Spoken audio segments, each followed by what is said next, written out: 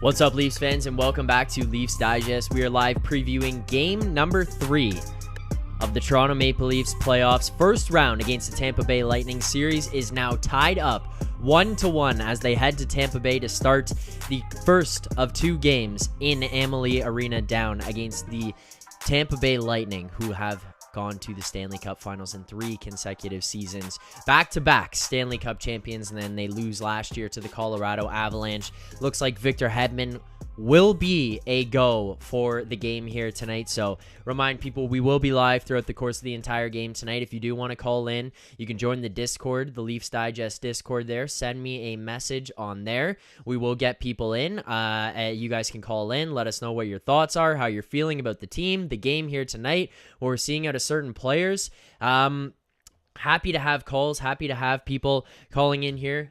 Look, score prediction. I will do score prediction as well as what we're looking for keys to the game. So we'll start this one off. Score prediction tonight. I'm stealing this one from my buddy Call. Big Call is the man. He's the one who said 5-3, and I agree with him strongly. I think we get 4-3 game. We're going to get a tight, close one where they're battling back and forth. We haven't seen a game in this series yet where we've seen these two teams actually have to play it out towards the end of the game and be tight and battle in the third period for a win. I think that happens here tonight. Leafs up 4-3. They get an empty netter, and they win this one 5-3. That's my prediction. I will put the shades on, obviously, right at puck drop, so don't worry about that. That will be coming. If my mic starts going nuts and starts doing crazy things, you guys just let me know on here. I will obviously switch things around and fix that up, so just keep me updated on what's happening there. But we'll take call-ins tonight. We're going to have Jason from the Rink Rat Report join in during the stream here, and he'll do a watch-along with us. So that'll be in the mix for tonight's game. Don't worry. Let's get into keys to the game, okay? I got 3 important keys. I know that some of them are going to be obvious. I understand that. The first and most important one is Sheldon Keefe needs to not worry about trying to outcoach John Cooper. He is not as good of a coach as John Cooper is. He will never, ever outsmart John Cooper. I think if they played each other 100 times in their career, 0 out of 100 times will he outsmart John Cooper. So the key here, the most important thing that you could do here tonight in this game against Tampa, with Tampa having home ice, a veteran savvy team with an intelligent coach, having this opportunity to be able to have the last line change, take advantage of some of those situations. Do not overthink this. If your big boys, if your 3 lines with how you've built things from top to bottom and how you line things up, if they cannot get things going, if they cannot overcome what Tampa puts out on the ice, what John Cooper puts out, we have a different problem. So don't overthink things. Keep it simple from Sheldon Keefe's point. Number 2, the second most important thing for me here tonight, Austin Matthews having a dominant game. We've talked about Mitch Marner now, 6 points through the first 2 games.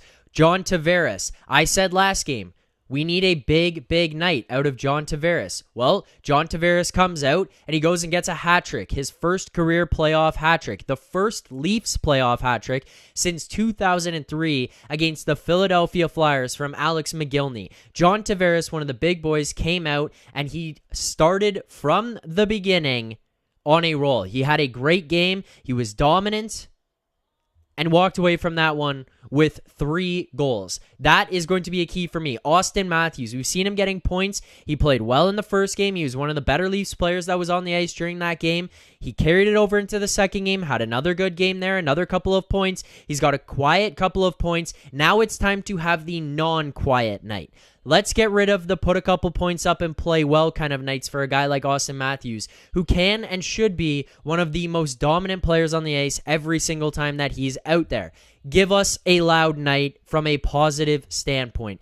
Give us a night where you take over the game right from the jump. That's what I want to see from Austin Matthews. The third thing for me here tonight is Ilya Samsonov. Be calm, be confident, and be comfortable.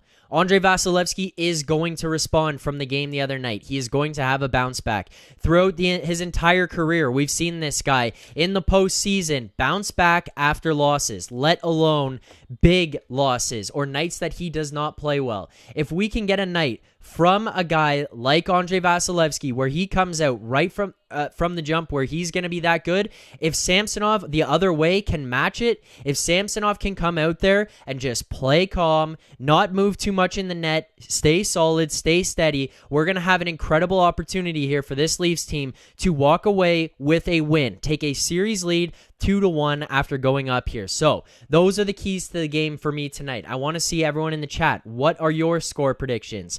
How do you feel entering this game tonight? Are you nervous about Victor Hedman coming back? Because I will tell you honestly, I am not. I know that it makes a difference for this Tampa team. Him being in there even at 75% is going to be better than having some of the guys that they had in the lineup last time lowered down. He's going to be better. He is going to be an impact player for this Leafs team. So, all in all, for that, I think that is an opportunity for this Leafs team. Jump on Hedman. He's going to be good. He's going to be back here. He's going to help them out, take a step forward, but get on him early. Put pressure on the guy early. We're seeing him with a lower body injury, it looks like it was. Make him skate. Make him uncomfortable. Hit him. Do things to Victor Hedman to make John Cooper worried about putting him out on the ice a little bit based on his injury and based on how the team is playing around him. Skating right from the get-go, getting your legs going, that is going to be an important factor. All right, for anybody out there who wants to bet, likes betting, just for the sake of it, for a big night, for a fun night, we're going Mitch Marner, 3+ goals tonight. I'm going to bet it. It's just fun. Small bet. I'm putting $10 on it. $10 wins 1,000. That's my bet right now. That's what I'm locking in. I also have Leafs money line. I also bet another prop where it is Tavares shots on goal, O'Reilly shots on goal, and Leafs to win here tonight. So got a few bets myself. If you do want to bet on the game, make sure to hit the link in the description, or you can scan that QR code up on the screen there. You scan that QR code, it'll take you to a link to sign up. It does help support the Leafs Digest channel. So shout out Sports Interaction there. Please make sure to gamble responsibly. But there you go. Locked in on the bet. Plus 10,000 just for fun here. This is not necessarily like some incredible bet or anything like that, but Mitch Marner 3+. Let's lock it in. Let's go here tonight. Let's have a big game. Let's get a win. I'm pumped up. I'm pumped up about this game. I think this is going to be an incredible opportunity for this team to jump out, take a 2-1 series lead, and make Tampa sweat a little bit. You know that they were wanting to come into game one in Toronto, get that win, help themselves get towards a split. They did their job. That was what they were looking for. That's what they wanted to do.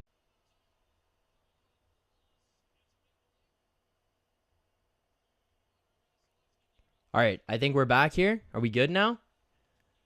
I think we just had a little collapse. It shut down on me in the back end. So, I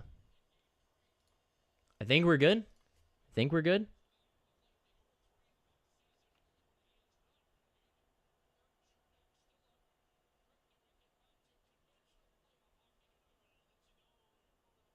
Let's see. I got to go to the channel and make sure we're good here.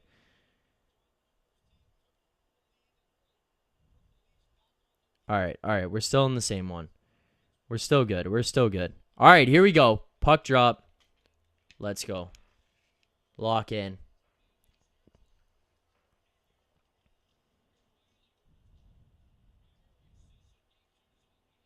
Okay, we're good.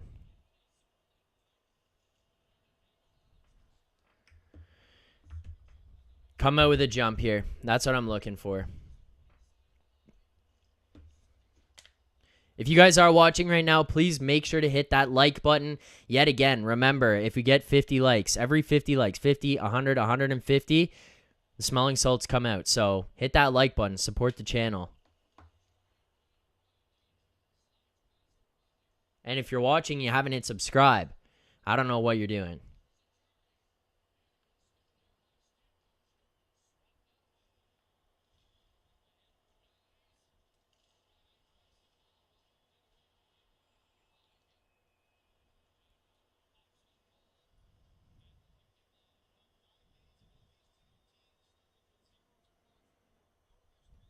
All right. It looks like we're good. Looks like we're good now. I was trying to make sure stream was up and running, but we're good.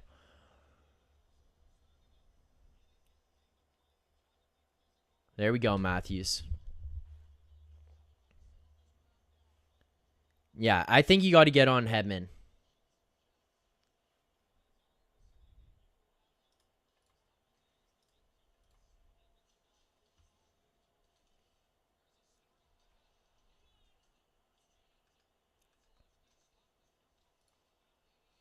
Okay.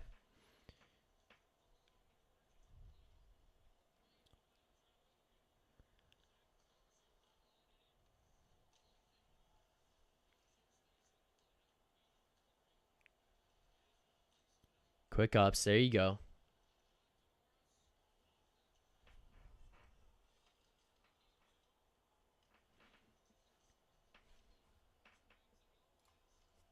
All right. Are you guys getting the? Are you guys getting the entire? There we go. This fourth line could play a pivotal factor for me, I think, in a game like tonight, because I think Cooper's going to try to match things up well. He's going to try to put the Leafs in uncomfortable situations where maybe you are going to end up with some of the higher end players for the Tampa Bay Lightning out against them. So can they find ways around this? Can they find ways to even it out? Attaboy, Willie.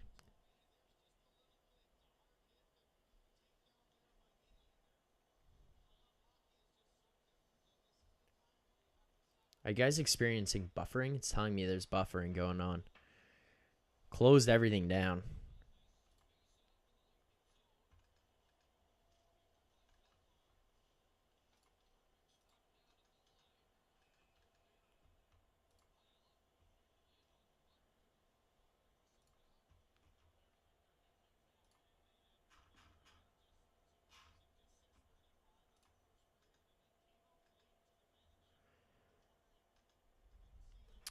What's going on with the Winnipeg games? Anybody have any updates there?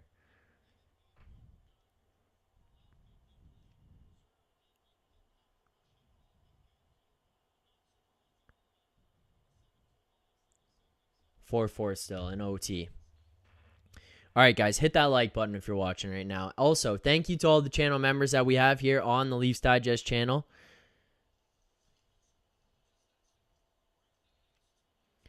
Another key thing here, it's not like a key in one of my keys, obviously, but an important thing for the Leafs tonight.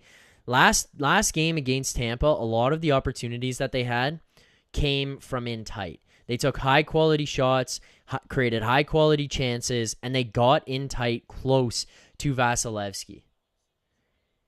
If you can get traffic in front of him, I think you're going to have success. Okay, there you go. Jason and Nick saying 4-4, 5 minutes left. Thank you, guys. But traffic in front. It's a whoa, Jesus. I would like to get the first goal here. You don't want to put yourselves down behind the 8 ball to start this one on the road in Tampa. This is a great home team.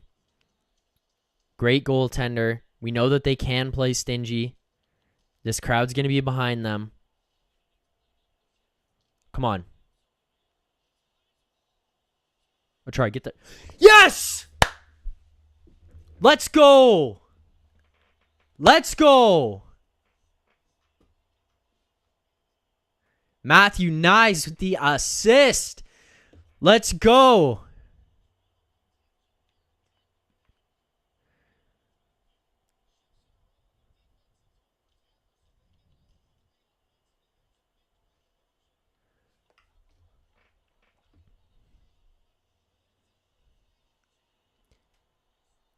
Nice. What a play. Little slip pass. See, too?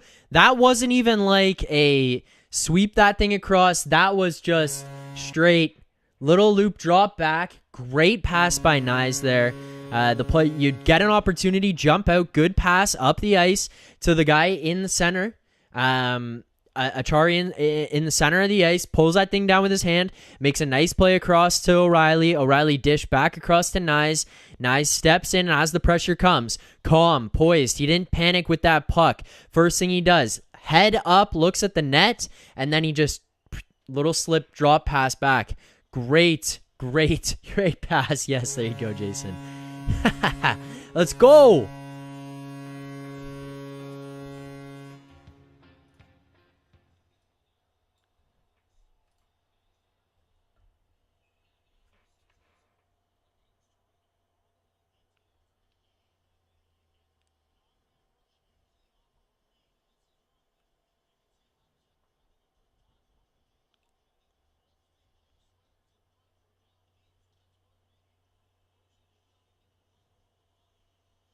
Wow. Goodwin texted and he bet Achari first goal. Criminal.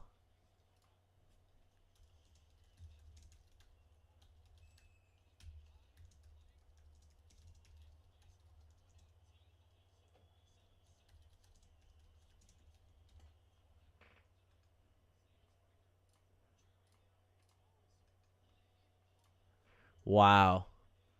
Guys, I'm going to tell you this right now. If you're not following Jason on Twitter, go follow at TakesByJ. He tweeted out a whole thread of things Nyes does well. Last night, went out with some buddies. Get back. I'm going to bed. I'm laying in bed. And Jason had sent me earlier when I was out, he sent me a 14-minute video of all of Nyes' shifts from Game 2. I kid you not, I just laid there and just watched a 14-minute video. Just sitting there just watching Nyes' shifts, analyzing, sending Jason clips that I was pulling from it, being like, I love this. I love this. Yeah, so Goody gets plus 2,200 on that. Oh, no. All right.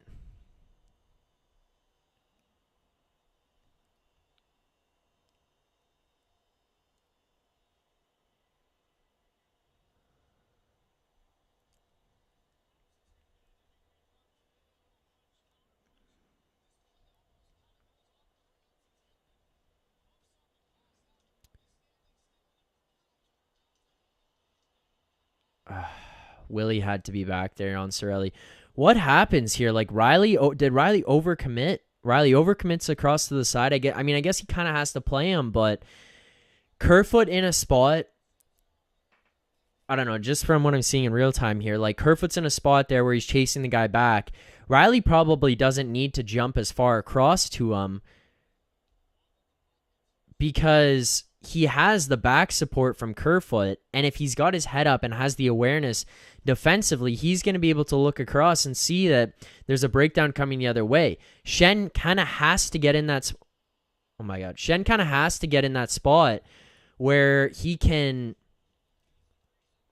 He had to come across.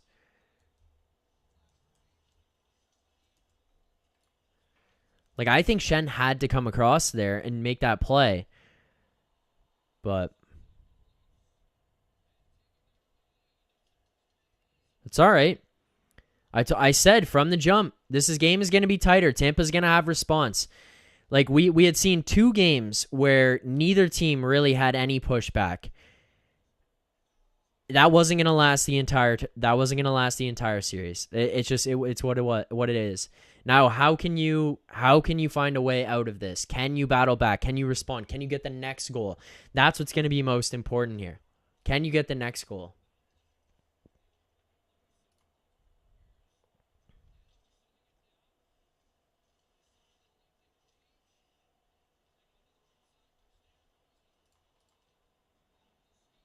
All right. Now, here you go. We got a game. Settle in. Yeah, I think that starts with that goal though started with O'Reilly and overcommitting, and then the oh Jesus McCabe.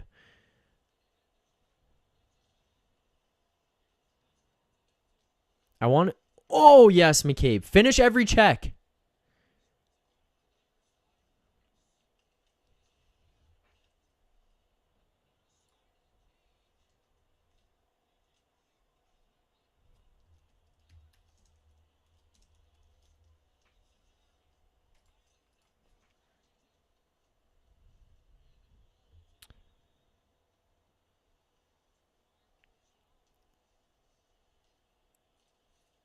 Oh my God, Shen just standing that guy up. See, this is something... ice. This is something that we haven't really had or seen from guys on this team in years past is like, all right, they're going to take runs at you. How are you going to respond to those runs? Are you going to be able to stand up for yourself? Are you going to be able to push back? Oh my God, DraftKings is just rinsing people on the juice on that. -120, -110. That's criminal.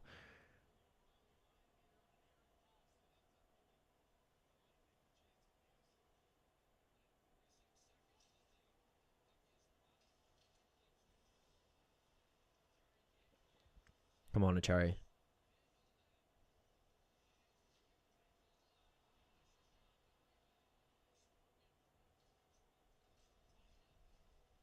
Thank you, Jason.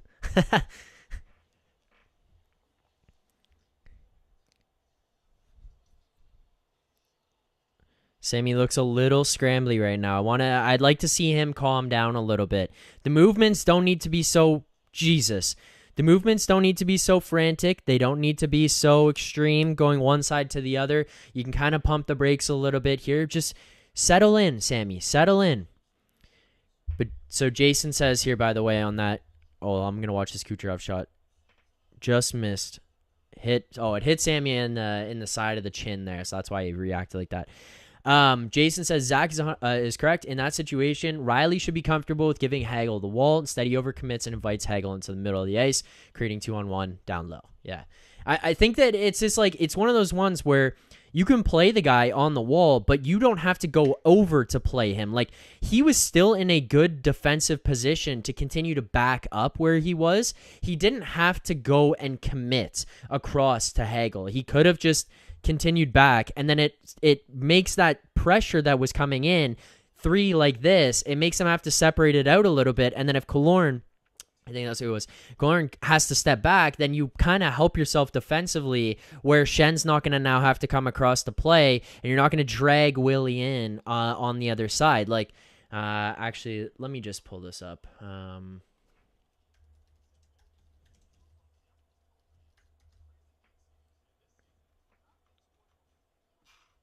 Oh, there we go.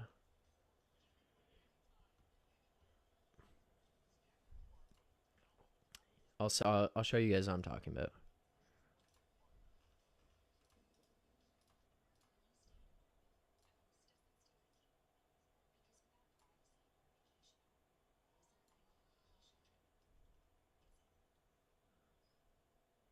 There we go. All right, this should work here. I should be able to show you guys. So in that spot is where you are. You had essentially Riley, Kerfoot back checking. Willie was over on this side chasing back. And then you had Shen over here. In turn, that's the only guys that matter. You had, for Tampa, puck carrier, Horn, and then Cross on the other side. There was no need in this situation for Riley to have to step up. There was no need for Riley to have to move in any position across here. If Riley continues in this path back, then you're going to force Hagel out on the outside there, and then he's going to have to make that play across. But Kerfoot was back checking with him anyways. So there was no need. Whereas what happens is once Riley pushes across like this, and this pass comes in here, now where you're at is that Riley's out of the play. These guys are all out of the play, and you have Killorn coming in, Cirelli back, and you created an open 2-on-1. So basically what you end up with here is just Killorn free path in, Cirelli free path back, and then Shen has to make a decision. And he wasn't in a comfortable enough a position there where he could just make the decision to take this guy. If he does, then what you're going to end up having is a clear breakaway, because that was going to be a breakaway. So he has to come across here to make this play, and then ultimately a pass comes across to Cirelli going there. That was the breakdown.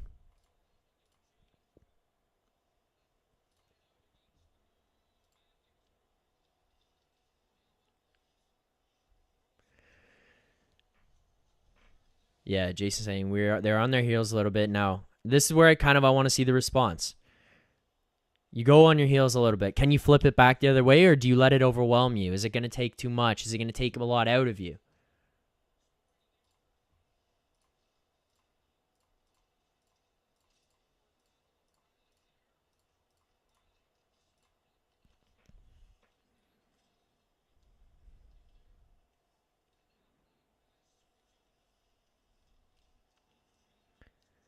I don't necessarily think that they look confused. I wouldn't say that.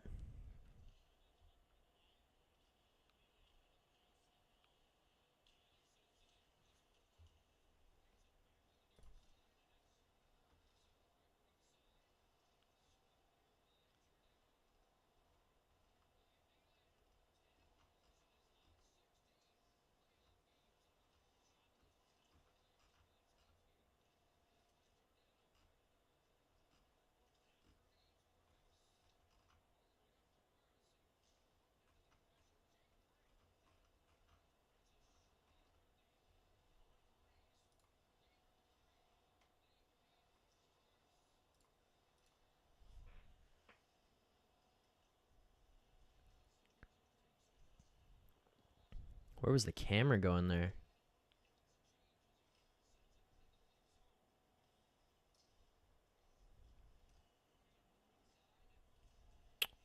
Okay.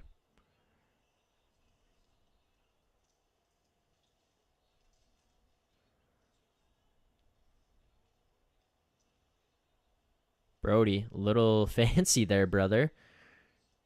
See, I would have kind of liked Brody to be able to get a shot off.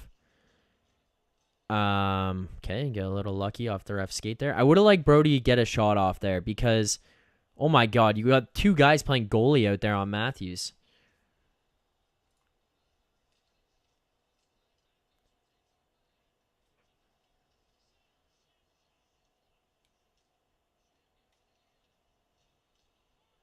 Yes!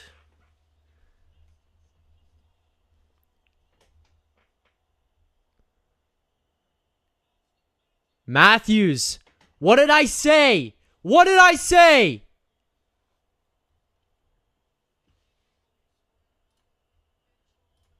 What did I say?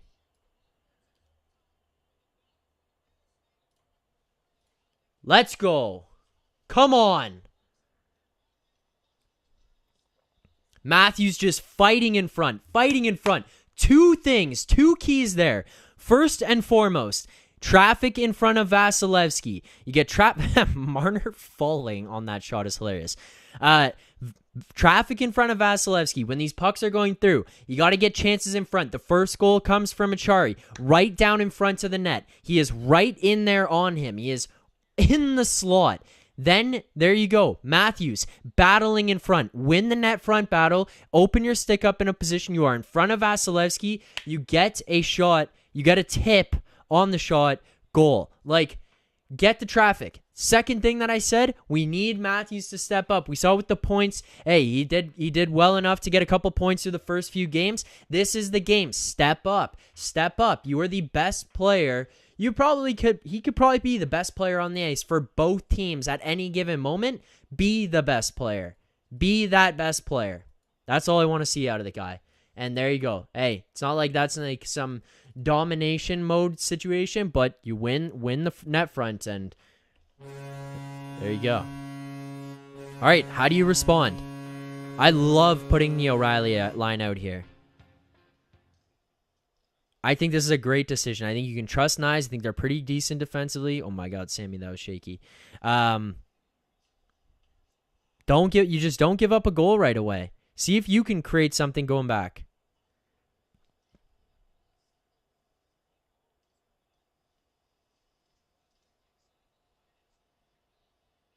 Oh, nice. Okay, he's got to commit to putting that thing out over the blue line.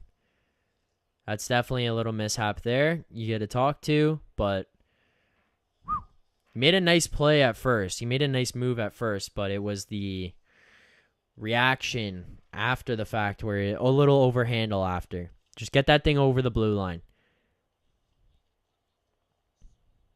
Come on, Kerfoot. Don't panic it.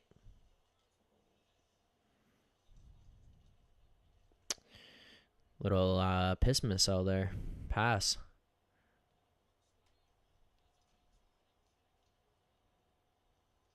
Yeah, look, couple things Nyes could have done. First, get it over the blue line and then stick handle. Like, move your feet up ice, probably better. Second thing would just be for me, I would have just chipped that out. You had a guy up the wall that could have fought for the puck. Nobody's going to be mad at you if you end up losing it or having a turnover in that situation. If it's up and out, where it was there and it coming back into the zone could have created a massive problem.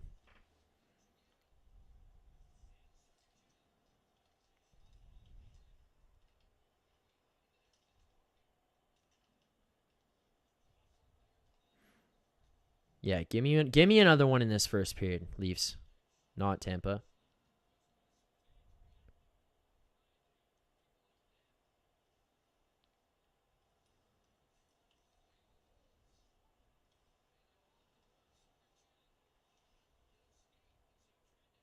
McCabe looks tired here. A minute 31, he's been out. I think he's had some pretty decent plays to take out of him here as well. Whoa. Brody, you have to know that in the playoffs you're gonna get called on those. That was just too obvious. It's right in front of the ref. You have to know.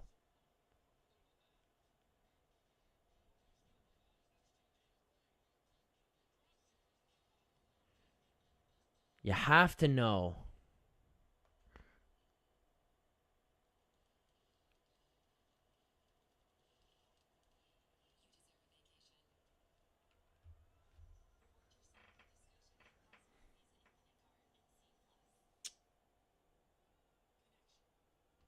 Yeah.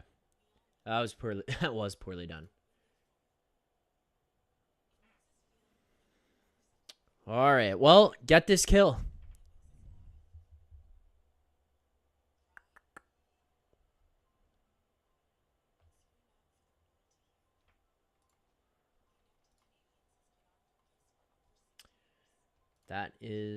This Winnipeg game is still going on, eh? Intermission. Man, it is hard not to love playoff hockey, honestly.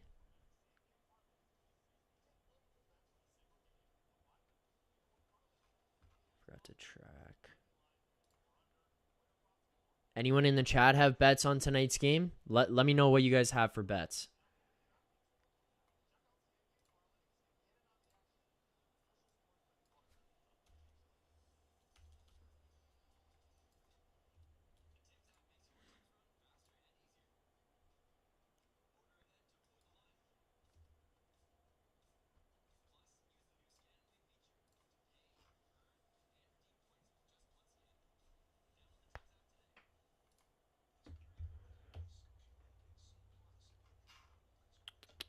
All right. All right. Big kill here. Big kill. 5-1 record in Game 3 since 2017. All right.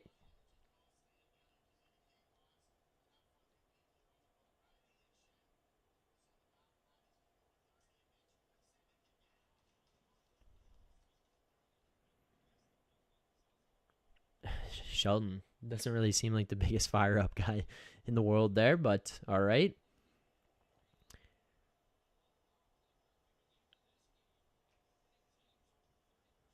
Yeah, by the way, my stream is going to be behind you guys. I'm pretty sure the feed that I'm watching is like a little bit delayed, and then on top of that there's just a delay from my software to YouTube.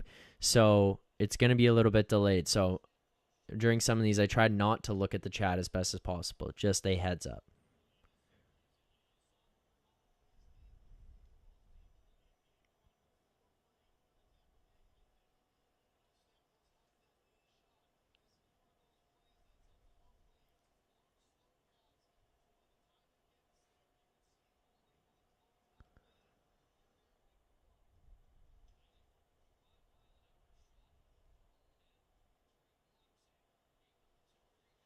Halsey.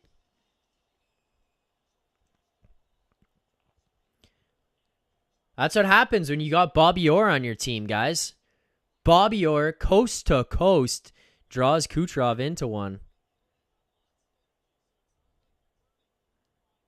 And this guy is so agile that he just can't stop. Goes bang right into Vasi. I mean, that's a pretty clear cut hook. Nah, there's nothing Hall could have done there. I'm just kidding. But, like, he would have actually killed himself if he tried to get out of the way of that one.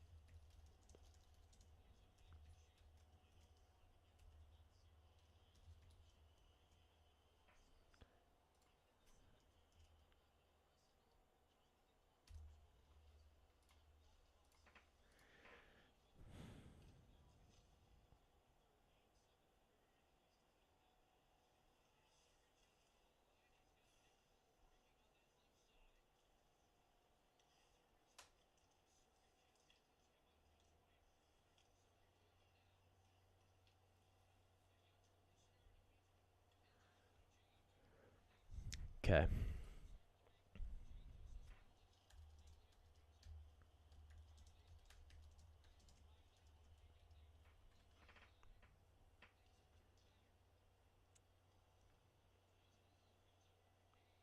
Give me a 2-goal lead going into the second period. Yeah, let's make it 3-1 going into the little miscomm. Will he use it to his advantage? Whoa. The heck? Oh. O'Reilly with the slot shot. No. Oh, I thought someone was there. Yeah, Hall did give that to Willie while he was turning.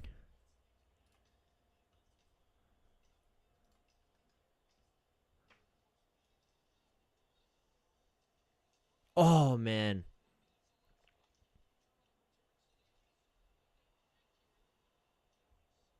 How did this line end up out here, Tia? Who is this? Nyes?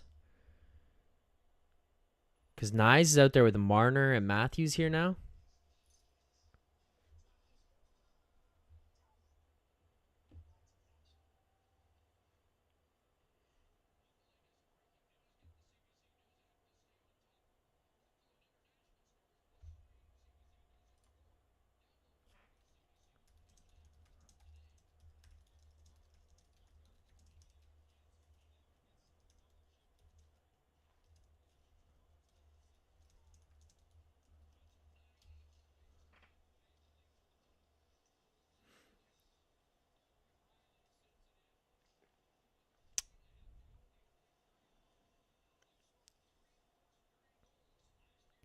Quick turn.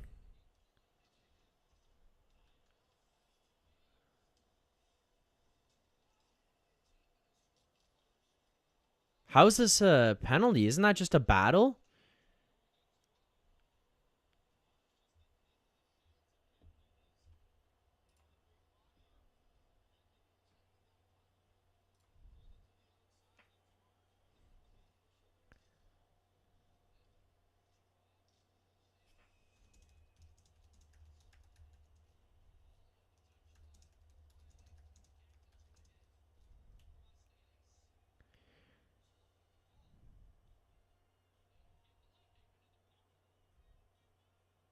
Why is that a... Why is that a...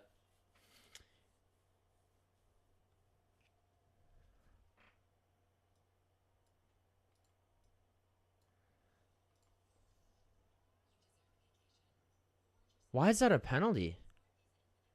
Is that hands on the stick there, I thought.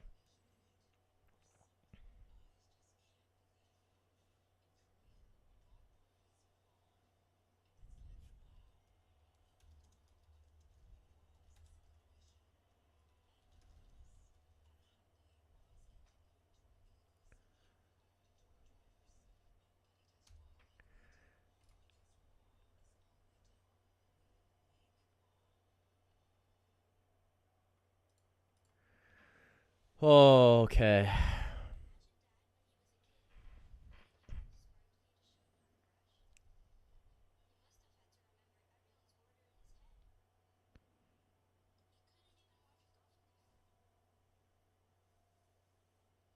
Tampa power play always follows the Leafs goal.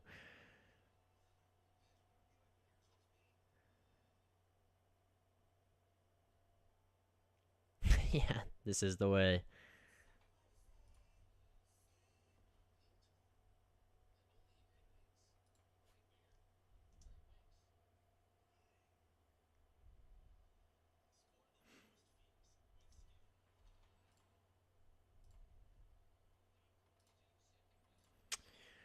All right. Kill this thing off. Get through the end of the period here. A shorthanded goal would be a killer.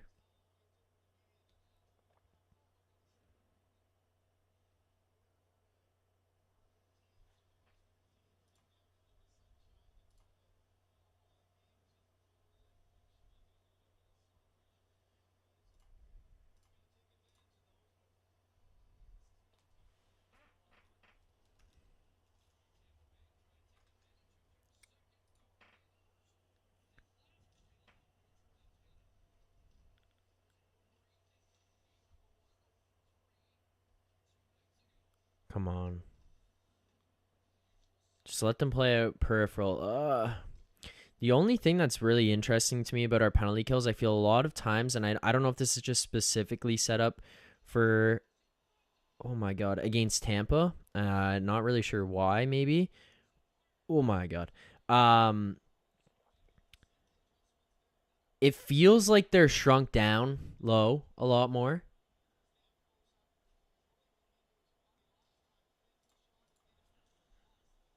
Where the point areas are a lot more open. Like you see, watch as it goes along here. He has a lot of room up top.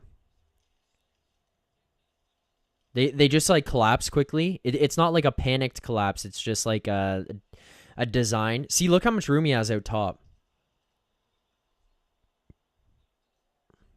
Seems it's just interesting.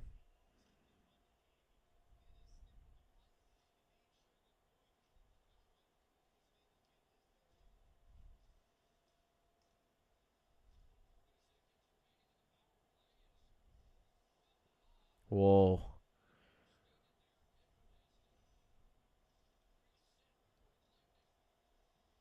Don't give clean zone entries. Why is that? Why do you give such a clean zone entry there?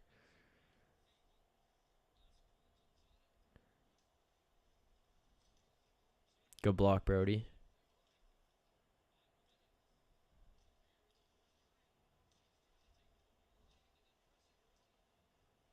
50 seconds, 9 seconds on this. Jesus. Get out. Block off Brody's skate. Who just bumped into Corey Perry? Shocker.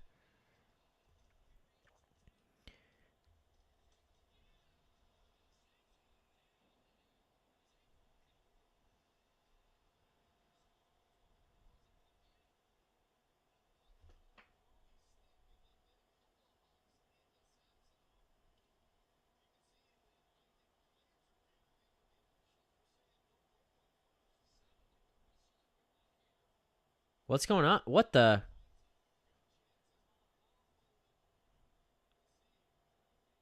What?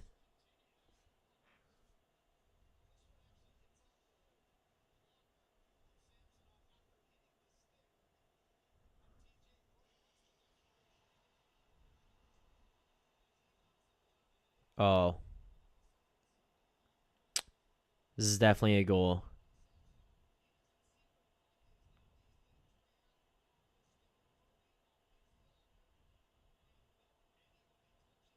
It's definitely a goal. How did that go in? Oh, he hit it in under his blocker. This is definitely going to be a good goal. Well, that's the exact opposite way of how you would have liked to end this period. I will say that. That's for sure.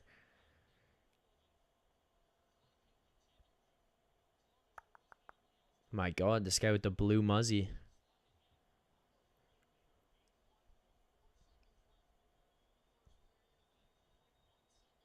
Ah.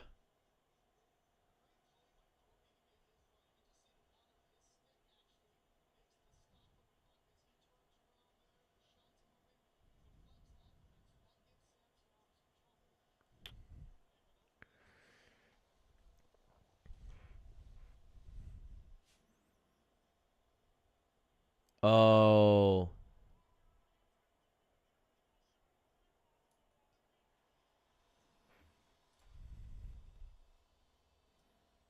I see it.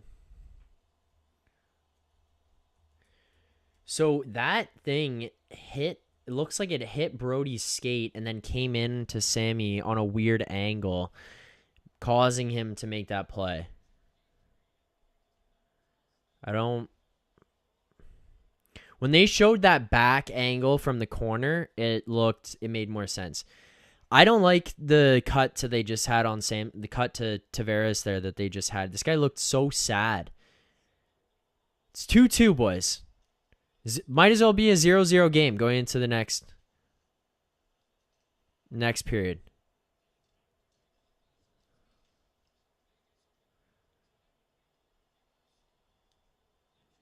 I hate the late goals. Hate the late goals.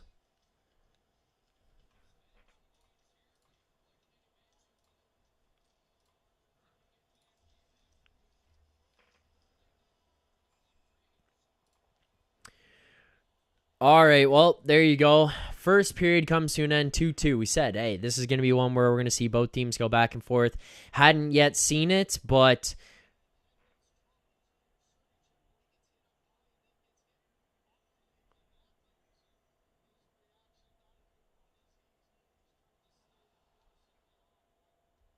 Vegas wins in double OT.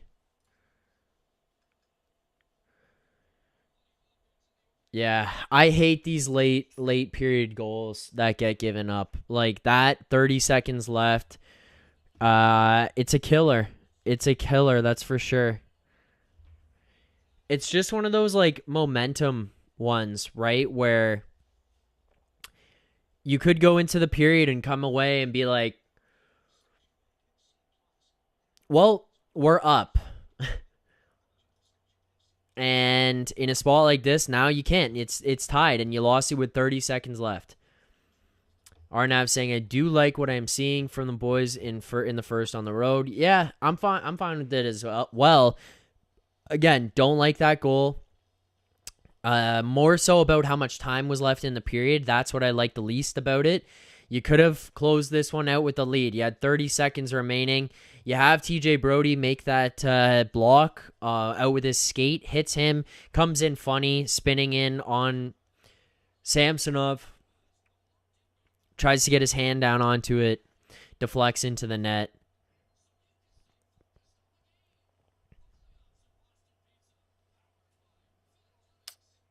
And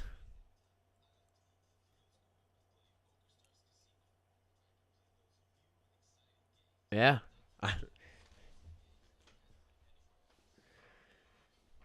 I'm not going into panic mode on Sammy here. I see it in the chat right now. I'm not in panic mode. I don't think that first goal necessarily is like, wow, what was Samsonov doing? Again, I broke it down there on the board. I looked at what Riley did, what happened on that play. I have more concerns or questions about what Riley was doing defensively to step across there. Why he didn't just hold his position down the wall or down the middle lane and force Hagel down the wall and force that play across. It sucks Shen over once he does that because he kind of yo-yo across. Nylander wasn't back on Cirelli to be able to take positioning away or get a stick in on him. So, like, I don't know. I can't sit here and be like, well, what the hell was Samsonov doing on the first one? I don't think that's fair. Then the second one here, yeah, you can't. You scored on yourself, essentially. You knocked it in off the inside of your hand into yourself underneath. 30 seconds left. I think that's terrible. But I'm not as panicked on Samsonov. He looks like he's moving a little bit. Well, Duke, no, he wasn't. He couldn't find it. He located it, and then when he got across and did see it, it deflected off of Brody's foot, and then I don't know, came in funny. It is what it is. Oh, there we go. Shout outs.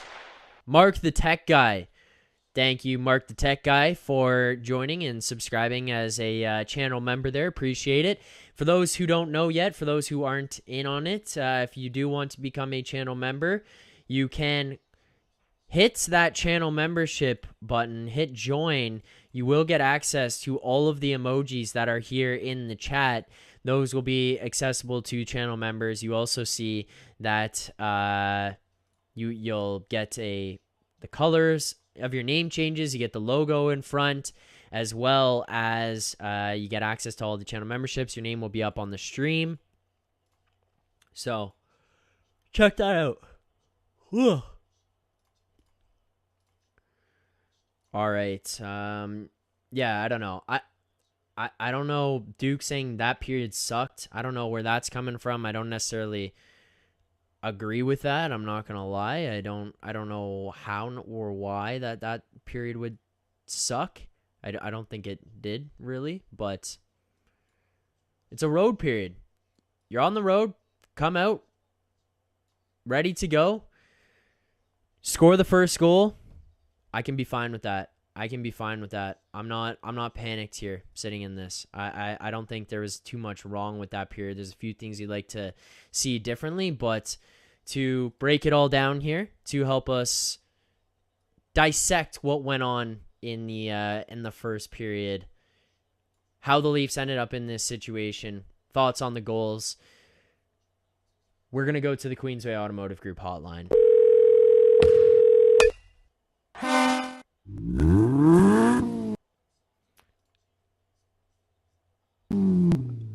All right, there we go. Jason Cooper from the Rink Rat Report. Jason, what's going on?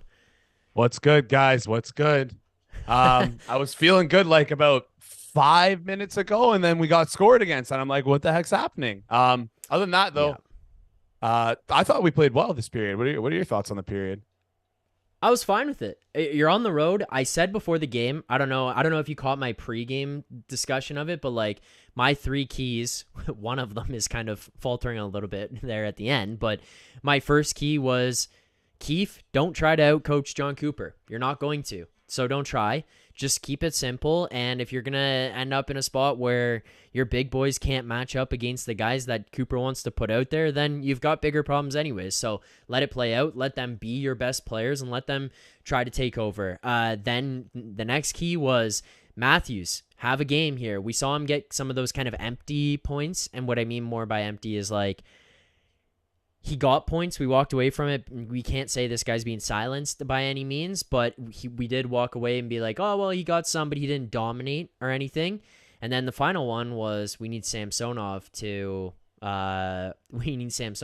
be really good.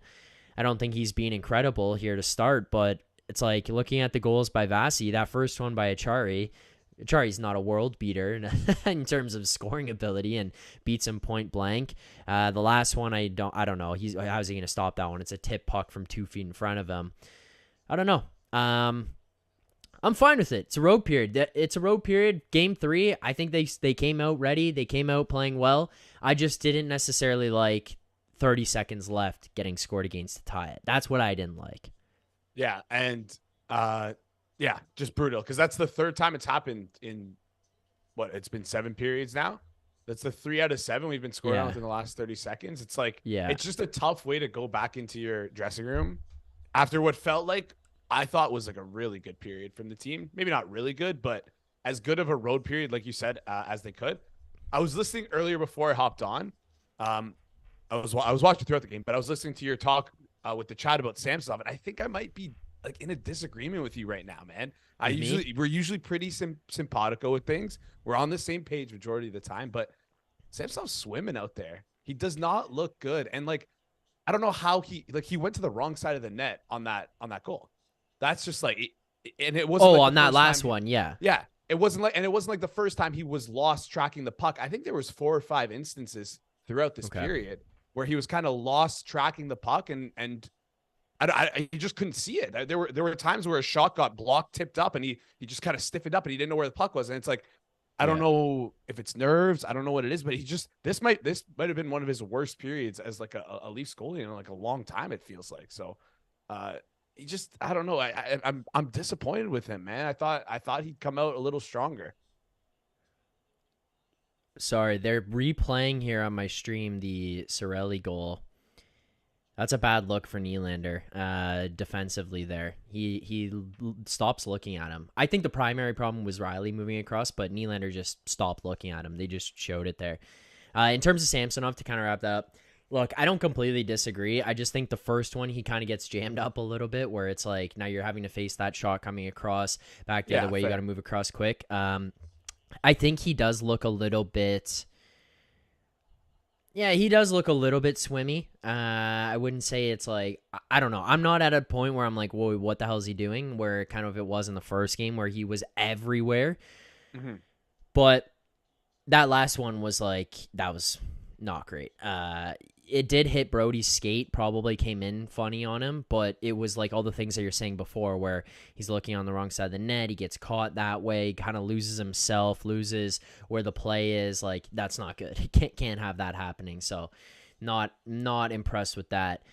Just want to also say here to super chat, Maxentius Decimus. Thanks, Max, for the super chat. Max says, nice goal incoming. So I'd be happy with that. I'm happy with a nice goal incoming. I said nice. Matthews 2 goals tonight. Nice goal. What did you make of that first assist that he had, or the assist that he had in the first period? Oh man, that was beautiful. Everything we wanted to see. And I think the biggest thing I noticed from Nice's game after watching his first playoff game, I sent you those shifts. I went through them as well. And man, he's got some underrated like playmaking ability. I did not expect that coming out of college. I obviously didn't watch him that much in college. I'm not going to pretend like I did, but from the few games that I saw, I didn't really see in the regular season fully that playmaking potential, but he has it. Like he has the ability to understand where guys are on the ice. He's always looking when he has the puck, which is important.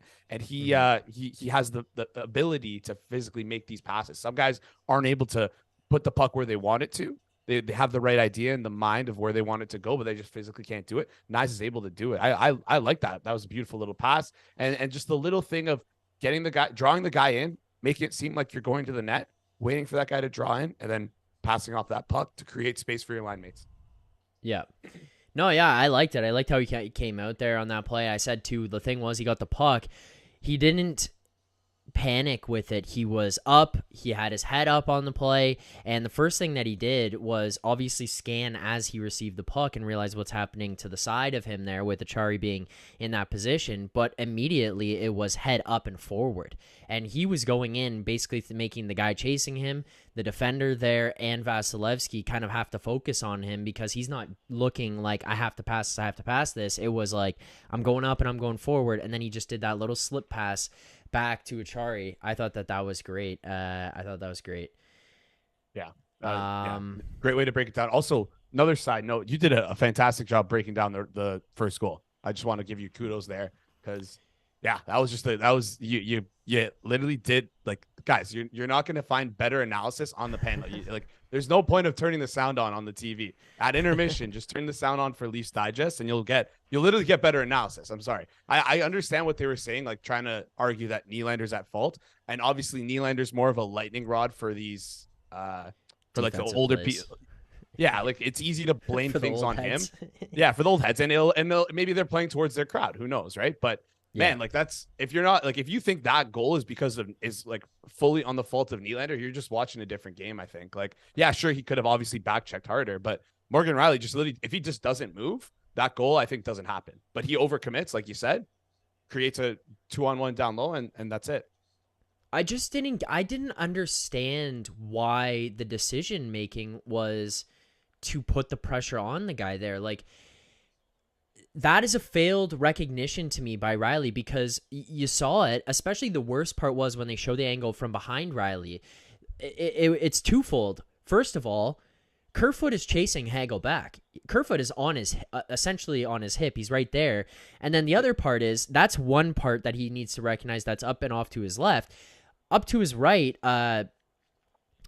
it was Killorn. That was how it was, right? It was Hagel on the wall, Killorn in the Hagel, middle. Killorn. Yeah. Well, Pirelli, so then to the right is Killorn. And I don't understand where the recognition is to say I need to go to the guy who has a guy back checking him who's on the wall when we have a guy right here in the middle. Like, that's where I should be focusing my attention, because all he had to do was kind of just go straight back, and he's going to be able to take that away. So I don't get it. I just didn't get it. It's honestly, unfortunately to say, like, listen, Morgan Riley had a fantastic game last game. Like, he was massive for us. He helped us get that lead. Without him, we wouldn't have had that, probably wouldn't have had that lead in the first period last game. But this has been a consistent problem with his game. He has defensive deficiencies. And one of the things that we've noted throughout the season is that he just tends to overcommit to pucks in the wrong times. It's a very simple thing that he has to do is just I think part of it is because he struggles pivoting on I think I want to say to his left or to his right. I don't know. He just struggles pivoting in general. He's not the smoothest skater with pivots, so he doesn't like to. It's both ways, man. There's no need to even clarify. It's both ways. So he doesn't like to invite guys down the wall, because that would mean he pivots, and he'd have a tendency of getting beat that way. But if you're thinking about it logically, what's more dangerous, a guy beating you down the wall and cutting across the ice below the circle, or do you want getting the middle of the ice at the top of the circle? You'd much rather give them the bottom of the circle than the top of the circle if you had the choice. So it's just these split-second decisions that he just has to be a little bit better, and I'd like to see him improve in his game. Well, and on top of that, it's having trust in your teammates. Trust in Kerfoot to back check there and play defensive. Trust in Luke Schenn being there with you, making play. Like, he just jumps across.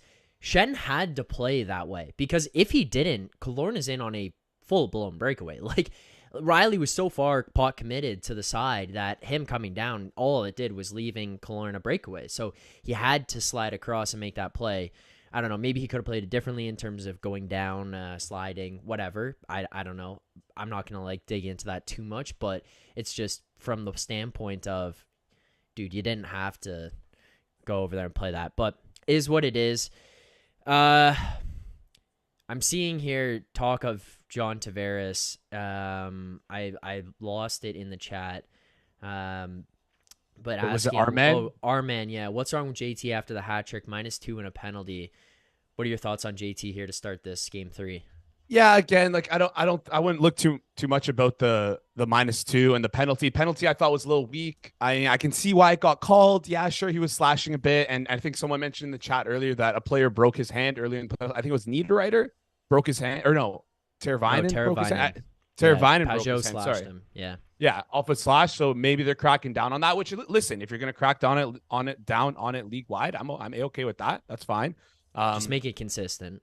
Exactly. But again, we should never expect consistency with the refs, because we're just never going to get it. It's just the way it is now. Yeah, seriously. But listen, didn't have the best first period. I wouldn't say the -2 is on him. Again, we broke down both those goals. I don't think he had any direct impact leading to those goals, which I think is something much important to consider, much more important to consider than just the -2 on the box score. So yeah. I see what you're saying, though, because he did say he looks slow and isn't able to compete with Cirelli. And yeah, I think he unfortunately, Tavares isn't the fastest player. That's the one deficiency in his game. But it's stop being surprised about that. We know that. Yeah, exactly. But yeah, it's going to be hard for him to compete with Cirelli, but that's why he has two really quick fleet of foot wingers, Kerfoot and Nylander, to help suppress that. So I think he's doing well. One thing I want to see more out of him is just be a little bit more. Listen, it's going to sound weird because he got a penalty doing it, but be more aggressive on the forecheck and just continue to hit, use your body. Because I'm going to use this question to kind of tangent into something that I wanted to talk to you about during this intermission period here. I thought the Leafs did a really good job when they were able to get the puck in. They were almost just as unless they're completely getting the zone, which I kind of noticed later on, Tampa was more willing to give them the top of the zone. They're just flipping the puck in and going hard at their defenseman, which they need to do. On the right side, you have Bogosian, Prebix, and it's Radish, right? Radish. Yeah, Radish, yeah. So those guys aren't those guys are 5-6 NHL defensemen. They're not high-end NHL defensemen. So let's keep hammering them. Let's keep going after them. So yeah, that's something that Tavares and the whole team can do to kind of help improve and do better, do well in the second period to keep up the momentum and keep hammering those guys. Because listen, they're eventually going to turn over the pucks. They have been turning over the puck. So keep on them. They'll turn over the puck and good things will come of it. Well, that's where I'm looking to for the fourth line. That was one thing that I was saying here tonight is like, go hard every time you have an opportunity to go in on these guys. Go hard on them because you are the heavy fourth line that's got to win battles down low. You've got to put pressure on them. How did they score that goal in the last game? Putting pressure on the puck in the corner, getting down there quick, hitting, like win that corner battle, then you come out of the corner battle. It's exactly what you're saying. Get in position there on these guys where you get in fast, create opportunities on turnovers, pushing pucks around. Like, I think that they did a pretty good job of that in the first period. They had some jumps, so there you go. I just got underway here in the second, by the way. I'm at 1946. You want me to send you the link I'm using? Okay, no, I'm at the same place. I'm like okay. A couple seconds behind you, maybe 1 or 2 seconds. All right. Yeah. So chat will know from when I said 1946. That's where we're at. If you want to sync up on your TVs there, or your streams wherever you're watching. Yeah, I think I'm like 3 seconds behind you.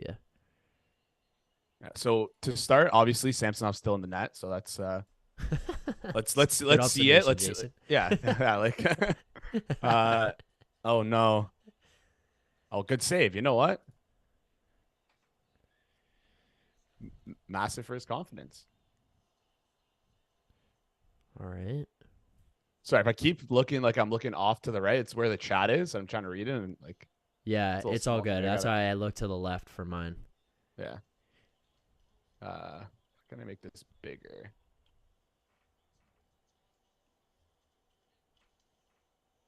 I know how. There we go.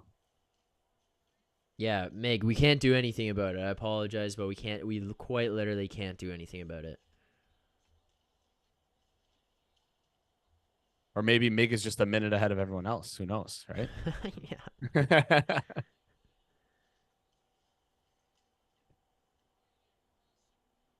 Right. Anything you've noticed from a line matching standpoint out of John Cooper? I've trying to kind of been looking for it. Haven't really noticed much. Don't know if anyone in the chat has noticed anything either, but with I'm home not... ice, that's it. You know what? That's exactly what we want to see out of Samsonov coming out of the second period. All right. Oh, makes us just saying Kenny.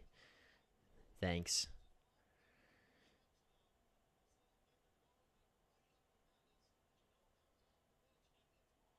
That was kind of a that they're showing that I switched to the link you sent me, by the way, Jason. Yeah. So we're right on par. Beautiful. You were like big save, and then it was like he got the pass the blue line, and I was like, oh, okay, fuck. my bad. No. It's not on you. I just realized that was what was happening. Okay. One thing I've noticed from the start of this game, though, the Stamkos, this line that's out right now, Stamkos, Kucherov, and Cirelli.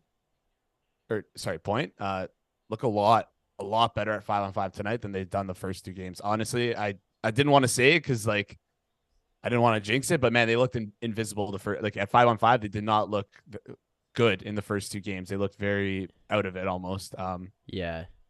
So we got to be careful with them because they're looking like super dangerous tonight. And I'm curious to see what their expected goals are early on. Well, we knew that they were gonna come, like they had to come out and respond. Cooper's not going to call them out in the playoffs here, I don't think, publicly, but you knew that they would needed more out of those guys because they just didn't.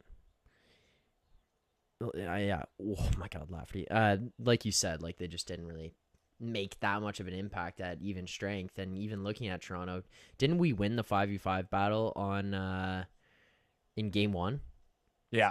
It was just. In game 1, we won it at 5-on-5 just because there was so much power play opportunity for them. So, Yeah. But even I don't even think in both games, I think they lost 5 on, like that line in particular lost at 5-on-5 in the expected goals column. Um, Here's a text that I just got from my dad. let's Well, hear it. Sammy is awake, but the D are effing out to lunch Yep. to start the Yep. second period. Absolutely. That is like no better way to put it than that. I just get frustrated with the D. Oh my, Willie. I just get frustrated with the D here when they do like panic plays with the puck. Mm-hmm. Oh my god. Where they don't take like that second to look and make like that nice, like a not even nice. It's just like make the simple pass. They just like get it on their stick and immediately want to launch it away like it's a ticking time bomb or something on their stick. Where they're looking around, being like, they're just like looking around, and as soon as it touches their stick, it's like get it off, get it off, get it off, and like. Okay, take a second sometimes. Maybe put the puck back in the corner. Maybe you could find a guy, your defense partner, to help you out, or a forward up the wall. But sometimes it's just like slapping at the puck. They did that a little bit early in the first like 45 seconds there that we saw, but Yeah. hopefully you can calm it down. It's the Shen off the glass and out kind of thing. Like just sometimes just But it's like more hit. panic than like the off the glass. Yeah. It's like they'll just like smack it around on the ice to like Tampa's defenseman. No purpose sometimes. even. Yeah. Yeah, I no see what you're purpose. saying. Yeah. Like at least with the off the glass, I can at least reason with it of like, well, you were trying to get it just out of the zone, and maybe this Yeah. opportunity, maybe you just didn't execute properly. Some of the other ones I just look at, I'm like, what even was the thinking there? Mm-hmm. Yeah. Well, it'll be fun to watch back and see all those brutal plays. But Yeah, I don't know how you do that, man. ooh, to Riley. It looks like he's trying to get it. Oh, no, he's good. Oh, probably just gave him a stinger, hit him in the arm, probably Yeah. under the shoulder pad or just inside that shoulder pad. It looked like Stick. for a Oh. second he was holding his hand, but I thought so too. yeah. One thing that last game we did really well was got a ton of shots in the slot. I'm counting only like 3 so far tonight. We got to do a better job of doing that, and that might just be the direct impact of having Victor Hedman just not only being a net front presence, being big and being able to box guys out, but also just his ability to move the puck out of the zone, so we're not gaining as much ozone possession as we would normally have. Yeah. Well, Jesus, don't get scrambly. It's sweaty. It's sweaty right now. It's getting a little sweaty out there. All right. They do this to themselves though, where it's like, yeah, obviously, holy shit. That was obviously you're gonna end up sometimes, or the other team just has a little bit of an onslaught, but it's like your response should just be play your game. Like when you have success, they just play their game. When they have success defensively, that is, they just play their game and stick to the systems. When things get out of control is when they get scrambly. Oh, that was a nice out pass by Nyes. I was gonna say beautiful pass. I didn't want to cut you off there. Good stuff from Nyes, and a good little strip too. What a kid! I freaking love this kid, man. Yeah, Craig Harrison's right. They do need to get it out of the D zone. They got to do a better job. I'm trying to like see if there's any like consistent patterns, but I think it's just literally just them being, like you said, bonehead, just like not being purposeful with the puck. Yeah.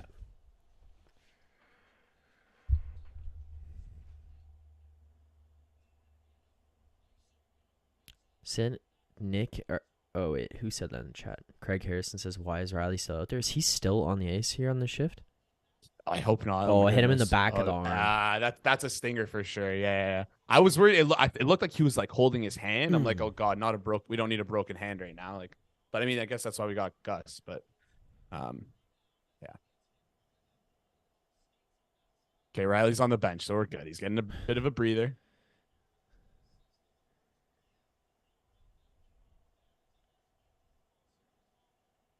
Yeah, Arnav. Nyes, I watched back his shifts. Both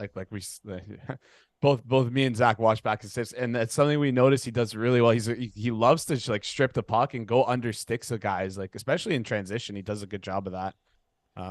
This is a sneaky, dangerous third line from the Leafs. If you're a fan of another team, you haven't like been kind of clued into the Leafs and like what they've been up to. And I guess Matthew Nyes is a prospect, and O'Reilly's play, and Achari, how well he's played for the Leafs. Like this line's buzzing.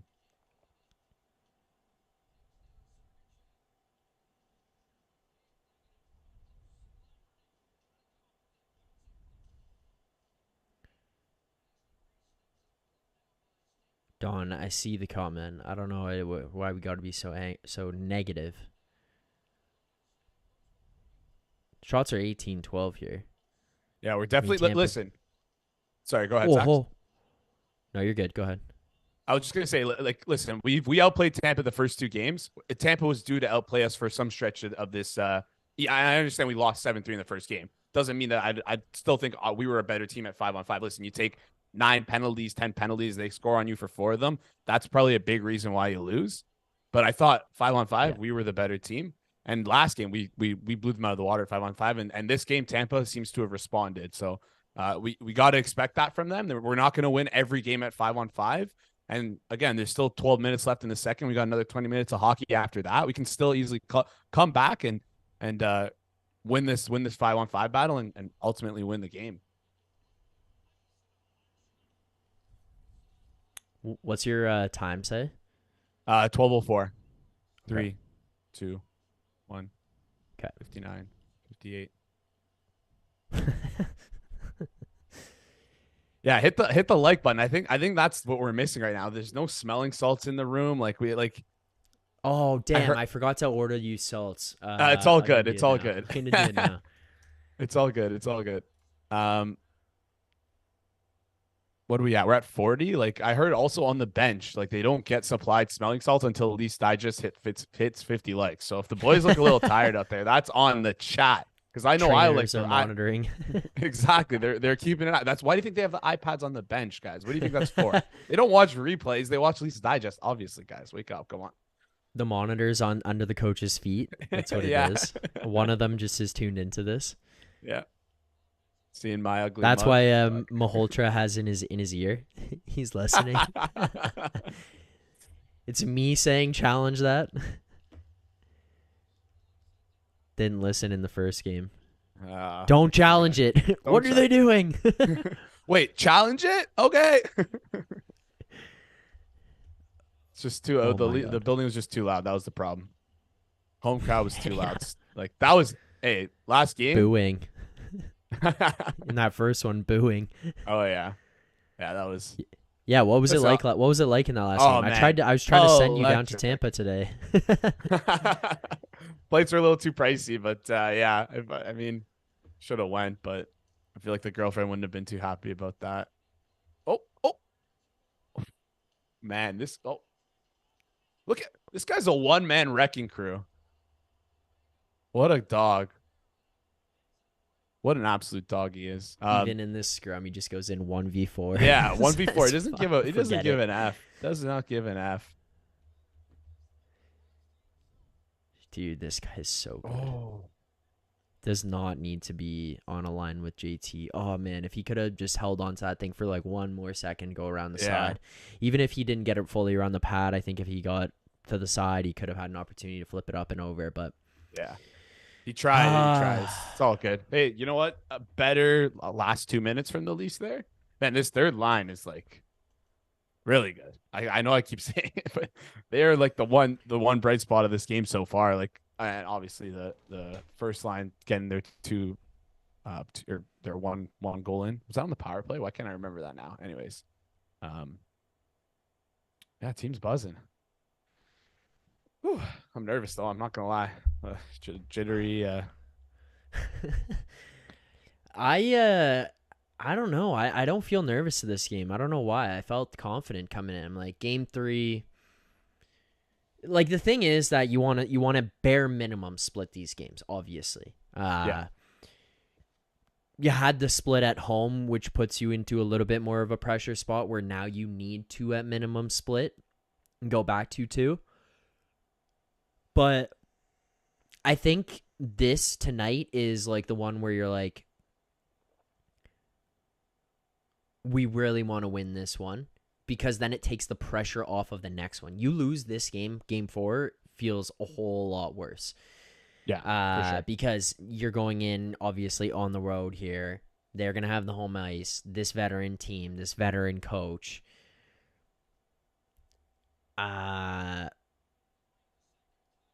Yeah, this is the one you need to win. This is the one where the pressure should be on.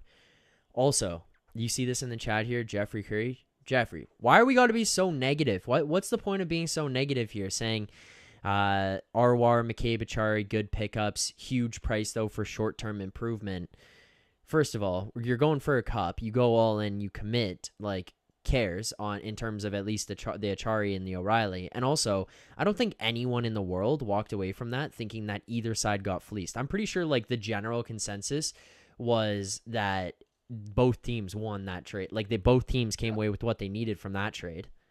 I also don't see the short-term improvement part. You get McCabe for another 2 years after this at $2 million, which is one of the better half of his salary. Yeah, one of the better value defenseman deals in the NHL. Genuinely, a guy who can play top 4 minutes, making $2 million.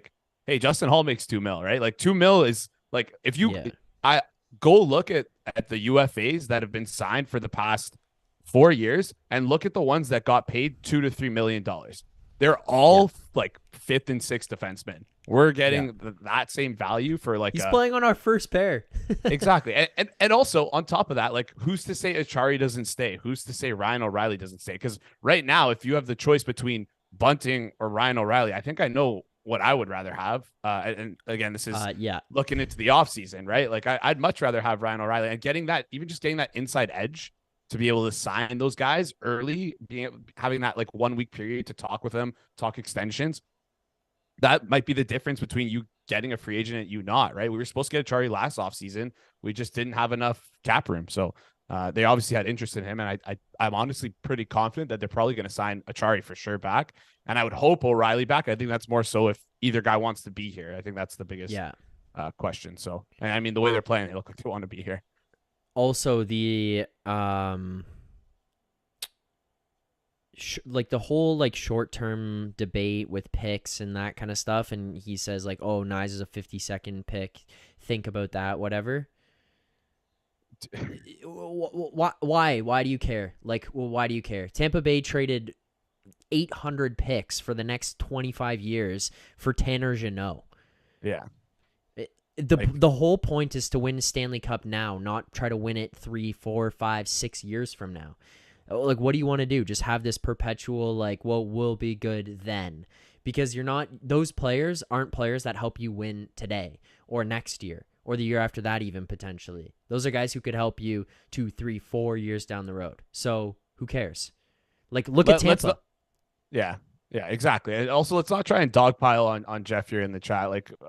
He can have his opinions, and that's fair, and we can have our own, right? Our own. But I don't think it's that steep of a price to pay, considering both the first and second pick are going to be between 18 to 30, depending on what happens in the first round.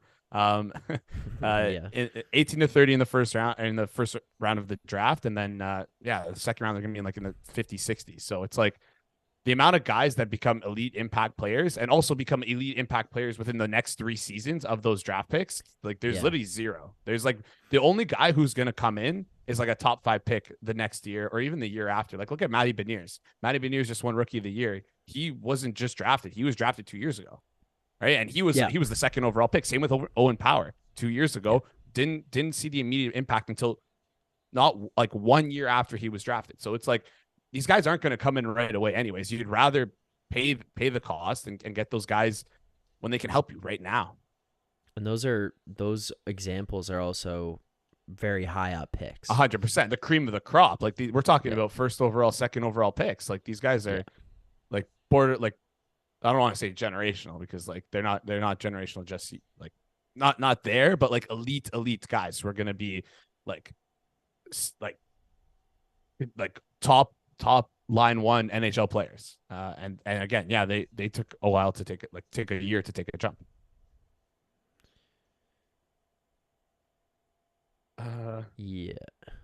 Interesting. Sammy looks better this period. What are your thoughts on this? Yeah. Is it Arnav? I think Yeah, it's Arnav, Arnav. right? Yeah. Yeah. Sorry, if I pronounce anyone's name wrong, I apologize. I cannot. I'm trying to figure out the best way for me to see the chat. Yeah, I think it took me, it fed me my lunch money. That's the word I was looking for. He absolutely fed me my lunch money there. He looks way better this period than he did last period. Completely night and day. Are we sure that maybe a different goalie didn't come in just wearing Samsonov's jersey because he looks completely different? But good, it's positive. So It's Wall. They didn't want people to panic though, so they put Wall in net. yeah, exactly. But Jesse, I'm not trying to say listen, all I'm saying is we don't have to call names, we don't have to call people clueless. There's like ways we can go about disagreements than just like resorting to calling people names, right? Like that's all I'm trying to say. Scott Campbell, if you're gonna slag Nyes, have a look at Mark Stone and when he was picked. Again, Who's these are like slagging the Nyes? exceptions to the rule. Yeah. I think he's say I think It's also like Datsuk, 7th round. yeah, like it doesn't mean every Zetterberg, seventh sixth round. round or whatever. You know Yeah. who else was a seventh rounder? Pierre Engvall. Like, hey, like, and that's actually a good seventh Yeah. round pick. Like, Yeah. that's like Yeah. one of the best seventh round picks of all time. Like, if you get a guy who can play in the NHL in the seventh round, that is a win. Like, simple Yeah. as that. That's how these teams think. Meg saying Zack, we gonna having Gordo's corner. I think we might. It's gonna be Sunday Let's morning. go. Ooh, and Gord does not work on Sundays, so he has Fridays. He said they have Friday off, they do Saturday school, and then he has Sunday off as well. So I think we might get a appearance from Gord on the show tonight. But if you guys are watching right now, make sure to hit that like button, subscribe here to the channel as well. If you guys are on Twitter, make sure to check out @takesbyjay. Jason put out a big thread. Was that this morning that you put that out? It was last night around like 7-ish. Probably should have timed it better for this morning, but I just wanted to get it out as soon as possible. Yeah, on Nyes, so check that out. Also check Jason out and Piz, who was on the last live streaming game 1 in the third period and for the post game from the Rink Rat Report. So you can check them out at Rink Rat Report on Twitter as well as on all podcasting platforms and TikTok and Instagram at Rink Rat Report as well. So make sure to check that out. Appreciate that, Zach. I'm just gonna quickly send the tweet that I posted on Nyes. If you guys want to click on it, bookmark it, then jump back in the stream. And if you obviously, again, if you haven't hit the like button, hit that like button. We're 5 likes away from getting the smelling salts out. I'm trying to think of like what I can do that would like equate to smelling salts. Like, yeah, I don't even know. I have like some kimchi in the fridge, maybe, but like I don't know if that's like kimchi. What is? Yeah, have you ever had kimchi before? It's fantastic, but it smells horrible. It's like no. What is it? It's just fermented cabbage. Gordo will know all about it. It's a Korean Japanese thing. It's literally just like It's literally just fermented cabbage. It's a little spicy. It's like pretty tasty. Who here in the chat has eaten kimchi before? But it smells bad. Tastes good. Yeah, smells bad. It smells. It's like horrendous. Like I used to have a roommate in university who had like a 3-liter bucket of kimchi in the fridge, and like every time he opened the bucket, it just reeked. Our entire house just reeked. But interesting. Yeah. Yeah.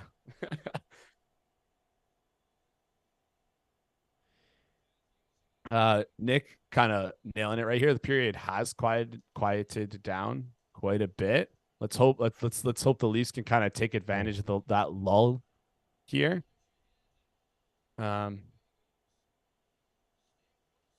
Robert Smith, the best Toronto has got is to flip it out over their blue line. Yeah, I think worst case scenario, if they can't find an exit pass, let's just keep doing that, honestly, because our team is good enough to win those faceoffs if the puck ever does end up getting iced. So I think it could be worth it. Well, I don't really feel like Toronto's getting like punched in right now. Like I don't think they're getting dominated in this game at all. Not at all. I think not anymore. In the chat are saying we're getting kind of I don't think it's been like getting the show run in this game so far. There's been periods of time of it, but I think there was like since like I want to say like 13 minutes in the second period, it feels like things have gone pretty well. Is he okay? This guy scares me when in that sometimes.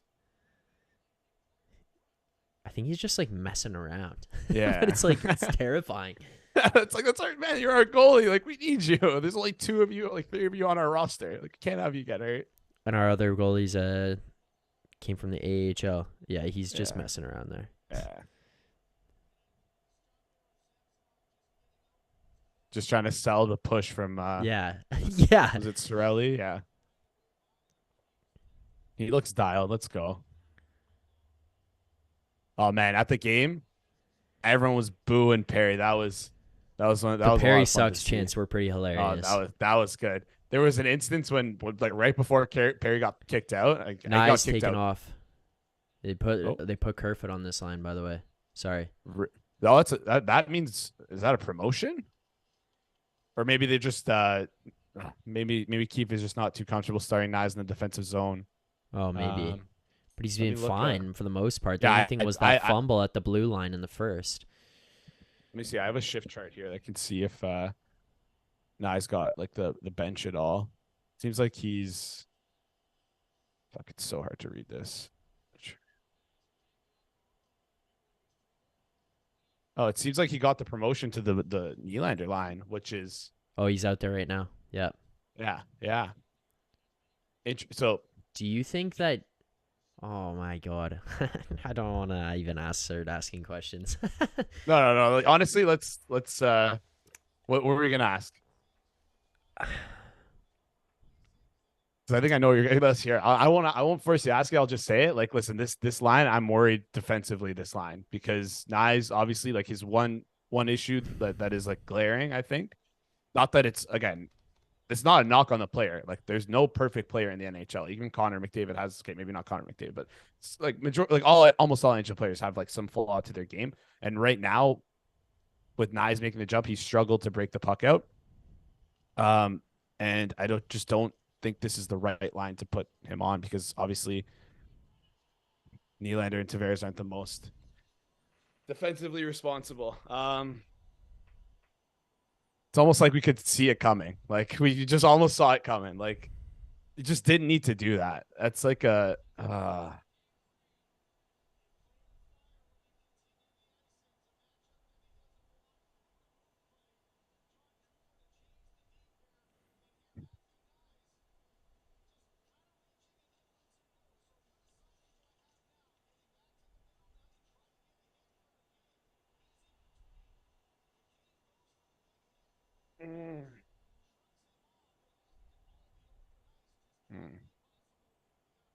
not good. I think that was seems like I don't know who the broadcast is trying to put that one on, but I think I'm putting that on Coach. They just tried to put it on Nyes. They put it on Nyes there. I'm putting that on Coach, man. You just like not smart at all. I think that's like I'm pretty sure we talked about that in the preview of how to roll the lines of like, yeah. The thing here, right, goodness. is that with O'Reilly and Achari, even in a spot where Nyes might let the guy go, I don't fully even agree with the commentary there in terms of like, yeah, I don't know how you single out Nyes let him go. Like, well, you're essentially passing him off. He's a defenseman going down behind the net to the other defensemen who are out there. You're the left winger. Like, you're going to be chasing down behind the net. I don't know. I guess he could have stayed with him, but that is also the trust in the teammates in the defensive system. I do know. Sorry to cut you off here. I do know that they don't like when defense. This is just for defensemen. They don't like defensemen at the least going behind the net. They pass off. That's something they always do. So I don't think as like from a team perspective they expected Nyes to follow Radish down there. I think you're right. It's a pass off. Yeah, and then at least with O'Reilly and Achari, they can make up for whatever deficiencies defensively Nyes might have, whereas Tavares and Willie can't. And well, I mean, oh, dude, come on. We're getting the one there. I mean, Lafferty did smoke him in the dome.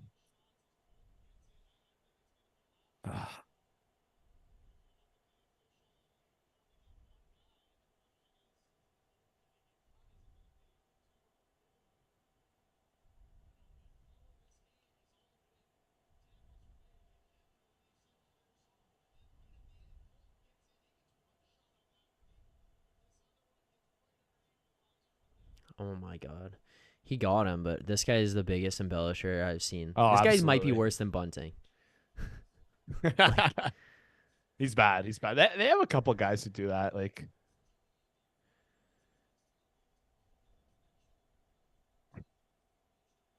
honestly, just like literally give him a shot to the dome. You don't have to cross check him there. Like the refs have been letting yeah. shots to the dome go all playoffs. Just stupid from Lafferty, man. And he's been bad. Like he's been really bad this series. He's been, I think, our worst forward, honestly.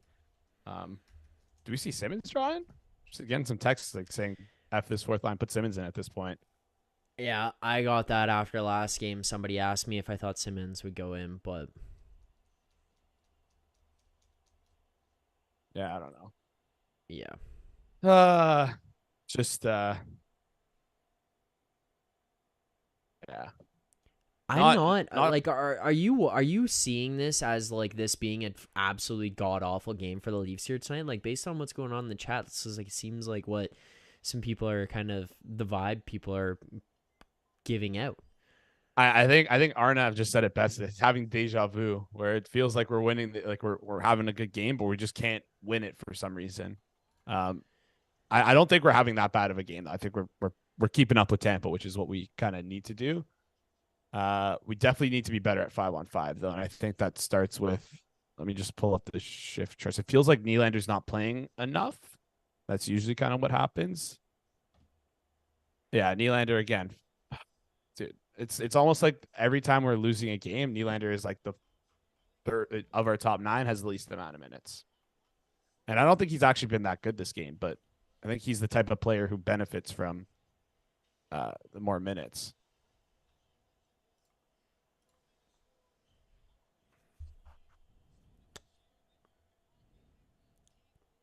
Yeah.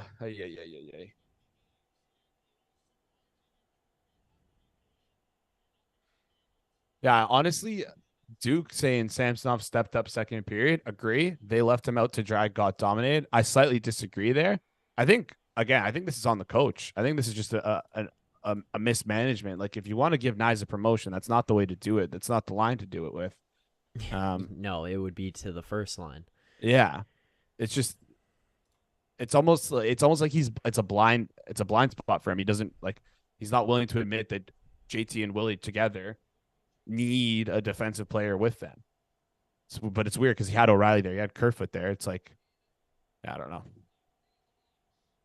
I just don't know how he doesn't see it. Like I don't know, unless I'm crazy. And someone in the chat, if you, I know, Zach, I know you and I are kind of in sync with this one. If anyone in the chat has like a disagreement, I always like to hear other perspectives. So if you think I'm wrong, tell me I'm wrong. Like I want to hear some reasons. Like if you have reasons why you think I'm wrong, lay them on me. Oh, hit the guy coming around the net there. Oh my God. No, I think the whistle went there.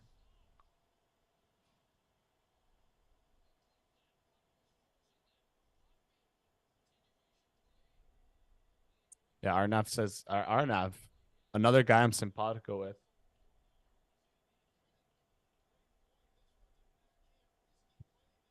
Let's see. Why did Brody do this? No, there's no way that's a whistle, goal. And it was under him. No. Yeah, absolutely. Well, Good little it shove there definitely for wasn't Marner, covered. But that's not continuation though. No chance.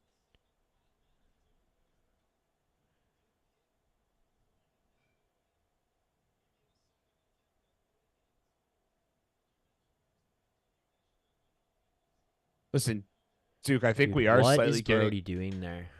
Yeah, I think just the panic, get it out.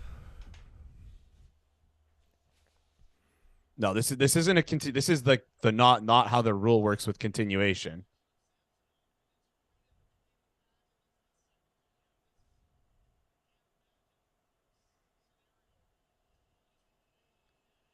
Don Juan. Don, I'm not going to lie. I usually am pretty respectful. This might be one of the worst comments I've ever seen on a Leafs Digest stream or video of all time. That might be one of the most out-to-lunch takes I could have ever possibly seen, Don. You need to get off the weed, mix in a goddamn water, and go to bed because that statement is so out there. You just this guy is on Elon's rocket floating around in Mars right now with that kind of take. That was so insane to say that this is the worst combo in Leafs history. Franchise records, 100 points every single season. What the hell kind of a statement is that? That might be one of the worst comments I've ever seen here on this channel. I don't even care. That is all-time brutal. Like, just pretend like we didn't see the early 2010s with Dave Nonis and Brian Burke, where we literally had we made it to one playoff series. And the only reason why we made it was because it was a half season. Our team was literally terrible that year. And I'm thankful that we lost to Boston that year because, man, if we won, we wouldn't have blown it up the way that we did. Yeah, that team was. But it's like we saw teams that that actually just like sucked. Like bad. Jesus. Bad and team. Now you've got a team that is like consistently top points. 5. Like this is legit one of the worst takes I've ever seen. Ever. This is legit like Max Kellerman, like Iguodala take the shot kind of take. Yeah. Like absolutely. Skip Bayless, Johnny Manziel generational talent. Halsey drawing another penalty. Let's go. This guy. Brayden point to the box. Yo, that play. Did you see me just like laughing in the first period when he got hooked? By that was jokes. It's like there's nothing he can do. It's more just like hilarious, like how he fell because that's like the biggest Justin Hall move ever. He just is like he just like can't like graciously do things. Yeah, he's just big and awkward is the best way. Like, you know what? Like, I mean, I'm not gonna say a word. I'm not gonna say a word. I'm not gonna say a word. It might just be that he doesn't know how to skate. But like, hey, if the refs see it, they usually got good eyes, so I trust them. Yeah, oh yeah. These guys are really good at picking up on those little nuances. Oh my god, dude, the guy toe picked. He toe picked. We got away with one there, at least. Since you got to admit that. You have to admit that. I don't know what else to say about that. That was something else. One thing I want to one thing I want to see right now from the team. Fourth line has 5 minutes 57 seconds of ice time, respectively, between the three. I want that to be literally 0 for the third period. I don't want them to step on the ice, honestly. Like we need a goal. Let's get our big guns out there. Maybe they can get 1 or 2 shifts in. Yeah.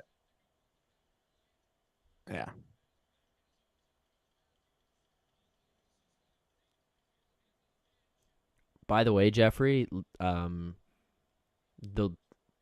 MLSE can't be content with first round exits because they stand to win make a lot more money by going to the playoffs because they don't pay the players in the playoffs. It is all extra revenue from concessions and ticket fees. So, no, they're not content. Nice what a stick Matthews. by Matthews.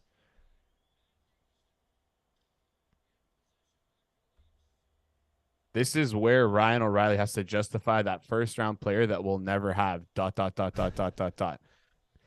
Listen, Jeff. Honestly, again, you I'm just gonna gotta ignore him at this point. I think him and who Don was Juan? it? Don Juan are sitting, passing back and forth the gas mask. It's all These good. guys are Laramie Tunsil right now in the chat. Ryan O'Reilly might be out of the NHL by the time that first round pick would have been playing for the Leafs. Honestly. Oh, there you go. Here's the answer. Here's how you know what's going on. Don Juan and Jeffrey are talking about Harold Ballard still being an executive of this team. So that shows at least the sense of awareness. Pretty sure he died in like 20 years ago. No, like his ghost maybe, but yeah, the boys are on the shroomies tonight.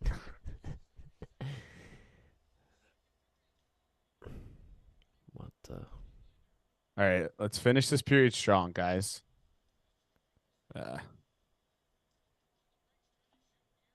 Did you know that in the Devils' 4 power plays that they had in Game 1, they didn't get a single power play shot? Oh my goodness, that's brutal. That team is How good of a stat is that? that's When I wild. heard that, I was like, holy. I didn't, I couldn't even like process the fact that that was actually real. Yeah, you have to try to like not do that. I don't know how you don't get a shot on the power play. It's craziness. That game start yet? Yeah, it did, I think. Yeah, I think it did.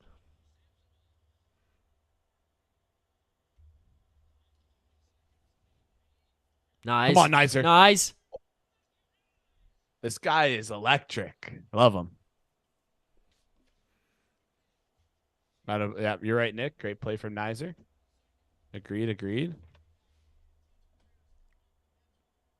Good pass by Riley, too. Yeah.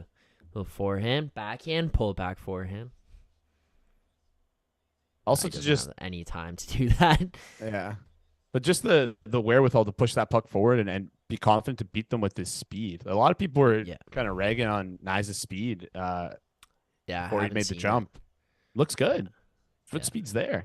Willie, you gotta win that battle off the draw, dude. Kiefer, man, like I get you want to like show Nice some love. This is not the way to do it, man. It's not the way to do it.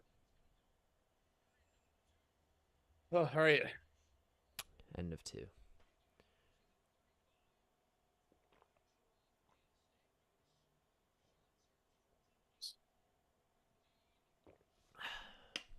All right, vibes in the chat. How are we feeling? Sorry. No, all good. Yeah. How's everyone feeling in the chat? Down 3-2 here. After 2. I don't know. So what do you think this is a case of Keefe saying like, Nyes, you're playing well, I'm gonna put you up on the second line? Is that what you think is going on here? I'm a little bit concerned that he's looking at this one like Nyes is playing well, Tavares and Nylander aren't. Nyes, go give these guys a jump. Like, oh god, I hope that's not what it is, but I think you might be right with that. Like, I think that's a backwards way to thinking about it. Like, if a line's not playing well, just. But that's what he does, right? Like, that's why that's my concern with it. It's just like he has a history, he has a habit of doing that, and I'm kind of sitting here like, I hope that's not the case, but I don't know. I don't know. Yeah, I don't know. I'm waiting for the literally my favorite tool in the world is Natural Stat Trick, best website ever. If you love hockey, you got to check it out. Naturalstattrick.com. They have a shift chart. I'm trying to. It takes like a couple minutes for it to get updated. Just trying to see if because I thought did Nyes go back to O'Reilly Achari for a shift and then join the Tavares line? What happened there? Just trying to figure it out. Huh. Yeah, I don't know. Whatever Keith's logic is for the second line thing, though, Nyes on the second line, I think there's zero way to rationalize it to me that where it would make sense. Well, it's also like that third line was creating so many problems. So why switch it up? Why not just change the minute distribution to be that the third line plays more minutes rather than shake up the lines there? Because all of a sudden Kerfoot dropping down to the third line is going to make that third line a little less effective. So now you've kind of weakened 2 lines rather than utilizing a line that was playing well together. Yeah. Yeah, I don't know. It's just not. I don't know. I honestly don't know what Keith's rationale is. Like, I just don't. Just like you said, play that third line more. It's quick. Maxentius Decimus says, hold the line, all caps. That was the super chat there. Thanks, Max. Hold the line. Diamond hands huddle, right?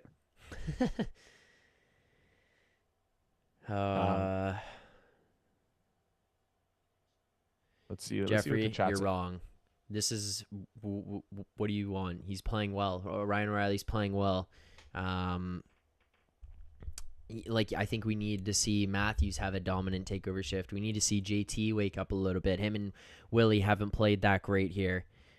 uh, they haven't played that well so far in this game. So you're going to need them to kind of step up, elevate their game. They can kind of be better offensively, drive more play offensively. You need to see them take over in the offensive zone, whether it be from just single out shot generation, creating opportunities, or if it is for maintained offensive zone pressure. Like, we just need to see a little bit more out of those guys in the third period. I'm not looking at O'Reilly here and being like, what is this guy doing? Justify to me why we traded for you.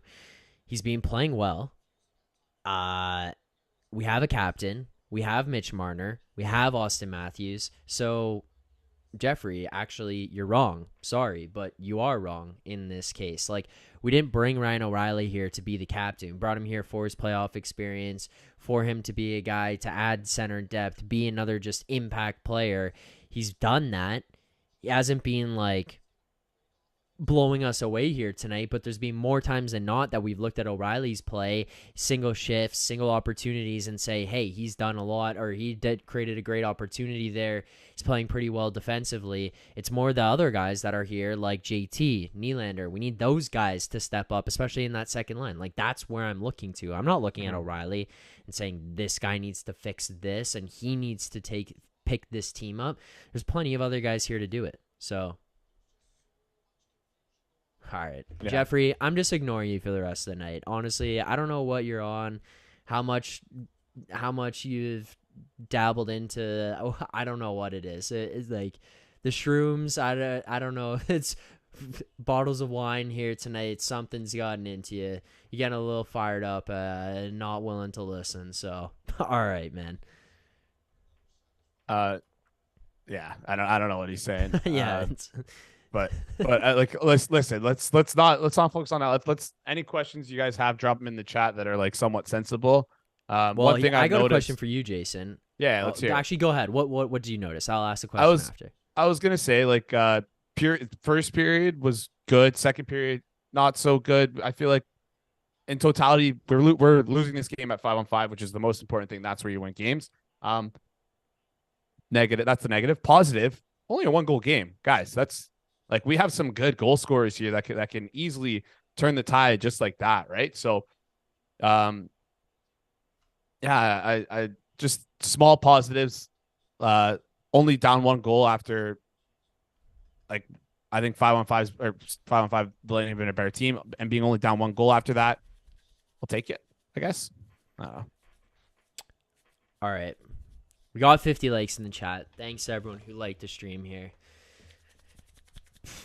I'm not stopping with the glasses 6 1/3. I'm not stopping with the glasses unless this goes wrong. Unless we lose this game, then no. I got the same shirt. You guys said keep the same shirt. Got the same glasses. Keep that. Keep it rolling here. But there you go. Let's do it.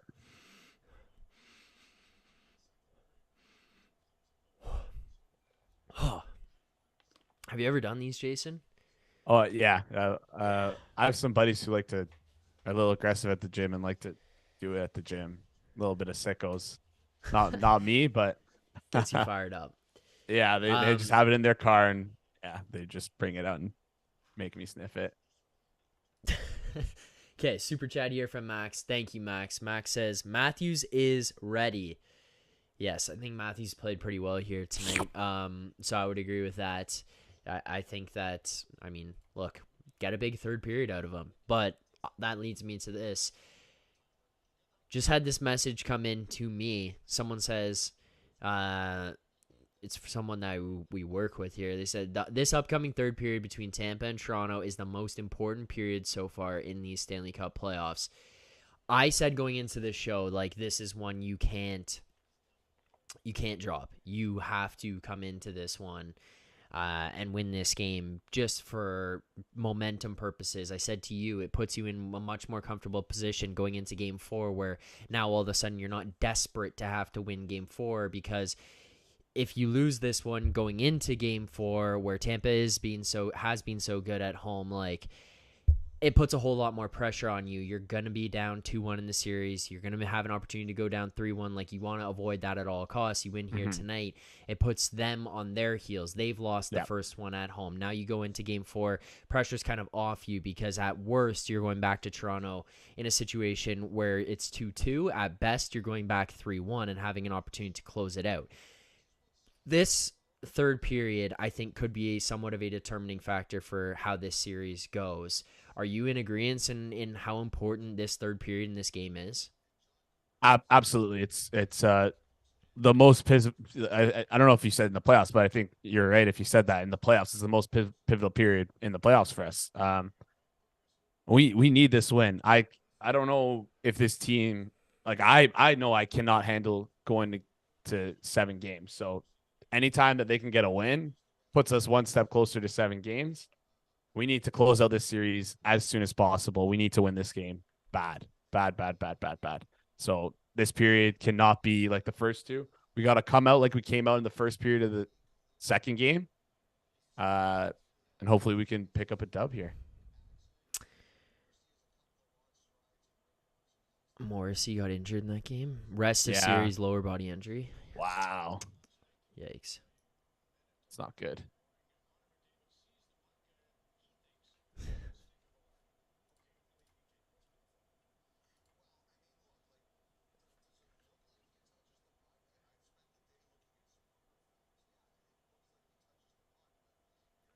I have showered. I have showered. I haven't, no. I haven't washed this. I'm not going to lie to you. I haven't washed this. I said that I wouldn't, but I have showered. Yeah. So.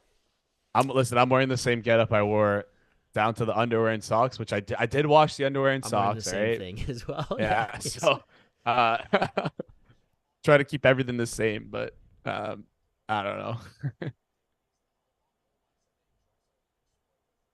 Craig, I agree. We do need to win this series. We're still 1 year away from big pieces walking away. Guys losing their jobs, maybe. But yeah, let's keep it focused on this game. Yeah, I don't understand why we got to go so far ahead and look so far ahead every single time. It's like we're in period 3 of game 3, and it's like looking at the summer. Let's take this one game at a time here. Let's take this one game confident. at a time. Yeah. I get that, like, again, we've been hurt by this team many times in the past. But listen, we only got the future to look forward to. So you just got to stick your chest out, chin up, and just kind of be confident in this team, be confident with the product on the ice that they can do it. Because listen, top to bottom, this is a solid roster. This team is one of the best rosters put together in the league. Like, they can do this, man. They can. There's no doubt in my mind that this team can win this game right now. They're good enough to do it. We just got to see it out of them. Don't they have some? Aren't they like top 3 or 4 in comeback wins this season? I'm honestly not sure, but that seems right. Just by I believe thinking about how the season went. Wins. Yeah, I feel fine. I'm not worried. Yeah, I'm not worried. I'm not worried at all. I believe in this team. But listen. Tampa's playing well. We got to give them kudos. They're playing a lot better at home. And again, we got to beat them to win. They're not going to hand it to us. We got to play better than them this period to win it. In terms of guys walking, nobody's contract is up from the main pieces here, right? Kerfoot and Hall, though, those are big guys. Those are big losses. And then like, no one's saying we don't have the right to be doom and gloom. It's just this is all it is. That's all it is. Yeah. Why? Like, they haven't lost this series yet. Yeah. They haven't lost the series yet. I don't know. Should we just go pure negative for the rest of this? Jason, this team sucks. This team sucks. I hate watching this team. I hate watching this. These guys all suck. This game sucks. It's over. We lost the game. We lost the series. What do you think we should do in the summer? Should we try to trade Matthews and recoup some picks that we traded away for Ryan O'Reilly, who does nothing and is making no impact and isn't a leader on this team? Yeah, I think that's what we should do. Also, we should look into moving that Marner and Nylander as well, along with Tavares. Those guys. I all need to honestly go. think Complete maybe we reset. should just relocate the franchise. Like, do you think maybe we should go to Quebec City? Yeah, they deserve a team. I mean, I don't know. Maybe their fan bases will be a little more happy, but I don't Should we know. change the channel too? Will it be Kraken Digest? Nordiques Digest, Kraken Digest. I like it, honestly. Yeah, the Kraken look good, right? Honestly, like Dubas is a complete moron. I mean, the trades that he made, the signings, Matthews, I would have never signed that guy. I probably would have let him go RFA and let someone else pick him up. Like, I think Yeah, for that sure. was such a questionable signing. Why would you ever want to sign a guy who's going to win a Hart and Rocket Richard in the same year and score 60? I wouldn't. Yeah, What a pathetic signing. I think you not for me. probably could have got a guy like Rasmus Could've looked Ristolainen, Dubois. maybe I don't know. I think he has too much skill. Maybe like we could have paid True. a guy like Ryan Reeves, elevated him in the lineup. I think like Nick Delorier probably could have rolled those guys out there on a first line.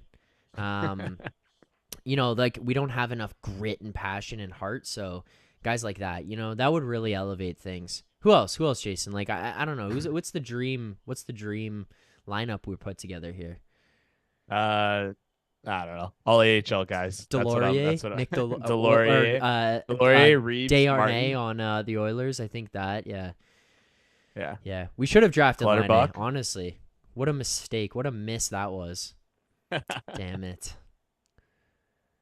I Damn actually it. joked with my friends plenty of times. I actually think the Leafs just need a rebranding, just a new logo, just a fresh start. Get the vibes. There's something cursed about us, but They did do a rebrand though, right? When Shanahan got here, that was Yeah, what they yeah, did. They did the yeah, whole new. yeah, the new logo, slightly different with like the little thing at the bottom, like the kind of looks like a butt, but whatever. That was the joke, I think, on Twitter when they released the logo. Yeah, I don't know, just a new name, I think, even. But Honestly, we All should right. be like the Toronto Millionaires. that'll It's make just a all bunch other of fan suits bases- in there. Yeah, all the other fan bases are gonna love us so much more. We'll change it to green and white. Green and Money white, yeah, sign. Pats. A piggy bank on the Oh, jersey. I like that. The top logos. I may make an ESHL team after this. Go and do that. The Toronto That'd be good. the Toronto Millionaires. Piggy Do you bank ever, on the jersey. Do you guys ever do NHL streams, like not like NHL, like 23 EA Sports NHL streams? No, I haven't, but I've debated it. I'm not. I don't know how the people in the chat would respond to that. I don't know. I thought about it. I think it's like Interesting. something that could be fun. I love Yeah. playing like that kind of stuff, but I don't know. Yeah. I stink at Chell, honestly. I peaked in like grade school for Chell, like the I'm GameCube nasty. Cello 6, like those are my best. Once we got to like the 360 and the Xbox One games, like the 13s, 14s, like I stink at them. I'm pretty nasty. Also, I just got messaged here. Biz is losing his mind over the Leafs D on the on the what is it called? TNT broadcast. He's talking about how bad Brody McCabe and Hall are playing, and he wants one of them out and Liljegren in next game. McCabe hasn't had the greatest game. Brody, not great tonight. He was bad on the game one. Hall's just been bad in all three. So, I mean, there's a pretty easy one to take out in this one. Yeah. Yeah. I could honestly see us going 11-7 next game. I know it sounds crazy. I just don't think Sam Lafferty's played up to what we're kind of expecting out of our fourth line. Like, I don't know. But I listen. It will probably, depending on how this third period goes, we might see some changes. Well, yeah. Would Simmons going in like do anything for you over Lafferty? Like I don't Like know. play wise, like I don't know if that if No, he's no, like God, no, God, no. yeah, Like he's just not that. Listen, I love Wayne Simmons. Like like he can't I fight was every hyped. shift. Yeah, exactly. And unfortunately, like I think I brought this up game one. When he's in a scrum, it's almost like automatic offsetting Simmons. You're in a scrum, get in the box, like you're causing problems. So, uh, kind of like lose the edge there. It doesn't really draw many penalties, takes penalties. Not good at 5, like can't play. Like, Yeah. um, yeah, I don't know. I think Mig might be onto something here. I think it's the coaching matchup. I think Keith kind of overplaying his hand almost. I wouldn't like. I really think the Nyes on the second line is a big gaff, and I hope we don't see it coming out in this third period. I'm interested to see what that second line is. Yeah, yeah. Nick's right. Too slow. Take too many penalties for Simmons. I think that's the way to Yeah. that's the way to do it. Oh, You're watching the Yarn. Jersey game? No, this game's back. Leafs game's back.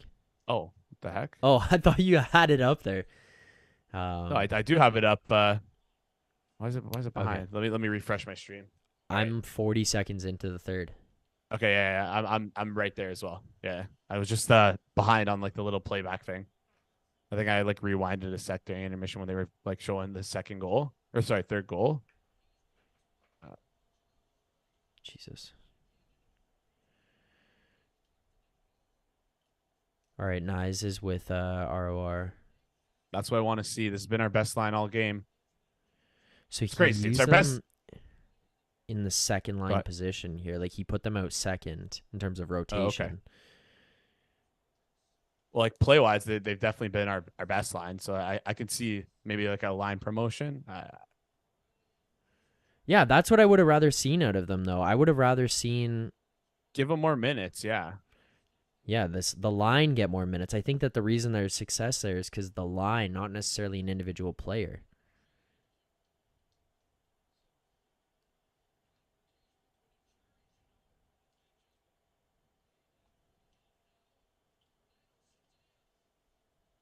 All right. Kerfoot, Tavares, and Nylander out now. One thing Thought they got again. away from in that second period that they had going a little bit more in the first, and they had a lot of in the in game two was not just shots on net, but where the shots were coming from, as you had pointed out, and on top of that, when the shots were coming from in those, it's basically like the home plate essentially built Yeah, out from home the plate. goal. They had traffic and they had bodies there for rebounds and tips and taking away Vasilevsky's eyesight. We haven't really seen that here through basically like the last 10 minutes of the first and then for the rest of the game here. So from what we've seen. Yeah, I think we've been struggling to maintain the consistent ozone pressure to kind of be able to do that. I think that's a contributing factor. But yeah, they need to do a better job of doing the slot of getting those slot shots off. I mean, listen, they don't have many shots, and the few shots that they have, like they do have they're able to get some shots off from the slot. But like I'm just looking at Money Puck. I think most of these are from that first 10 minutes, like you said. So yeah, like that's good eye there on pointing that out. I assume I know you have like a relatively smarter chat that like kind of understands hockey a little bit, like a little bit more than the average person. They understand the home plate, right? Like the idea behind the home plate, like what it Yeah, is. I believe so. Yeah. Yeah. If you guys are, yeah, if you have questions, feel free to ask if you ever don't understand something. I know you guys are relatively sharper, so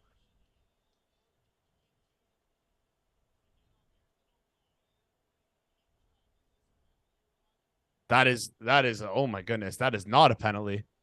I thought he tripped him Where? there. That was Yeah, I thought it was a. Yeah, no, that was he not a just trip. fell. Listen, I Lifted the want stick. That's Kucherov. offside. Yeah, I want Kucherov to Okay. do something dumb because it's a little rat. They're doing these like flip stretch passes. It's interesting. Maybe they feel like our D are like overcommitting and being like maybe too aggressive in the offensive zone.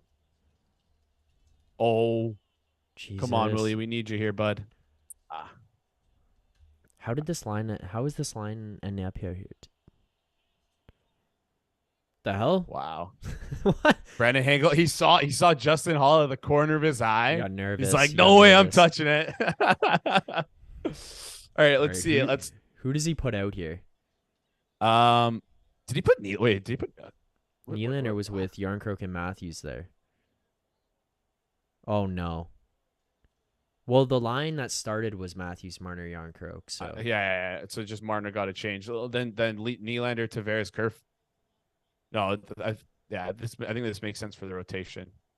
Nyes, O'Reilly, Marner. Earlier. Nyes, O'Reilly, Marner. Ooh. What the?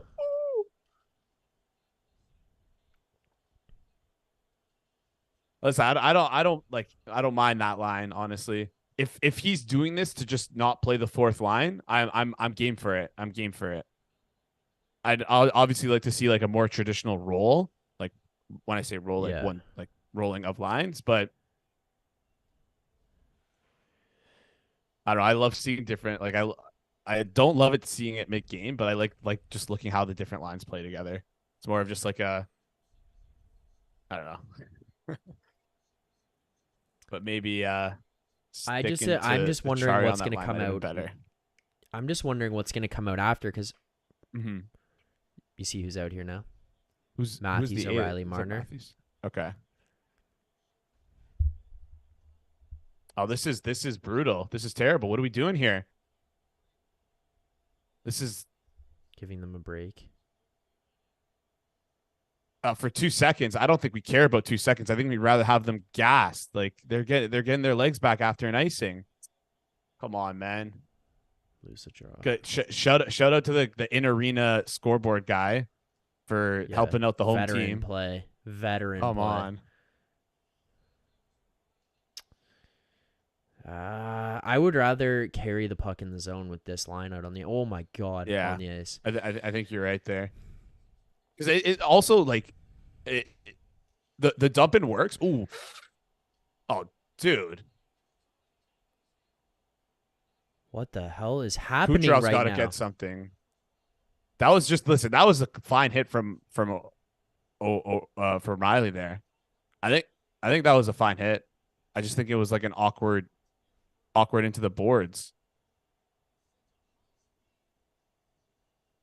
You feel for Brayden Point there. You never want to see something like that, but like, and I get Kucherov doing that, but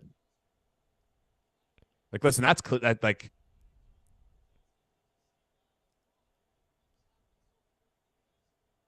You never want to see that either, because listen, Point's one of the he's holding better his players stomach. Do you think his own stick jammed? Could be into him. The way he's holding himself, it's not like a head or neck or back. Yeah, he's holding his stomach. Might have gotten in the. Also, if Kucherov. What? No, that's not good for us though. I'd love to see it, but now we need Matthews on the ice, man. Stamkos is a dud at 5-on-5.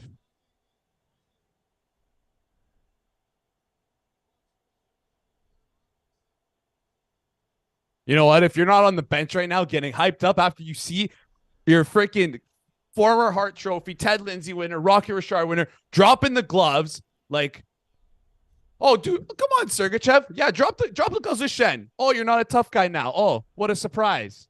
Oh, no. Bunch of losers, man. This is bad for us.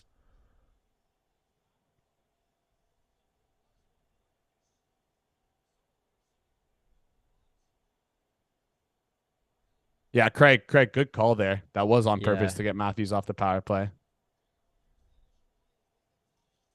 I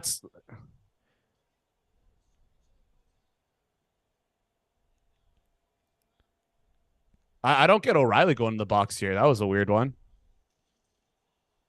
Point fell. He fell. Yeah. That was a clean thing until he fell. Yeah. I don't want this guy to be. It's bad that he's hurt. Like, listen, we don't want that. It's not like we've seen a lot worse happen in the playoffs, man. Like,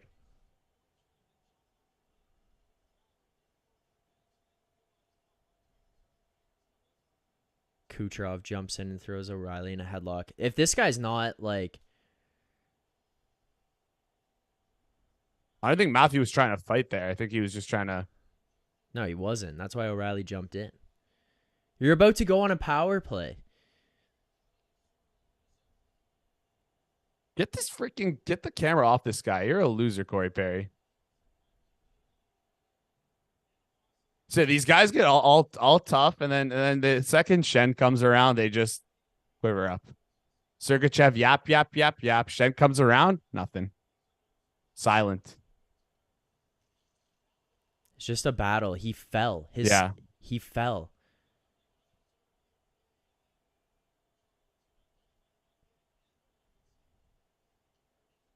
We got to use this. Use this to fuel us.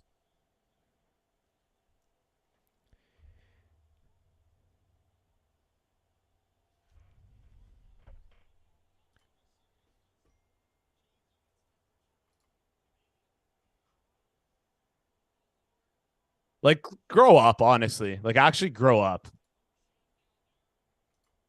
This team is the pissiest bunch of sore losers ever for a team that's actually had success. It's insane. Shen's going to kill somebody. Yeah. Maybe we do need Simmons in now. I hope he just goes after someone like Hagel or Perry or those guys. Don't go with Jeannot. Don't go with them. It's only going to be Maroon or Jeannot. I'll tell you that. Or maybe Bogosian. They're not going to do anything. Those guys are like the fake. They're fake tough guys. They yap and they hide behind Maroon. They hide behind like the Jeannots. They hide behind the Bogosian. They hide behind those guys. That's what they do. No, that is brutal. That is brutal. That might be one of the worst calls, honestly, I've ever seen. That is a brutal call. Riley got a 5-minute major. That is embarrassing. That is honestly embarrassing. That's John Cooper complaining to the referees and getting a call, honestly. Like I hate doing this. Like what is Morgan Riley supposed to do there, honestly? What is he supposed to do there? How we come out of that with a penalty, I think is absurd.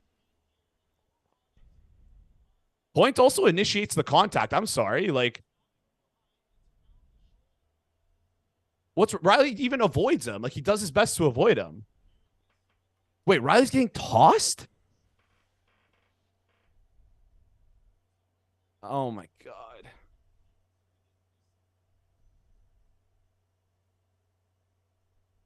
Like, if we think about what's happened so far in this playoffs, and to call that a 5-minute major, I think is like... But hey, you know what? I'm going to reserve my thoughts right now. Maybe they're doing this to get the review and get the call right.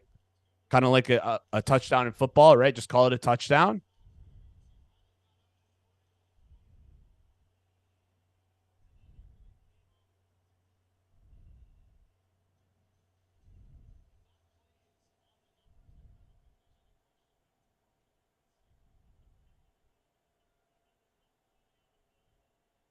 Yeah. Thought so. Good. That's the right call, man. That's the right call. Bro, what? That's the right call. Happened. That's the right call, dude. Dude, that is the right call. Listen, that's the right call. I'm sorry. Yeah, obviously, but like what is going on? How do they go there, say 5-minute, come back? Oh my goodness. All right. I need this. Ah, fuck.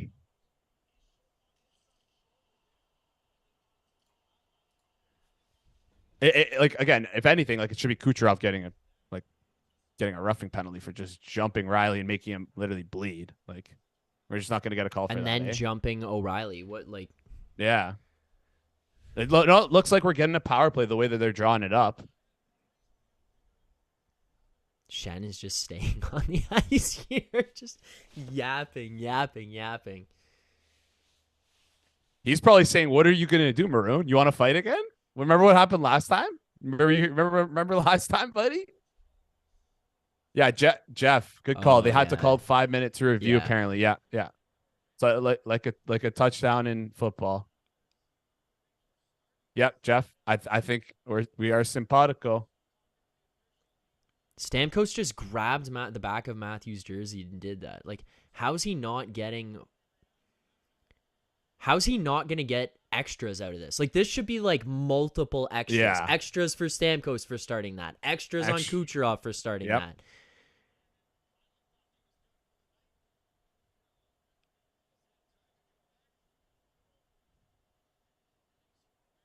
No, what's going to happen here is the Leafs are going to get 2 minutes, and that's it. I'll tell you right now. There's going to be just a bunch of random offsetting penalties. You need to score on this power play. Make these absolute idiots pay for that stupidity right there. Like, you need to score on this. Yeah. Kucherov should have got the initial one for jumping on Riley, and then Stamkos should have got the one. If the NHL had any goddamn brains about them, which they clearly don't, we knew that, but if they did, they would have called the instigating penalty because it exists. It's in the rule book. It exists. They implemented this rule like a few years ago or whatever, like 5 years ago, whatever it was, to be like, oh, if you're going to start a fight, then you get an extra penalty for having started that fight to de-incentivize fighting. So call the penalty. What the hell is the point of the rule? It's like slashing or spearing. You put it in the rule book, but it's like, okay, well, what are you going to all of a sudden decide? Like, okay, sometimes we're going to call it, sometimes we're not. Hitting from behind, sometimes they're going to call it, sometimes they're not. Like, this is a goddamn joke. This league has to be the biggest joke of any professional sport in terms of consistency of things. Like, it makes no sense. No sense. Riley's getting one too now. For what? For what? Is he getting an offsetting roughing? Like, 2 this is minutes crazy, getting man. jumped. This is crazy. This is just crazy, honestly.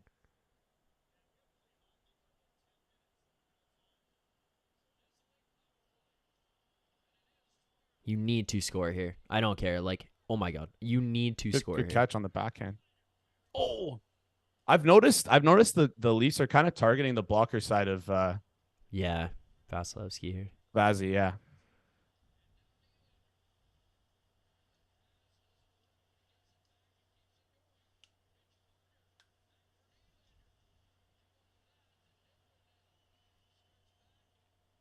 Just joining, please explain. Rich, listen, if I had an explanation for you, I'd give it to you.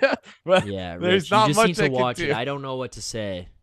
That's just how the league is, honestly. I think if you saw what happened and you're trying to you're trying to get an explanation from us, I think it's just they felt like Tampa started the scrum, so they get the 2 minutes and then just offsetting everywhere else. They don't like to give extra penalties in scrums like that. It just seems like. Oh my god, how can you be doing that there? At the line. Yeah, not a good way to start the PP, but like, I mean, listen, no Matthews, like no Riley, who's essentially the primary puck carrier on the zone entries. I know he drops it, but still, like, put some pressure on. My god, you're on the power play. You have an extra guy out on the ice.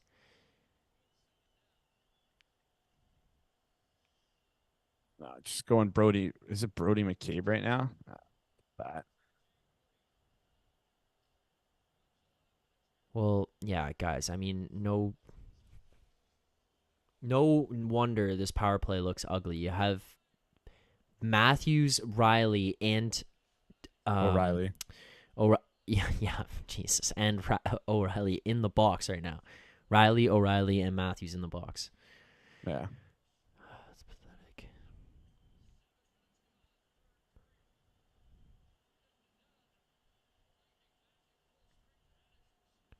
No, we're looking with like this. I feel like we were kind of doing pretty good to start the period. It feels like that little thing, just that little scrum took the wind out of our sails.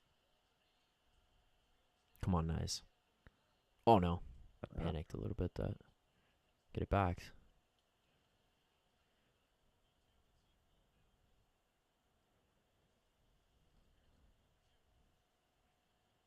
I don't know where you're at right now, but like I think 12:20. You kind of need someone to. No, not time wise. Oh, sorry. Okay, my bad.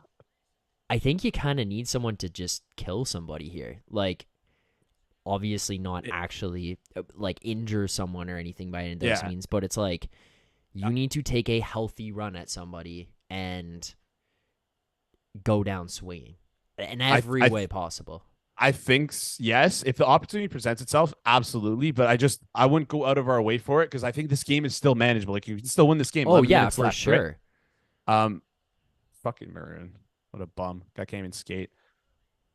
So yeah, if you can get a guy on a clean hit, you got to do it. But it looks like Tampa's running around a bit, and I'm hoping the refs are paying attention to that. But like they won't get penalized here. That's the problem. Yeah. Is like they aren't going to get penalized.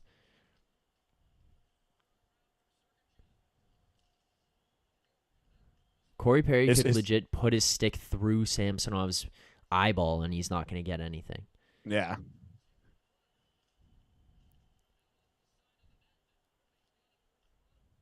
Now, I'm not even saying that because it's against the Leafs. Like, that would happen if Tampa was playing anybody. Yeah, It's just the trend of how Tampa's officiated. Yeah. John Cooper Like will have a little discussion with someone in the room, and I don't think, that was onside, but whatever. I'm pretty sure that was okay. It's okay because we get Matthews out of the box or Riley out of the box. Yeah. Riley out of the box, right? Like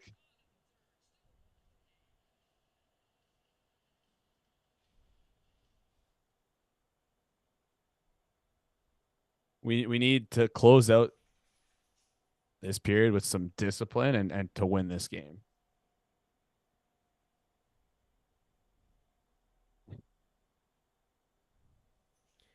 Oh, all right. Oh. What are the likes at? Can we get to 100? I feel like we need some smelling salts here. Everyone go smash that like button right now. 56 right now currently. If you want the Leafs to win this game, we need to get some more likes. All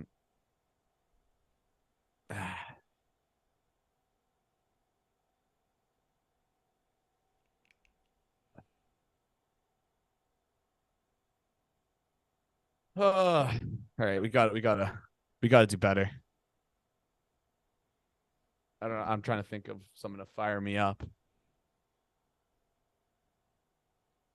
Yeah.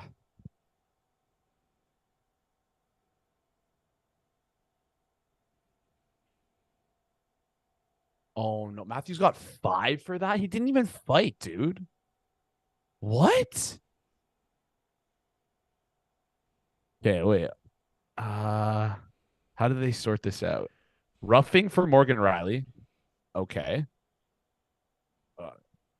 Kucherov fighting against O'Reilly. O'Reilly fighting against Kucherov.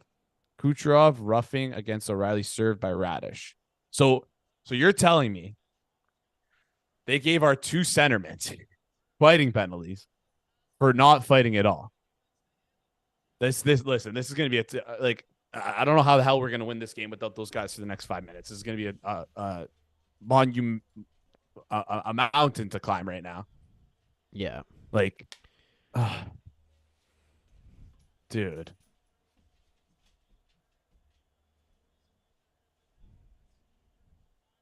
And also, like, I'm sure people are going to say, oh, they lost Stamkos and Kucherov. Stamkos and Kucherov don't matter to them right now, up 1 goal. Like, they're not, they don't need them right now. That's not the guys that they need on the ice. We need Matthews. We need O'Reilly, right?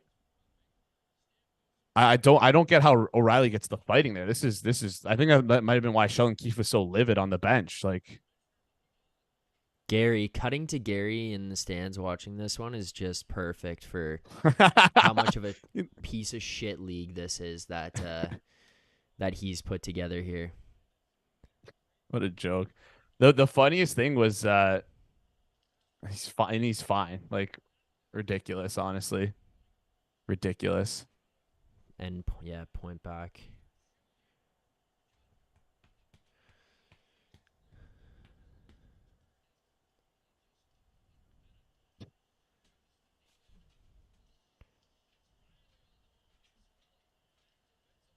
Okay, so we're gonna get the boys back soon.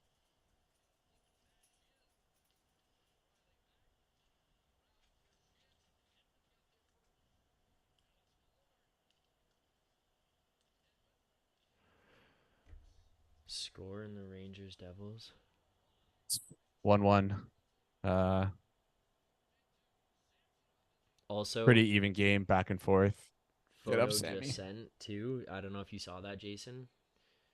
No offside on that play. There wasn't offside. Yikes. Not surprised. I mean, like we could see it from up here, but whatever. Oh, yeah. Okay, so next whistle, we'll get our boys back. Put Matthews out with O'Reilly and Marner just because they've been sitting on the bench, sitting for 5 minutes. Jesus, Like, Sammy, thank you. wow, you're No, slightly ahead of Rich, me. it This is would what we need. be. It would regardless. It would be POS because this is NHL officiating. It's not just this game or against this team. This is how it is in every game around the league. Look at what happened in the Islanders game the other day with Pajot breaking Teravainen's hand with a slash and not even getting 2-minute penalty. Or Mayfield getting high-sticked in overtime, and then it comes back down the other way, and the Canes win. Like, this is the NHL. This is how so stupid they are in putting together a good product. That's why Gary's in this position of having his league be the one of the least viewed. Watch the Big Four. Like, if you look at the NBA compared to the NHL, look at the growth in the last 10 years. NHL is like, I'm pretty sure the growth from like the last 2 years of the NBA is great. Like how much they've grown, like increased in views and in revenue is more than the NHL makes like right now. Might be like a complete lie. I might have that completely wrong, but the NBA is like a powerhouse, and like there's literally no reason why this sport. No reason why this sport shouldn't be as popular, like more popular or as popular as the NBA. Yeah, it's way more exciting.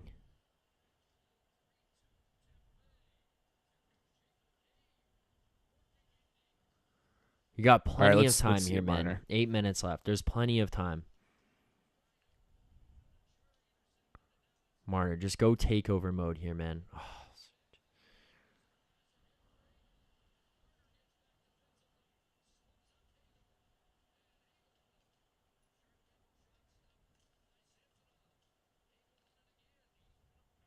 Oh, Kerf, you just got it off the dome.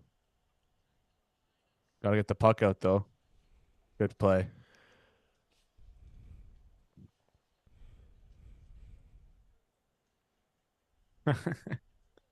Greg Harrison, the only profession where the lowest paid employees have the most power. It's a good way to think about it. It's not wrong. All right. We got 6 minutes right here. Listen, I said this at the beginning of this third period. Only one goal. All we need is one. We take it from there. This Tampa team is playing with a lot of emotion. They're probably frustrated and angry right now after what happened to Point. Let's settle it in. Let's try and get a goal here.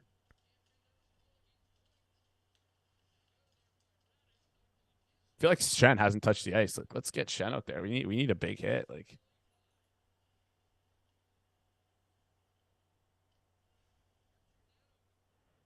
we need a whistle.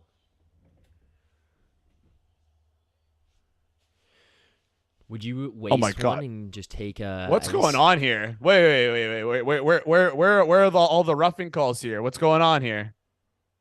What's going on?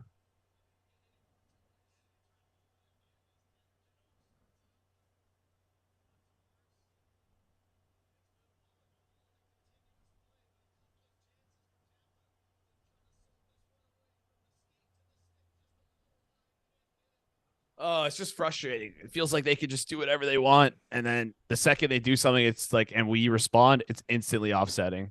Ugh. Mitch has got to do his magic like last game. Super Sim, I agree with you. I think you can do it, though. I think you can do it. I have faith. Gotta have faith. The only thing we can do. Austin absolutely is being missed.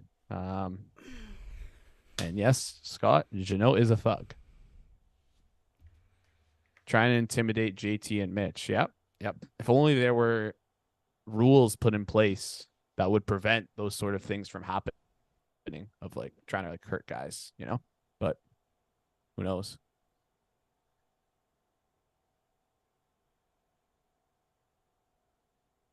Yeah. I mean, what I would pay right now to have the NHL set it like do kind of what the NBA does, where they explain. It's only in the last 2 minutes for the NBA, but like explain their calls and like have the referees explain their logic and reasoning behind things, because like Yeah. I'd really like to hear what the referee would have to say why he didn't give Stamkos an instigating penalty.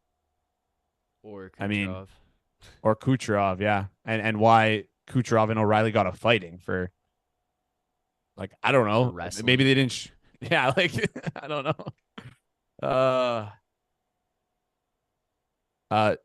Sorry if I pronounce your name, Mudasar. If you can put it phonetically, if I'm pronouncing it incorrectly. I think that's how you say it. Yeah, Mudasar.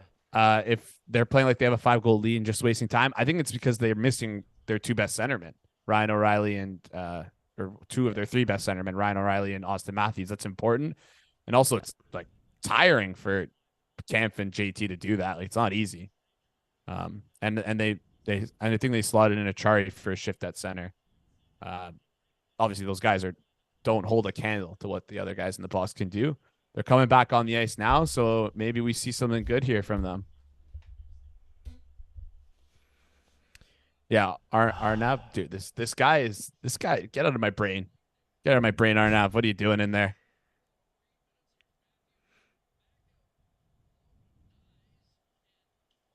All right. Let's see it, boys. This is where you do it. What time are you at here? 5:54. Okay. Where you at? Same. Oh, nice so out here with nice.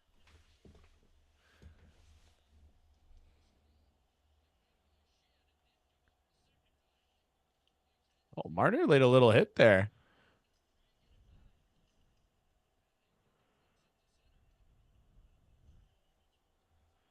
Five minutes. Come on. Matthews, go beast mode here. Like, just...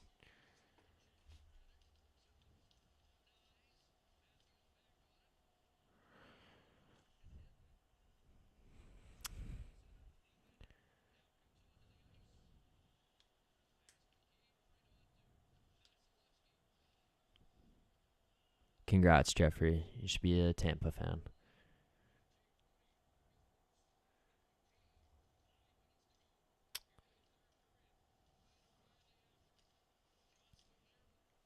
All right. Oh, he's going to the O'Reilly, JT, Willie line here. If he's rolling two lines, I'm okay with that. But if he's not rolling two same. lines, why are we doing that? Like, yeah. If we see Kampf, Aston Reese, and Lafferty come over the boards in the last 5 minutes here, I'll freak out. We're shutting down the stream, and that's it. Yeah.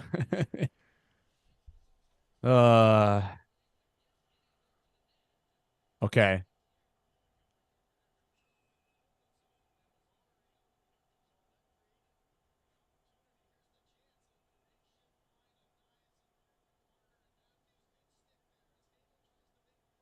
Oh, no, I couldn't get it up there. Oh. Yeah, it's honestly becoming a meme at this point. RJ Dub, ongoing say. It feels like Chat GPT is just coming up with these comments on the fly, and someone's trolling us. I feel like I can predict the next thing Jeff is gonna say. Team is too soft, just doesn't try hard enough.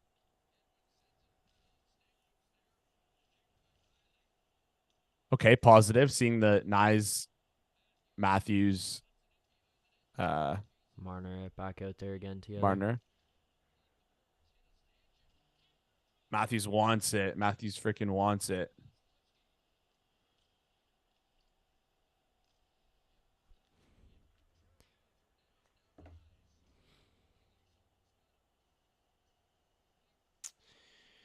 Ah.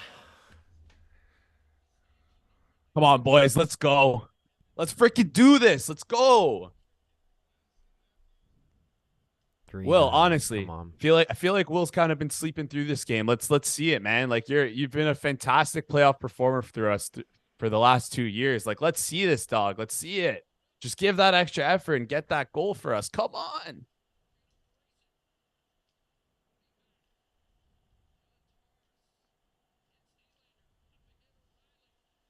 It's just, Yeah, he's going 2 lines right now. yeah. Don't mind it, man. I like the fact that he said, all right, nice. You go with those guys, and we'll go 2 lines. Yeah, that's what we need. Get there quick, next, Brody.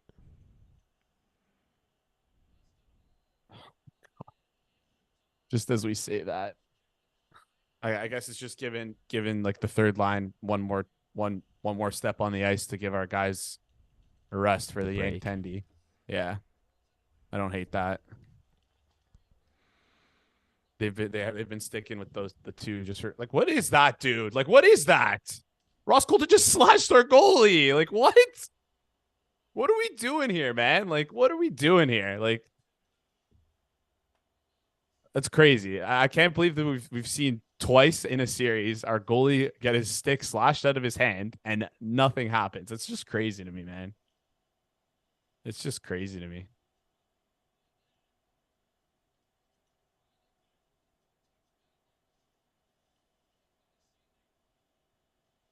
I hate it. I hate talking about the refs too. It's literally my least favorite thing. Like, I don't want to talk about that. I want to talk about the game. Like, Samsonov.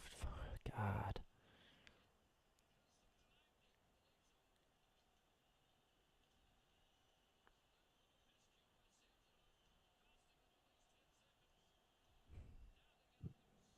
oh my gosh.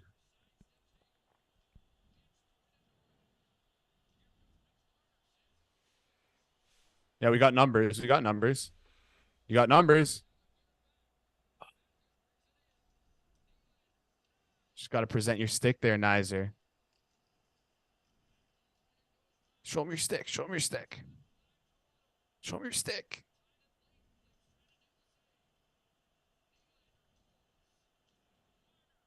They're just passing.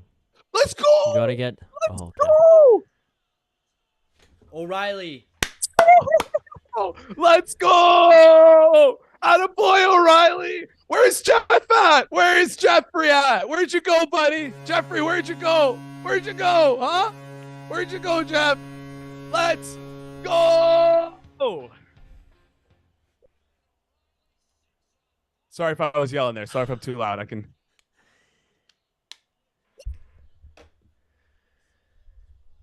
Oh, there you go. Holy smokes. Let's freaking go. What a goal by that first round pick. I know, right? Where's Jeff? Where's Jeff? Be quiet. Quiet now. Dude, what we were saying it. Blocker side. Blocker side. My name is Jeff. Let's freaking go, man. Let's go. Not done yet, boys. Not done yet. Got the heart. We got the heart. That's why we get a guy like that. Smash that like button. Subscribe. Let's go. Appreciate everyone sticking through with this entire game with us. I know it looked bleak at one point, but hey, all we needed was one.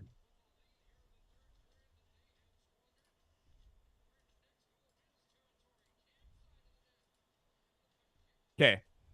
What I want from Keith, chill the heck out. Keep the lines how we had it at the beginning of the game. Keep them together. No need to blender. The factor, Jason. The factor. Oh. The factor silences Jeff. Let's go.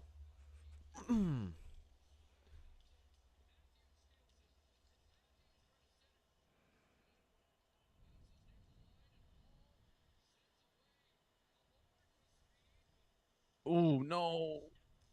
He's good. Let's go. Good stuff. So freaking fired up, man. So fired up. Give me some prayer hands in the chat to manifest no blender. That's what I need right now. I'm going to drop one right now. Dear God, I know. Okay, so the thing that has to be remembered here. This is 20-minute overtimes, Sheldon. Yeah. Like this is like go back to your lines that you trust. Be comfortable with guys. You can't eliminate the fourth line here to just start this game. You can't, because what if this thing goes beyond one?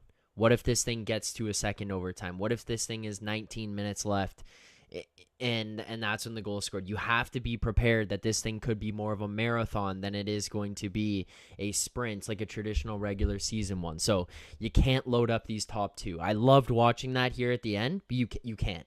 If you want to do that for the final 5 minutes of the overtime, I would be fine with that, but it can't be your game plan jumping out from the go. Like there has to be calmness and steady and understanding that, yeah, this is ending it all OT, but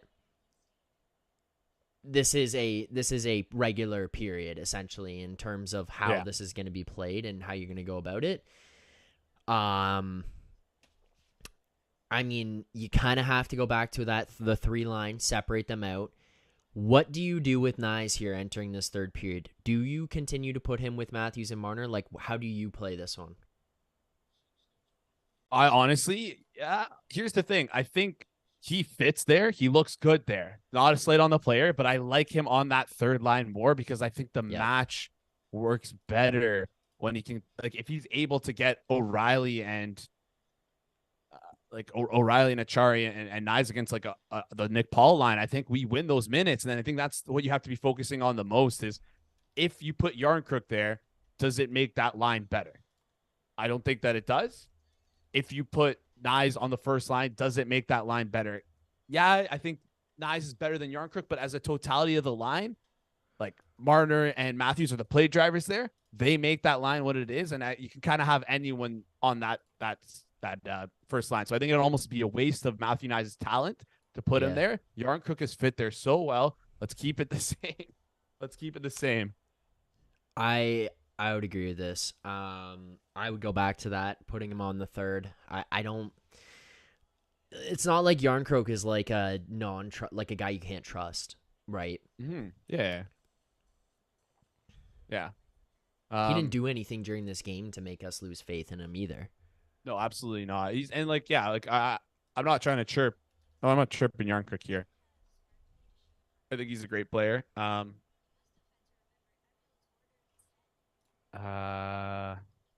what I was gonna say here, but yeah, good. I think he's a great player. So let's keep it the same, guys. Let's keep it the same here. And you know what? Like, let's see some let's see some predictions in the chat. OT goals. Who's gonna score? Who do you got scoring?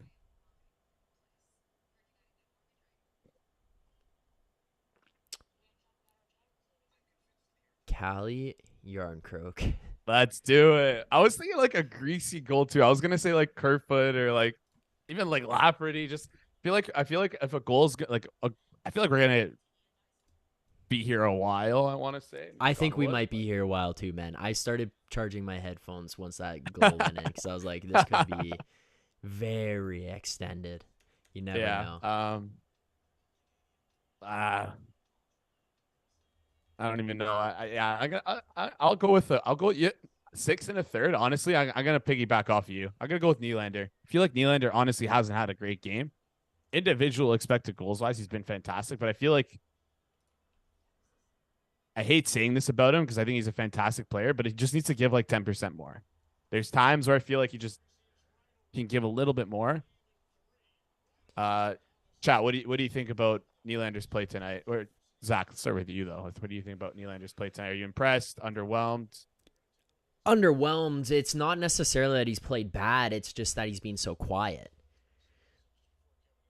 Like, I think that's been my thoughts on him tonight is just quiet. He's been quiet. Yeah. Yeah. I don't know. Like, I don't have like too much negative thoughts towards him or his play or anything like that. I'm more just looking at this like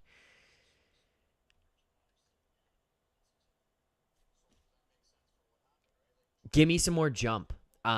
Take over a shift. Have that shift where you are flying from D zone to offensive zone. Get in on a forecheck and win a battle. Like,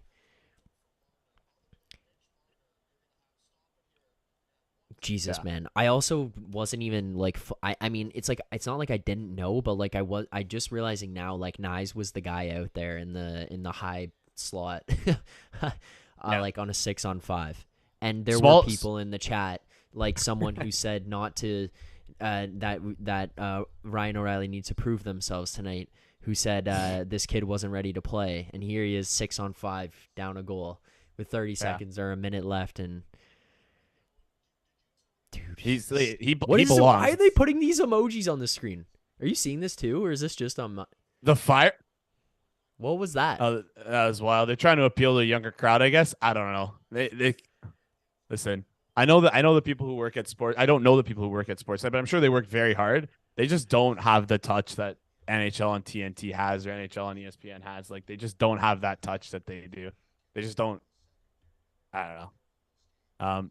I don't know if anyone was able to hear this though. Guy who looks like Gru from Despicable Me, the Tampa Bay Lightning former assistant coach, current Detroit Red Wings head coach. He was saying something about that their analytics team tracking goals, something along those lines. Were you able to pick up on that, Zach, or no? No, I'm just curious curious what he said, because like anytime you can get like I'm such a nerd for this stuff. Anytime you can get like information like that from a guy who's like literally telling you what the NHL teams are doing, I think it's like very interesting to think about. Craig Harrison says, "I'm back off the ledge, boys." Thank you. I'm glad to hear that, Craig. Oh gosh.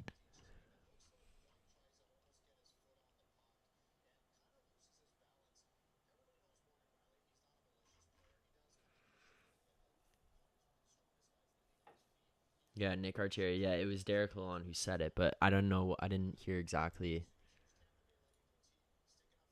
Yeah, it grew.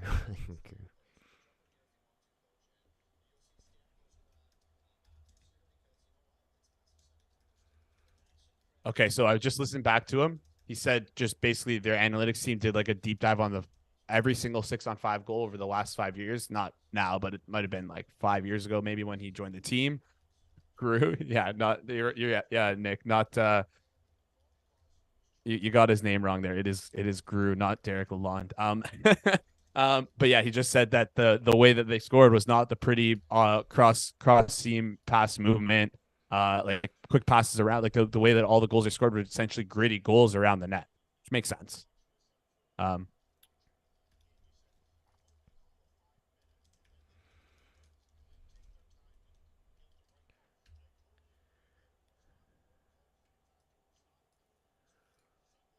Oh my God, man.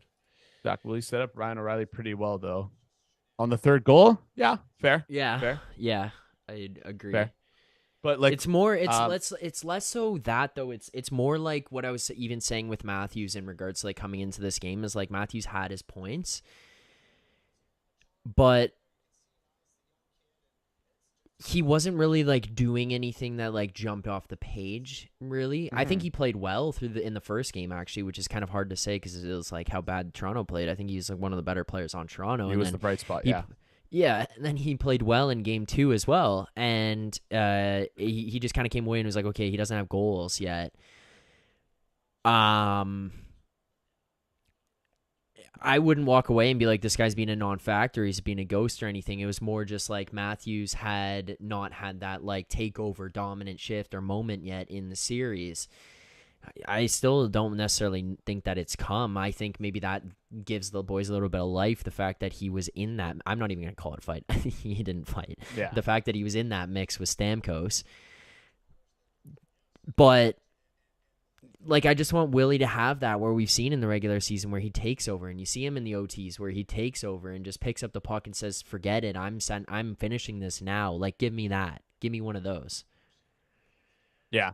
Yeah, and he's like, listen, he has the ability to like, he's a gym nut, gym rat. Like guy probably has cardio for days. Like he's the type of guy who can take this this game, like the overtime game, into his own hands and like make a solo play, beautiful transition play, and like create a good scoring chances for us. So, yeah.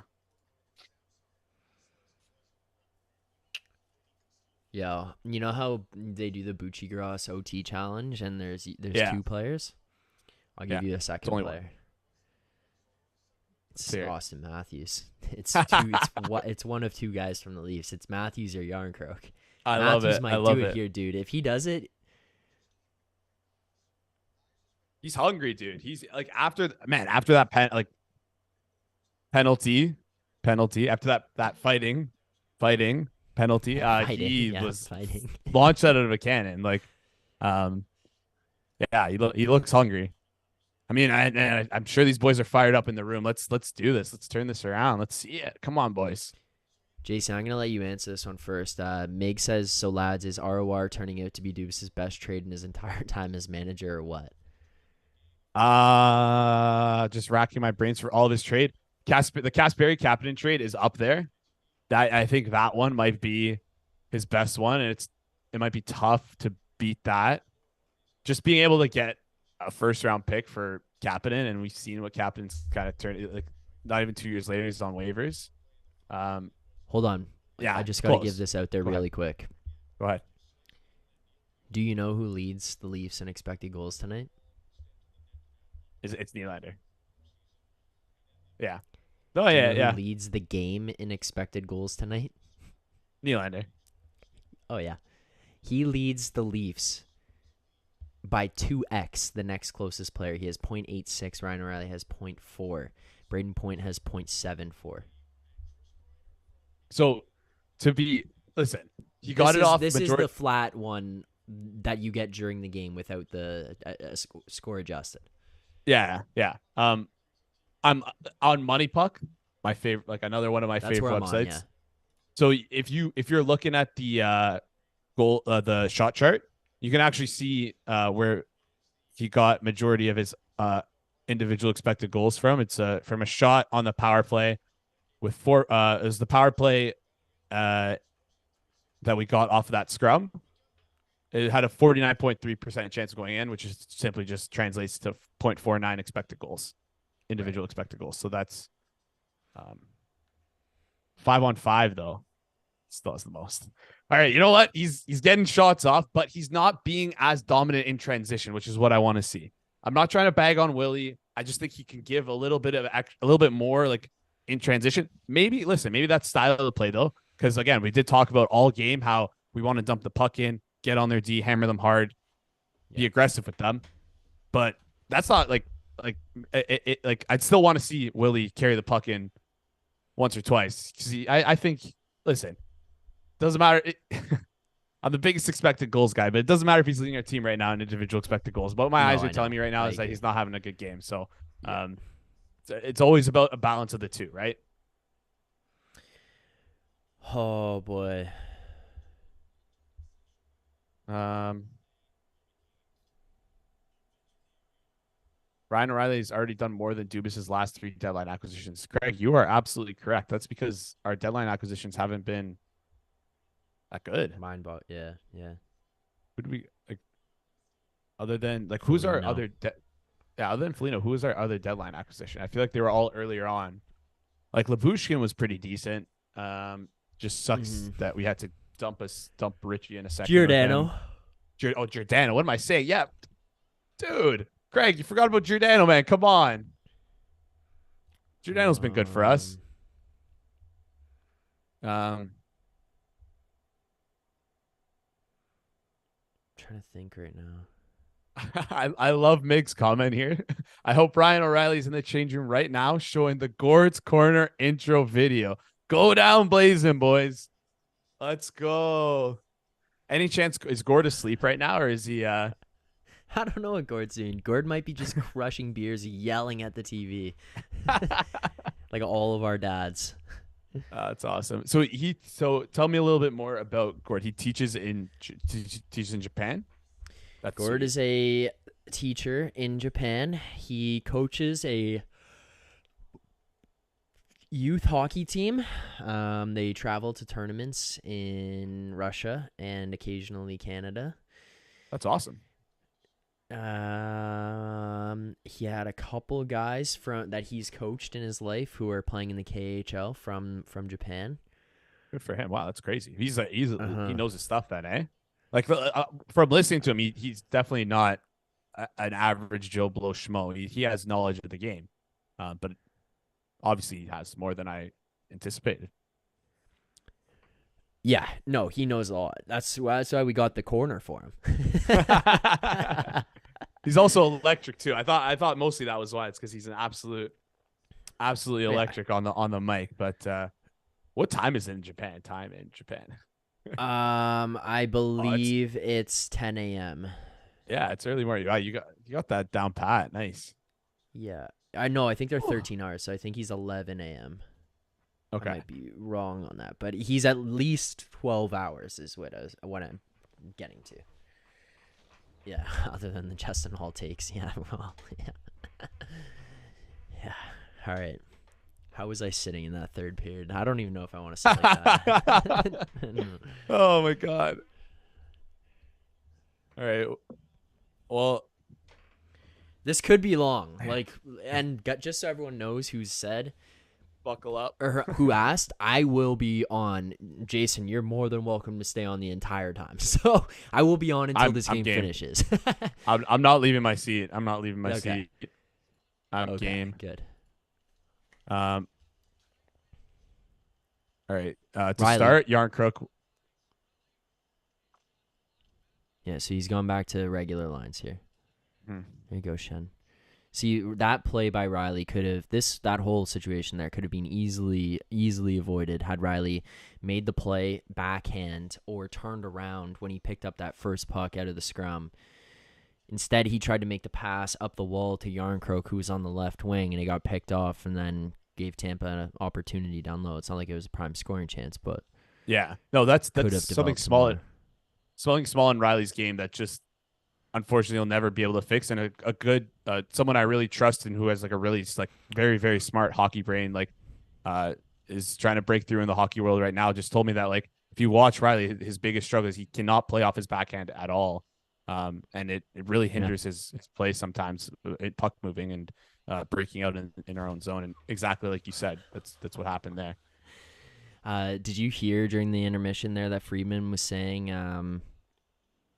Nyes as being one of the Leafs' best players, 1 through 60? Oh my God, Samson. I did not hear that, but I 100% agree with him there. Like I think he's been fantastic this game, making Sheldon Keefe look like an absolute fool for scratching him in game one, saying that, hey, I belong here, coach. Freaking put me in. I was with Elliot Friedman's cousin last night. No way. It's like one of my friends from university. I don't know that they're like first cousins, but like they technically are related. Nice. Yeah. Is he able to grow a crazy beard like Frege? Yeah, but he doesn't. He just trims his beard and goes crazy muzzy. Oh, respects. I wish I could grow a muzzy. I got like, listen, honestly, you can find some like 12-year-olds who have better facial hair than me. I'm being 100% serious. Well, I had to leave my facial hair because otherwise people thought I was 12 years old. So, well, I just get mistaken for a 12-year-old still. So, yeah, I still get ID'd. I'm 25, turning 26, and I still get ID'd. So, I guess that's a good thing though when you start to get to this age. But, yeah. I still get ID'd as well, so don't worry. Yeah. I get roasted by my friends though because I get ID'd and they're like, because all my friends are like fucking giants. Like, have you got three-piece? Have you got three-piece like within the last 3 years? I got two-pieced once. I got two-piece this year, which was crazy. I got oh wow, crazy. Jeez, okay, I can say yeah, I haven't had that happen. I got three-pieced last year, I think it was. So I had to pull out like a credit card to be like, here's my name on this, because I went driver's license, health card, and then credit card, and they're like, okay, fine. Crazy. I think the reason why I got it is because Buddy saw my ID. He's like, this can't be right. But I don't know. I think I had like, I don't know. I think I had longer hair at the time and I had short hair in my ID photo. Maybe that was, I don't know. Anyways. Banana stuff. I'm freaking nervous. My heart's like, we need a heartbeat monitor on here. Dude, because I mine would think be I'm like, legitimately through the roof right now. yeah, I'm not even like kidding. Like, like up to 140 BPM. Like, it's only actually, I will say this. I will justify it in this. It's only when it crosses the blue line into our zone. As soon as it goes yes, out, it's yes, just like, I feel fine. I'm like, oh, whatever. yeah. This is not nearly like as much for me right now as it was when I was watching Game 6 OT, though. Yeah. That I think I was more like angry going to the game 6 OT because I feel like we got freaking jobbed. And they dominated that whole OT. Yeah, yeah. Oh my god.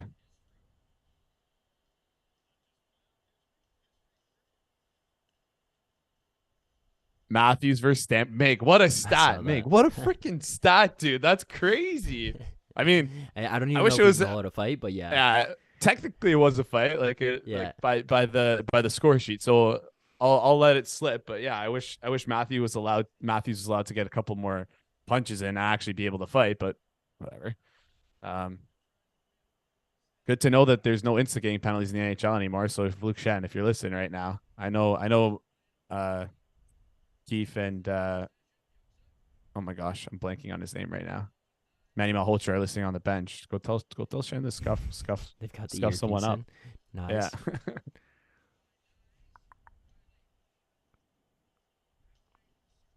This kid looks good, man. Fuck. Yeah.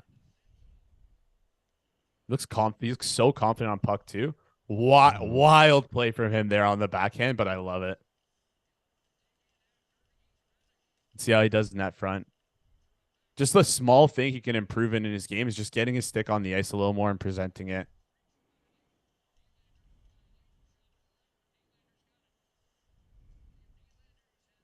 Wait, do we have? Oh, it's Nylander. Bro, you want something to look out for? Watch So, Willie skate backwards. It is one of the more difficult things I've seen, like, from an NHL player. he definitely never learned from his dad's probably like, you don't need to learn how to skate back. You're a forward. Just skate forward. You don't need to skate backwards ever. Like, it is so uncomfortable, dude. When he starts skating backwards, it's like It looks like he's gonna fall clunky. over. And, He's like, yes, yes. it's like his upper body thinks it's gonna. Oh It's my like it's god, way that further hit back than it Shen's should ass. be. Why did they just cut to like a little bar stool on the bench?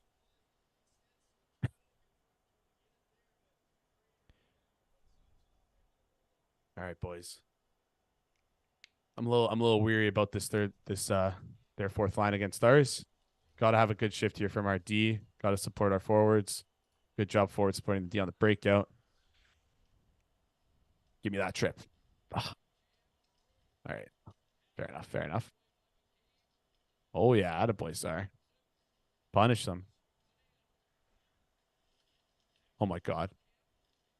Oh, Sam, you gotta fight through that, Sam. Okay, I think I need to get a whistle so that I can refresh because I think you are well above Oh, me am I here. Oh, way shoot. behind me? Or way ahead of you?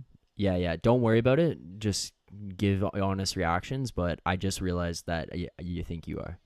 Because you said, like, way to go, Zack, hasn't, like, ZAR. And I was like, what? He hasn't done anything. if if you're on the Fluid TV, Yeah, I am. you can click to the front. Like in the little play bar. But honestly, don't do that. There's a whistle. There's a whistle. So just sync up after. Yeah. Yeah. Yeah.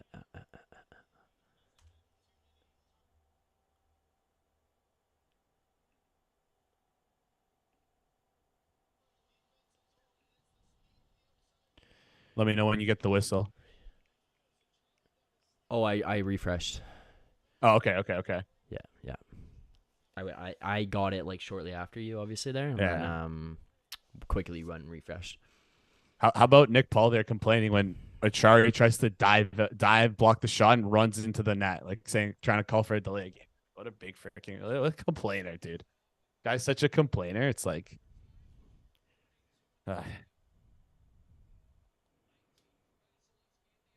Yeah, dude. Chat complaining about all this guy was trying to go Bobby Orr there, like toe dragging in the slot.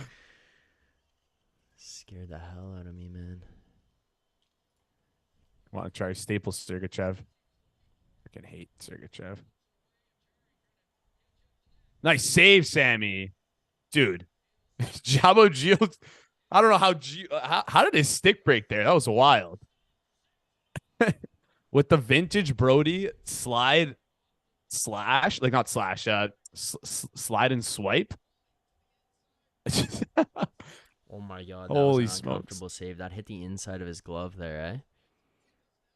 And then the side of his head. Oh my god. Oh my god. Wait. That could have easily been a trip, dude, if Cooch fell. Oh my god. Sammy's keeping us in though. Doesn't matter. It doesn't have to be the prettiest save as long as he's stopping it, right? Come on, Mitch. Come on, Mitch.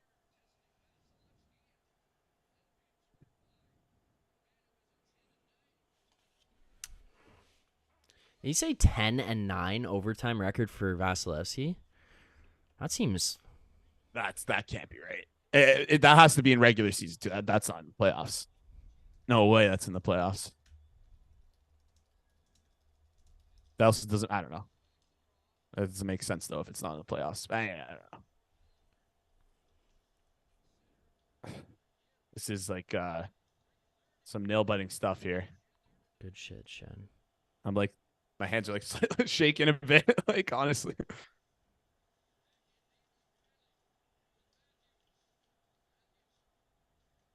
Riley, I love the effort, but like let's be like a little more defensively responsible here. It's not the time to do that.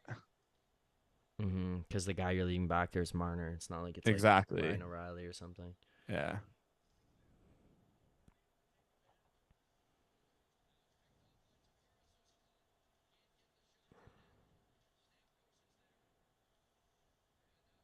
Come on, boys.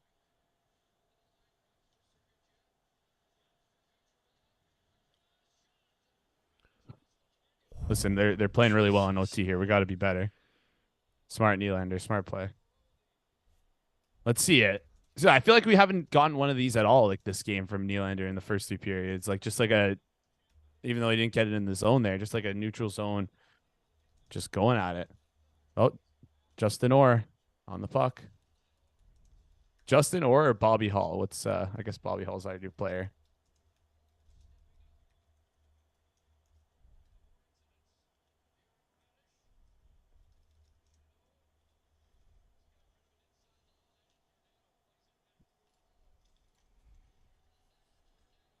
Gio, you got to get on puck there, dude. What a that was a sneaky little play by Achari there to protect the puck and get it out. Yeah. Like very easily could have like fumbled that thing in his skates or. Oh, nice play, nice. Oh my. You know who's been like very, very quiet for a little while now? It's usually a good thing with him, but like very unnoticeable has been Kampf. Yeah. Do you think this has been a good thing? I think it probably has been because he just like that's what he is. He's not a goal scorer. Like he's just a clock eater. Yeah. That's what we need from him is just literally just eat clock.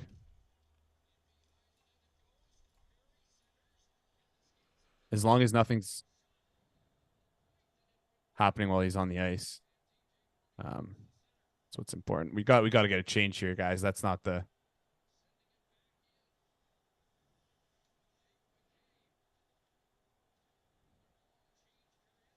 Camp just works. Nick Archeri saying Camp just works, yeah. It's just like we just like haven't heard anything from him. I'm like, I don't have a problem with that really. Not at all. One of the top 5 funniest moments of the seasons for me was him trying to do the Michigan. I thought that was hilarious. If he pulled that off, that would have been all time. Yeah. Even just him attempting it, like just him as a player, like thinking about him, he's just like a pure defensive shutdown guy. Like that's the role he plays. Like very, very little offensive ability. And he's freaking out here trying to Michigan. Like I would have been more upset if I was Montreal about that than the e-bug going in or whatever. Yeah. The ATO. Yeah. Seriously. I'm like, you're your shutdown defensive centerman felt confident enough to try to Michigan on me. Michigan. Like,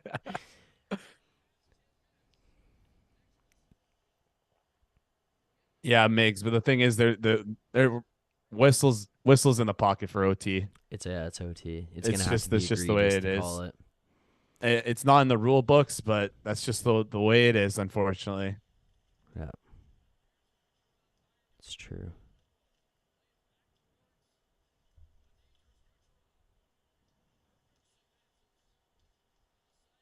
Good stick, Riley. Good stick. Respects. I bag on the guy, but respects. That was a good stick. Got to get it out, though, guys. That's what happens Yo, when I on this compliment whistle, someone. can you do something here? Can you find out how much Willie JT line has played right now in this OT? Yeah. In OT? Yeah, can you find out it? Does it tell you in OT or just total? Let me try and figure that I out. feel like we haven't seen them that much. That's why I'm saying that. No, I think you're right. Let me see. So that'd probably be here. Sorry, I got it. It's the way that they have this set up is almost impossible to read. I gotta use my fingers to go across. Okay, so about here. Looks like Willie's played 3 shifts. Okay. With John, one. His other shift was not with John though. So actually, was it? SB 8877. As far as this OT goes, yeah, this hasn't been great. Like, Tampa's generating the majority of the chances here. But to compare it to Game 6 last year, I would say is completely wrong, because last year in OT, they did not play to not lose. Oh, that's just from behind. That's not even... I missed that. It looks like they got 3 shifts in OT. Okay. Last year in OT, they dominated, like, in Game 6. Would you agree, Jason, last year, like in the Game 6 last year? I thought that they were all over. Yeah. Oh, yeah. And there was like, I remember there was that Kerfoot shot in the slot. He had like a prime opportunity. I think it was like Sergachev, Kucherov, one of the Russian guys, like puck, like muffin in the slot and just missed it. I really think, I think this is the opposite of that OT game. Yeah. What's the I wonder what they're is this just like a TV do they take like timeout. breaks? Or like a commercial break, but they don't have ice commercial cleaning. set. Yeah, that's Ice definitely cleaning. what it is. Yeah. 10-minute mark. Keep fight, attaboy, RNF. Keep fighting. Let's go, guys. We don't give this up to Tampa. We got the heart. Let's go. Let's do it. Let's see it. We got this, boys.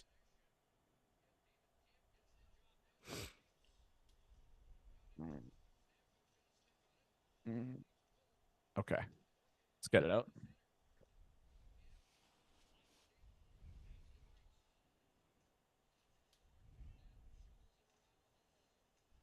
Justin Hall, you gotta look there before you send that pass up the boards. You can't just be blind there.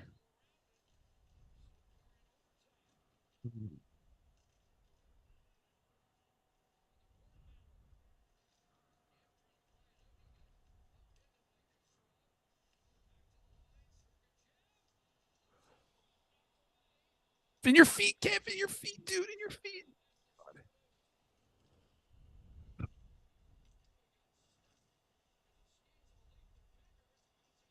Meg, yeah, absolutely. Shot count is ridiculous. Let's listen.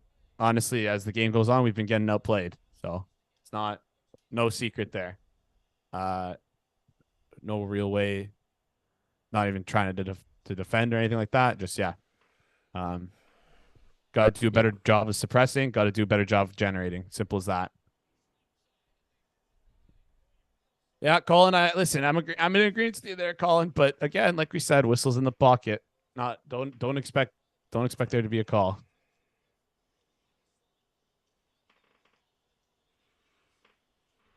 Oh my god, man.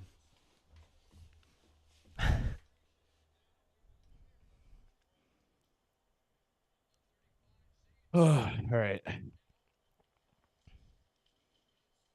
The only disagreement that I have here with it is like they can't match the dirty play because they through the first two games and the last time that they played Tampa, they got called for it.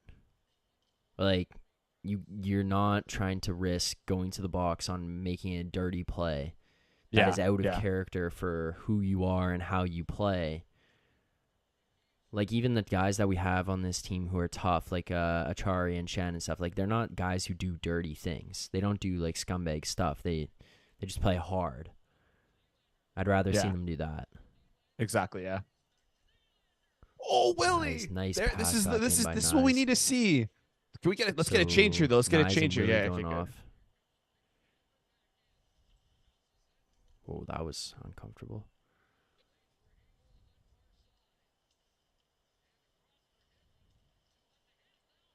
Was Dem Matthews block that? I think he did.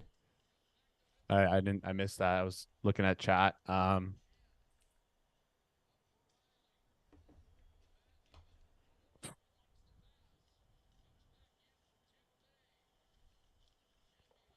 Shen has played very well through these first three games, in my opinion. Yeah. I honestly thought he'd be. Go ahead. No. You're good. My screen just froze. I was like, I'm also getting some connection issues here from On Hockey. Okay. Probably shouldn't mention the name. Yeah, but, it's all good. Talking about the product on the ice. Not the website. I'm definitely watching on a .tv. Shen. It's been a stud. Yeah, Duke 2.0. Shen is solid. RJW, yeah, agree with Zack. Absolutely. Okay. Yeah. Plays stopped, second to breathe. Yeah, Shen's been playing well, like eating pucks, like big hits, not being biggest thing I wanted to see at him was just him not being a deficiency in our own zone. Hasn't looked to be too bad.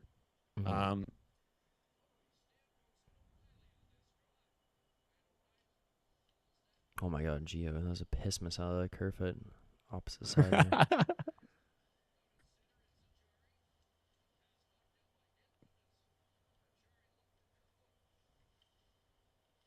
Craig, Leafs need to carry it in. I think it's a tactical thing by Sheldon Keefe to have them dump the puck in. But at this point, I think I agree with you. It feels like Tampa Bay is kind of the puck. Yeah, it feels like Tampa Bay is also cheating. The defensemen are kind of cheating further back and expecting us to dump in and getting on the puck first, right? If they're cheating and doing that and they're inviting us to take the zone, then you're right. We should make a tactical change there and be changing into attack zone entries more with possession. Come on, Will. Who's this line? It seems like he's back to Nyes. Yeah. It seems like he's back to Nyes, JT, and Willie. I don't like that. Yeah, I don't like that. Chat, let us know what you think about the line. Curious what they think. Again, it's never a slight on the player when I talk about things like that. Like, obviously, like these guys are all fantastic players. I don't see how they fit together, like stylistically. Yeah.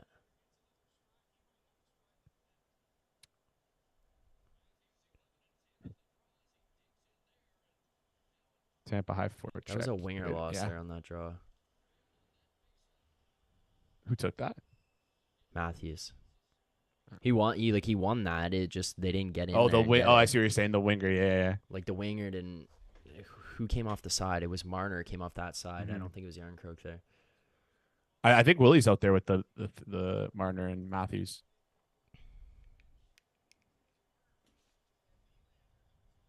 Yep, you're correct. Oh, so okay. It was Willie coming out the side. I think you're right though. I think it was Marner. I think they actually switched it right now and are doing like a little. I think Sheldon Keefe just called the set play from the bench. So from what I heard. What the? What was that swat by Tampa there? Oh. It was better than the Ian Cole grabbing Chuck behind him. Well, yeah. Ooh. That was when I saw that was hilarious. Oh man. Ooh, can't be sending that puck like that. It's offside. That's like clearly offside. No, am I tripping? Maybe not.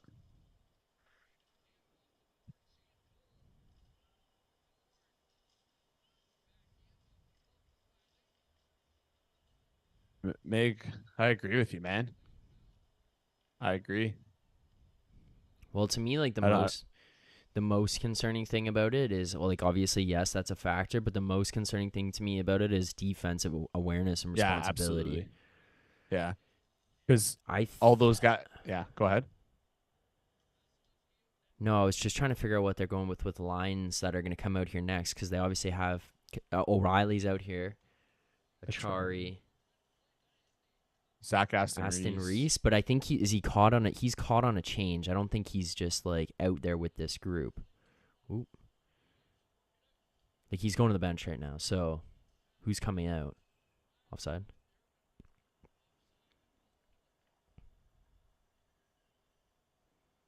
I freaking hate Sergachev so much, man. I cannot. I know I keep saying this. I hate this guy. Like, I hate this guy so much. Him and Kucherov, the Kucherov. Russian They are rats.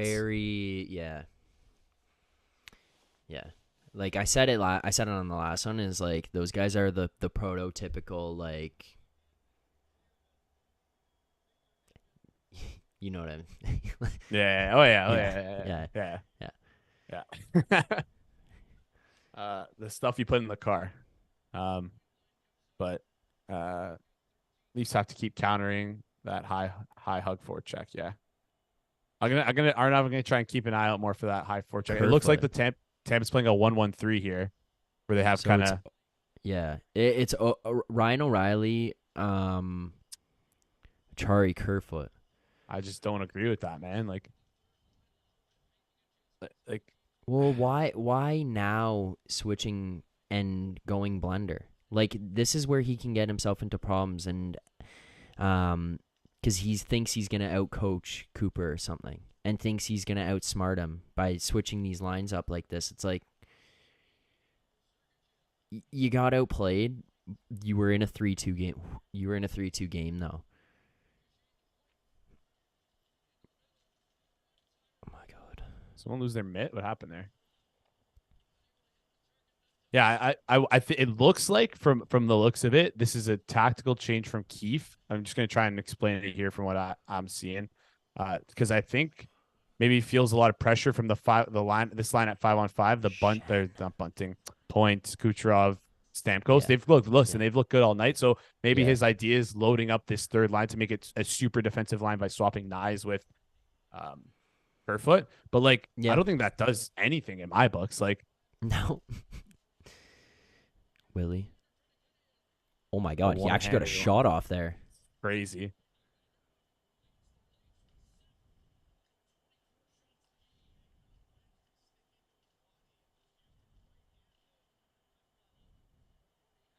What the heck is that from Paul there?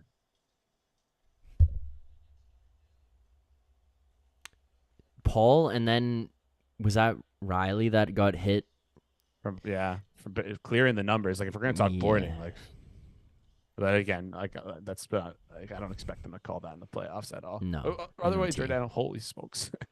You didn't know where the puck was. Yeah, that was hilarious. Got scared for a second there. He was like swimming for a minute. Oh my god, what is going on? Oh my god, Mitch, you. Okay, get some. Post.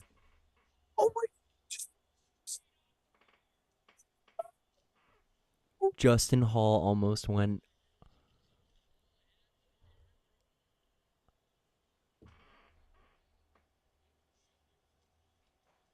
Dude, could you imagine if Hall scored that? The chat.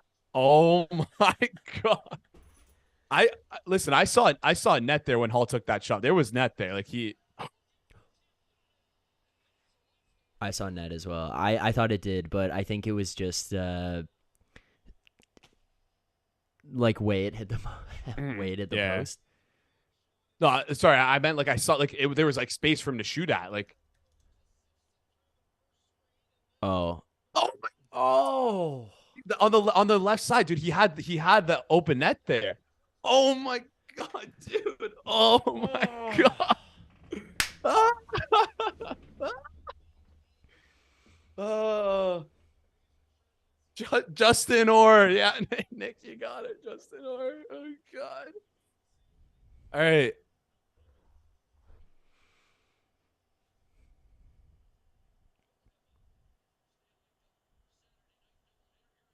Oh! Oh! Oh! Oh! Was that right? Was that Morgan Oh! Oh! Riley? What? My phone is blowing up right now. I am the biggest. Like, oh my god. I've bagged on the guy all year.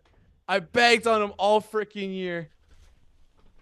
Morgan, was it Morgan Let's Riley? Go! Oh.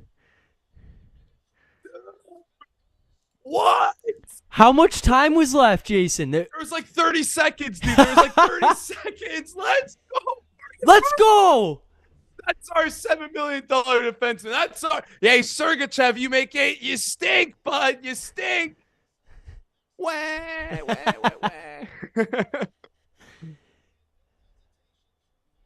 Oh my god, man. Nice on ice. Yeah, Did O'Reilly get a piece of it? That. No, I don't think so. No, clean through. Guys, what a win. You know what? Listen, I am more than okay with admitting when I'm wrong about things. When I came on after the first period, I said Samsonov is playing terrible. He should be pulled. And that was the inflection point of Samsonov's game. He saved us this game. He actually saved us down the stretch. He made some great saves. Oh my god. Yes, you're correct, dude. Wow. I'm like shaking. Dude, they stole a game. They won a game they should not have won. You're right. You're on the back of Ilya Samsonov in OT. Like, I've asked for this all. When we did the preview, I said there's one thing that I feel like we haven't done yet and run away with a game that we feel like we probably should have lost this game. And we did it right here. Massive. Guys, we got outplayed. We got outplayed today. I'm not gonna cookie cut it. We got outplayed.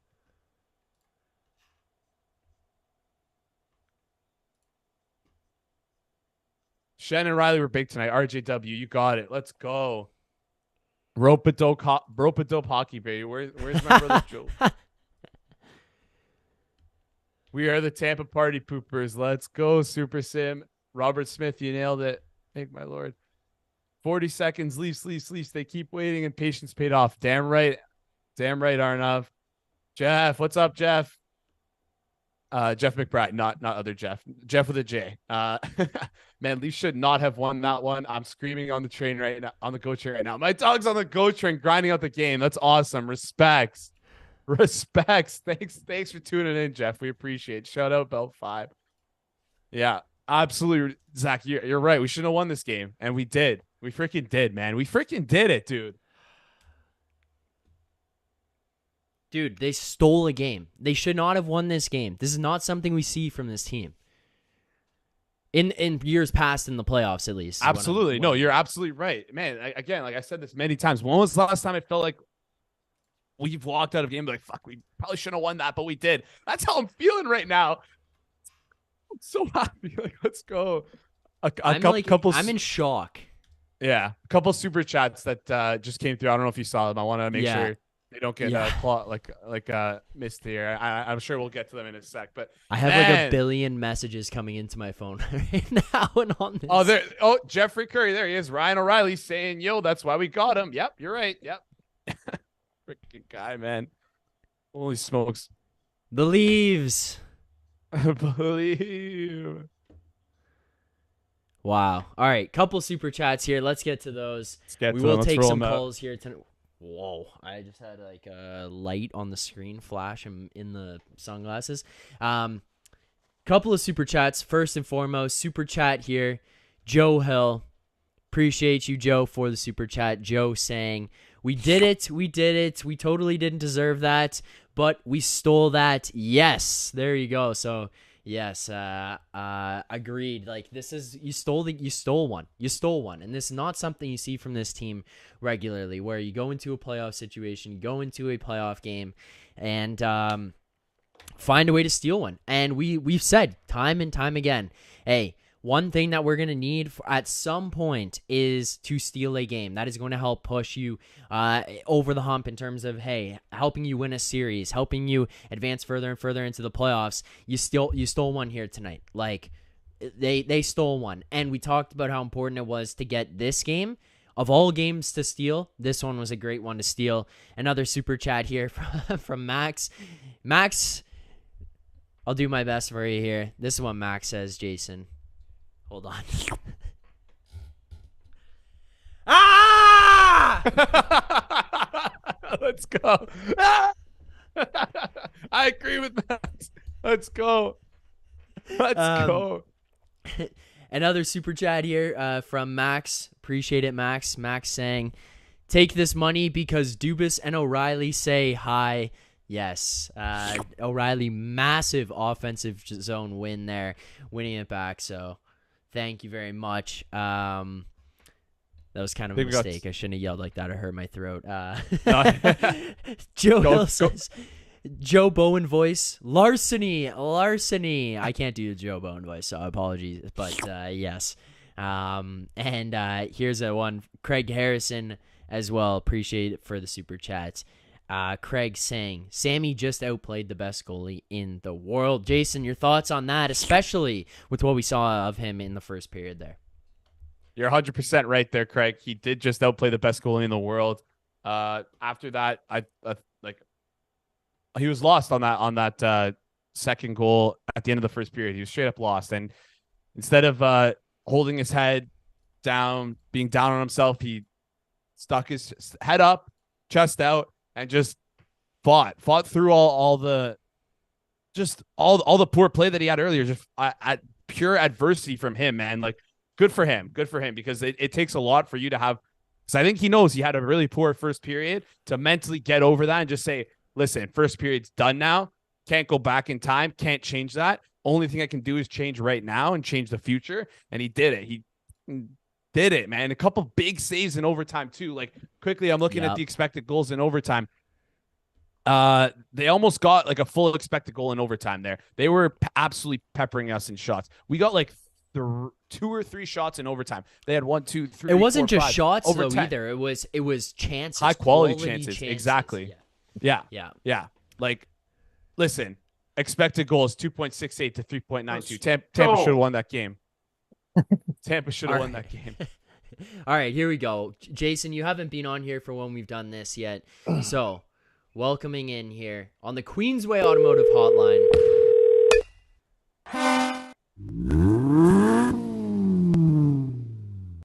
The man, the myth, the legend, Joe Hill. Joe, how you feeling right now? Boys! Oh, man! Oh, let's go! I cannot tell you the depths I was in the second period. I was in an oubliette, a place of forgetting, and we won it! Unbelievable, dude. Unbelievable. I was expecting the second overtime to come through and have to sit through another TNT panel. I was ready to commit Harry Carey. But oh my God, we were saved by Morgan Riley of all people. Holy Christ. Yeah, I know. Playoff Riley. Playoff Riley. Damn right. Damn right. Different beast. Damn right, Joey. Luke Shen holding a dude off with one hand and then making a pass in overtime. Yes. How does a man do that? I mean, Jesus Christ, right? And then, we were barely taking these shots. Mitch made a couple, and we still did it. This is the type of game you need in the playoffs, guys. One of those saves that Sammy made, if that was Jack Campbell, it was going in. 2 of those saves, if it was Jack Campbell, it would have Yeah. gone in, but it didn't Twice. go in. Yeah. I'm just in utter amazement, boys. I'm in amazement, and I'm so happy. I mean, that Kawhi meme's going around. Let's fucking take both. Let's fucking take both and win this at home. Put it away.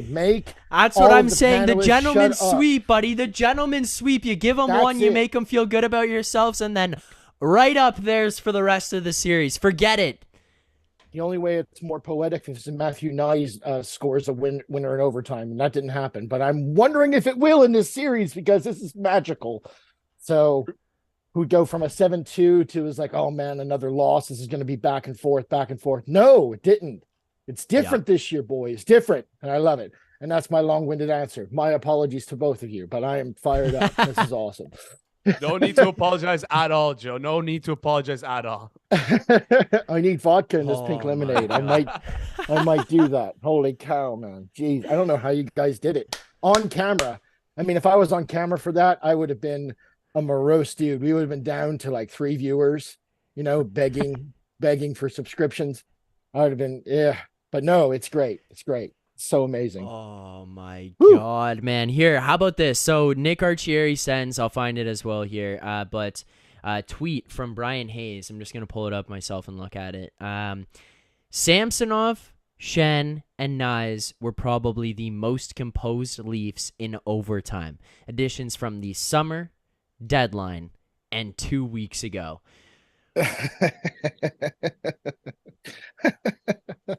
Like, in Dubas we trust. If he doesn't get a $20 million a $20 million 20 contract or something like that, and geez, I mean, yeah. good grief. I mean Uh, that O'Reilly yeah. goal. Woo! I mean, Oh my gosh. right?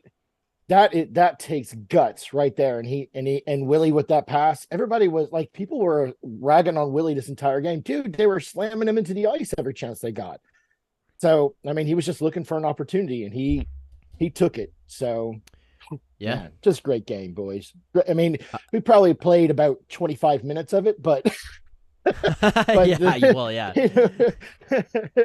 But still, I mean, they're going to have nights like that too, and we got to find ways to beat them then too. So that's if they can't do that, then that's on them. So, couple things here. So first and foremost, go through some of these super chats. Phenom with the super chat here. Leafs undefeated with Matty Nyes in the lineups. Game winning on the screen for game winning goal. Yes, they are undefeated all time with him in the lineup, I guess. All time right now. Yeah. Against Florida, 1, Tampa, 1. Yeah, Rangers 1, and then he played in game 2, 1, game 3, 1.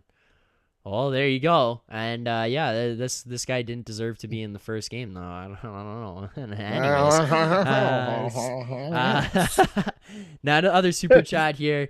Super chat from Max Entius Decimus. Max saying, "Nice, say his name, nice." Yes, get fired up. Get fired up over Matthew Nyes.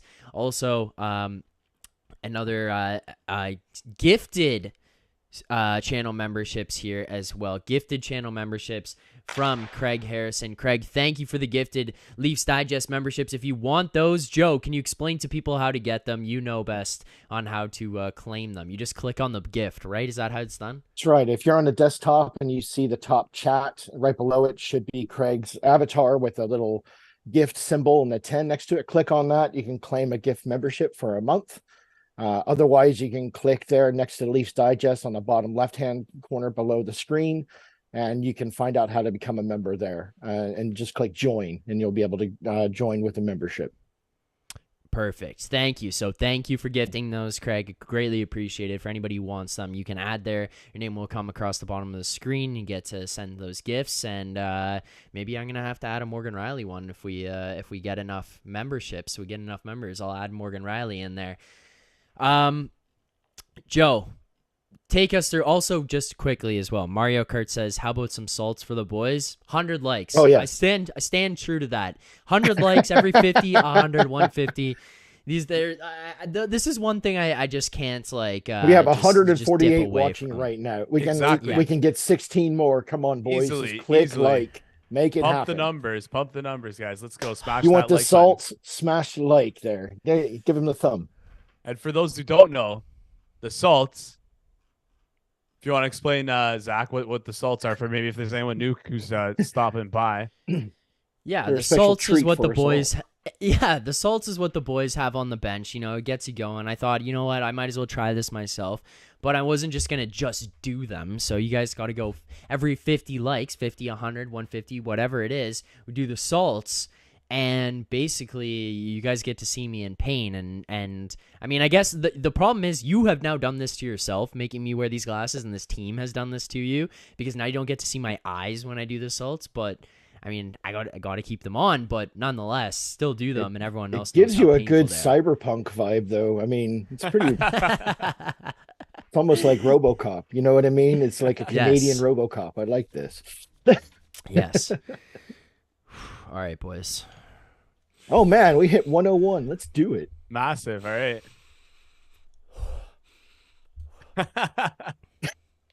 It's like jumping into a super chlorinated pool, public pool. Honestly, I'll just show you guys. Oh, you can't even open them all the way. Look at that. Look at them. Oh, all right. Joe, what's going on here with this Leafs team? You come out, you play, start slow. How are you feeling by the way that they were playing in the first period? You get out to a lead, you blow that one with 30 seconds left. Oops, sorry, knocked something over beside me. You blow the lead with 30 seconds left, and then from that point on, basically Tampa just took over. Samsonov didn't play that well in the first period, kind of went downhill. Were you basically like panicking at that point about like what the heck is going on? I was panicking after the second, not the first. Okay. I had a feeling, and I made $5, by the way, on a bet, on a $1 bet. Whoever scored first would win the game, right? And I really felt with Cookie coming out the way that he did, and that score, it was very fast, it was very definitive. It started to have a feeling of like, hey, the third line scored against against Vazzy. It might be another Friday or Thursday night, you know what I mean? And then it became readily apparent towards the end of the first and definitely through the second that that was not going to be the case. Now, I mean, Hedman's in, so he's definitely a difference maker. You have, we beat them pretty bad, so they're going to come out pretty feisty. Look, I mean, Tampa is a greasy team, you know. I mean, they really are. They know how to play the refs, they know how to play the system, and they do it very well, and they know how to play playoff hockey. So, what I really liked though is in the third we started to step it up a little bit, but it just didn't feel like enough, right? It felt like a late game 7 push.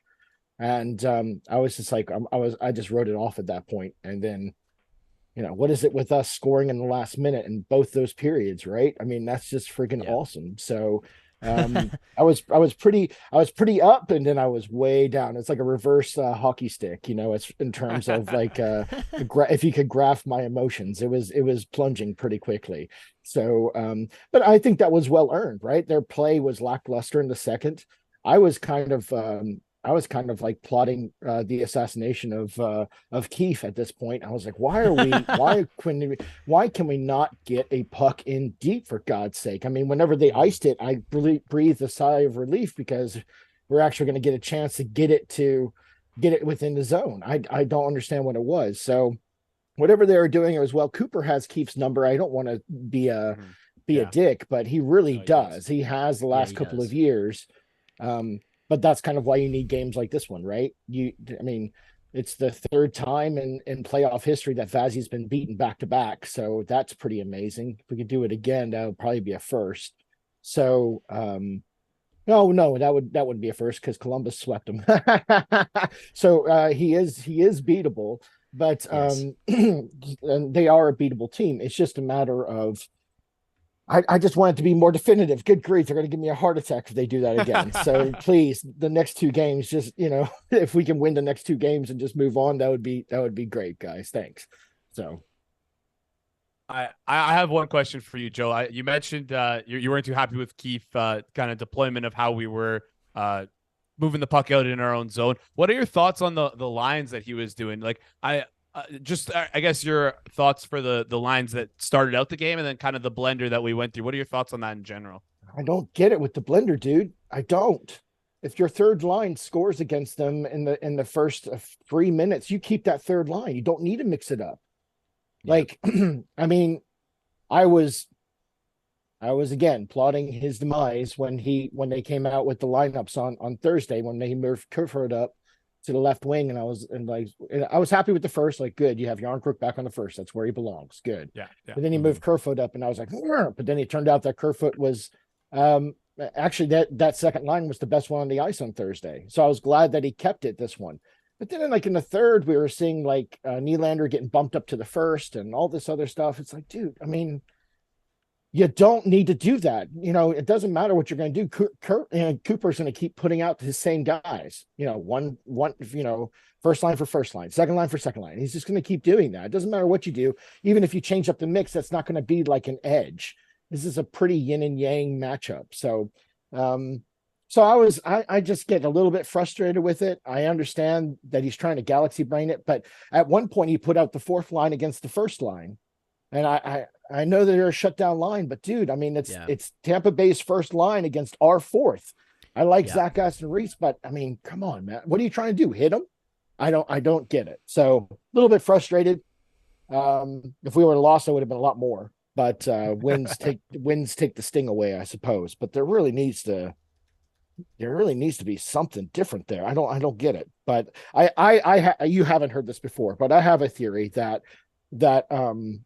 the Montreal series broke Keith's brain when he lost Tavares. And at that point, the matchups were all mismatched because we didn't have our captain in anymore and our second line was gone. And there really wasn't. So from then on out, last year and this year, he's been doing the blender thing. I really think it's based on anxiety for him. And I think that whenever things get tight, you start to see it more and more and more, especially when the clock starts ticking down. You see more of the blender rather than less. And I just don't think he needs to do that. I think this team has proven that, but that's just my opinion. So, yeah, I mean, I think he needs to have some faith in the players that he has out on the, like, in this roster is what it is. And like have the faith in their ability, whether it be the blenders or whether it be the line matchups and stuff that he goes to. He just has to trust them, because you see, like I was saying to Jason, I said it before the game and in this as well, is like, if your big boys can't beat them or shut them down and match them defensively and go head to head with their top players on their team, who are also considered top players in the league, if they can't do that, then you got bigger problems than just abilities to match up and that kind of stuff. Like, if they can't go head to head, you got bigger problems. You're not going to have success. It doesn't matter what it is. So have some goddamn faith. Trust these guys that they can do it. Trust these guys. By Austin. Yeah. That score by Austin alone should tell you they got this. How in the world did he see that, by the way? Holy cow, right? I know. He barely had enough time to turn around. It's like, oop, Anyway. So just trust them. Trust them. Believe in that. Believe in what they can do out there. Don't overthink this. I do agree with you in terms of that Montreal one was kind of like, oh my God, what happens if you get there and all of a sudden you need to change lines and you have to go to things you've never seen before. And instead of having that, he said, I might as well play everybody at least one shift together forever. And everyone will play in every combination of every possible way we could ever line anybody up. You know, when you're in high school and you do permutations and combinations. And I was about to say, how many possible permutations and combinations of the Leafs lineup can we do? And Keith came out with 1 billion and said, I think I can do it.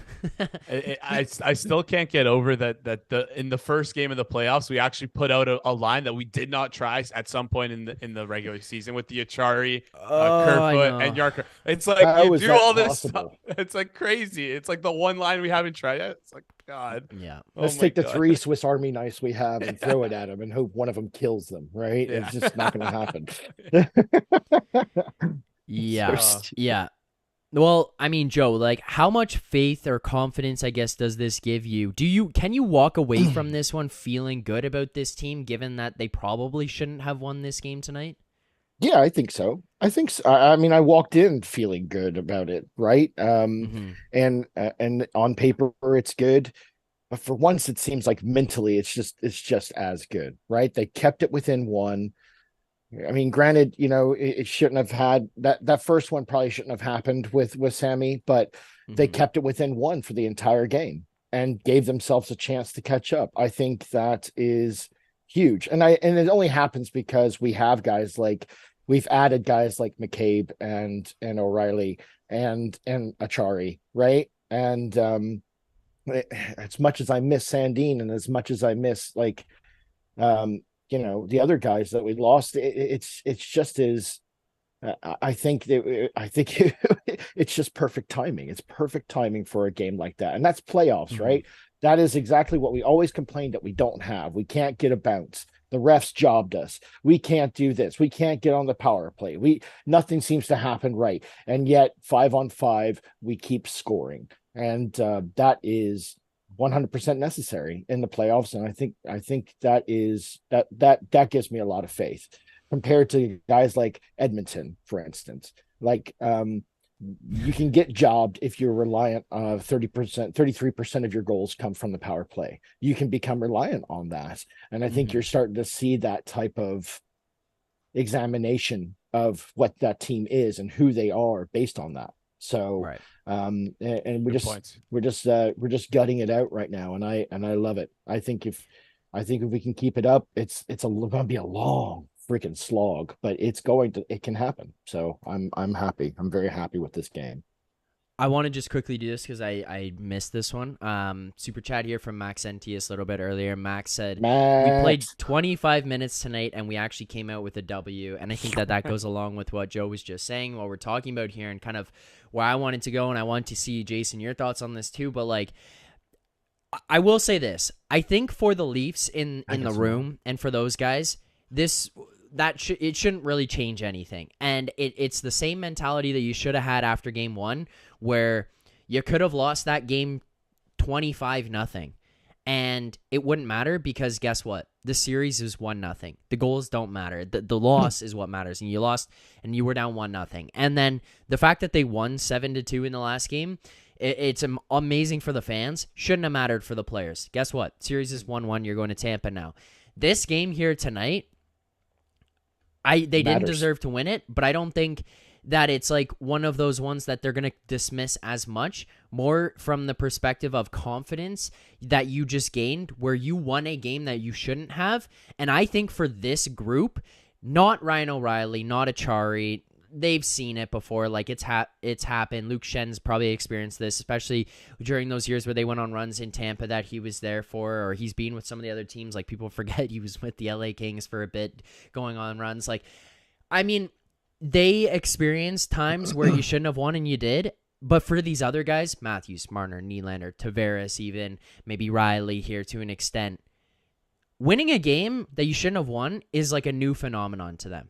And it's not like this is something that's going to make them just be oh, this matters more than anything else. But maybe it's that thing of we could never get this before and we got it. And maybe they look around the room and look at guys like O'Reilly and Achari, and they look at Luke Schenn and go, wow, you guys helped us do this. You stayed calm. You stayed confident. I don't know what those guys said in the room. I have no idea, so it's pure speculation on some of it. But maybe they're in the room and they're saying, hey, we're fine. We're fine. Just keep this a one-goal game. Battle back. We still have time. Battle back. We have time. We have time. That kind of stuff. Instill confidence. Maybe those voices that just weren't there before help elevate you in a sense. Help elevate your confidence and stuff. And then this is something for them. They walk away and go, we never would have won that before. We never would have won that.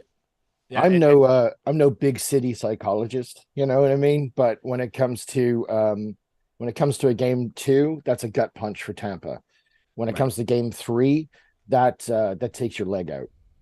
Right. Absolutely. That is something that's very important psychologically in a game like this. Cooper is very good at coming out with different things. The last game bothered him. I'm really curious to see what his comments are after this one, because his confidence was very shaken, and they had that closed door meeting right afterwards. I want to know what their reaction to it's going to be here, because I have a feeling they're going to come out just all physical. They're not even going to try to score for the first period next game. But a game like this, it really does it, especially with a goalie like Vazzy. Yeah, he's been there before and everything else of that. What happens to him though when he loses back-to-backs? He collapses, bro. He does not do well. His reaction to the one in Columbus and his reaction to the one against, I think, Boston, was not good.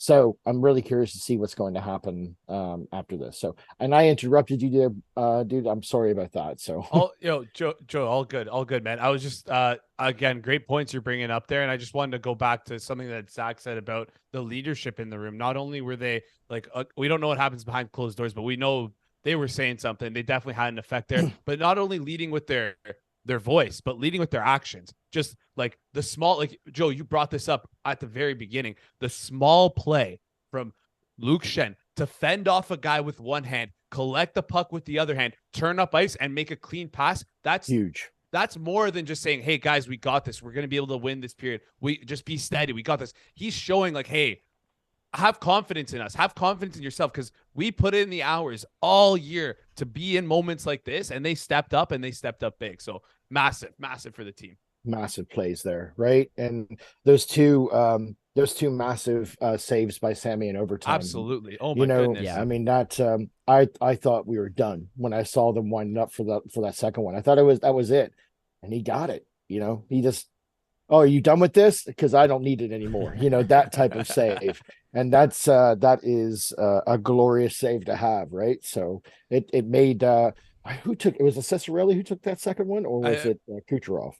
I think it was Cooch. But they looked winded, so that's all I cared about. It was pretty sick.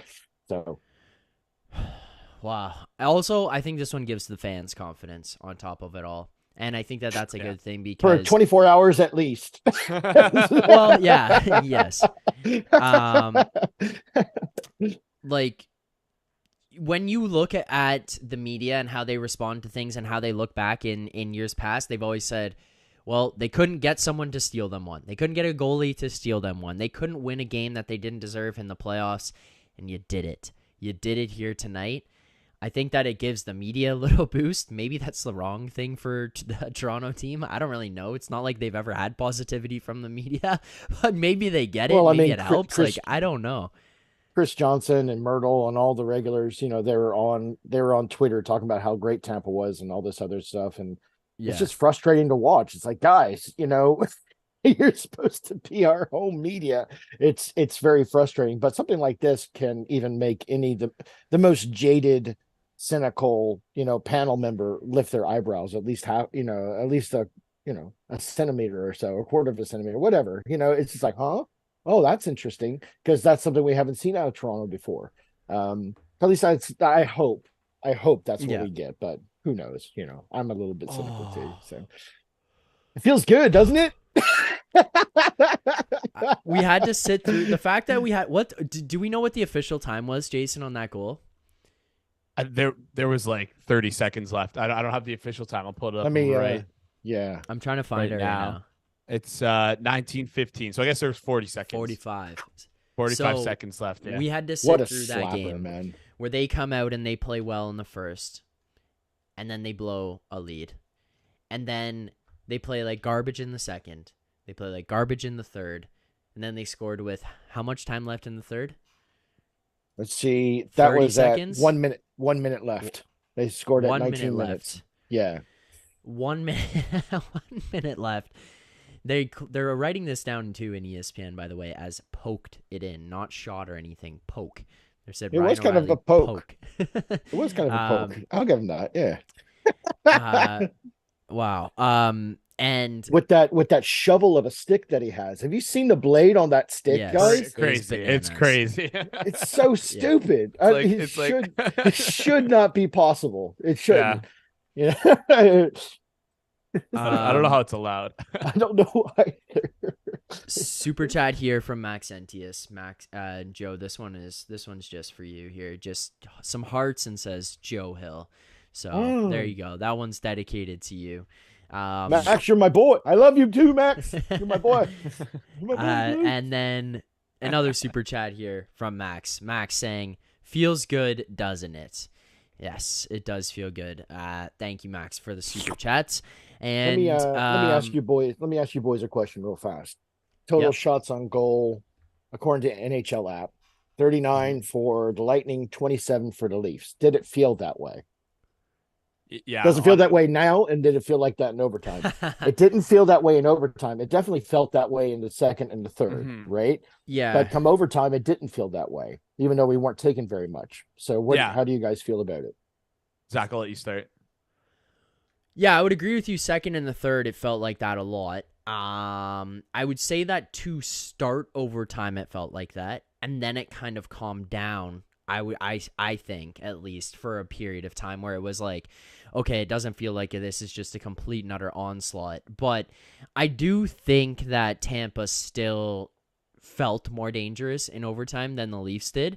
And like the one thing, Joe, remember last year, game 6, or the Leafs like dominated the game 6 overtime, and it was like chance, chance, chance, chance, chance, and then it was like Tampa just came down, bang, goal, over, and then all of a sudden we're going back to Toronto for 7. That was it. Yeah. All right, so I mean, I look at those. Sometimes you just have to win those, and sometimes you have to pull those out. So yeah, the Leafs got.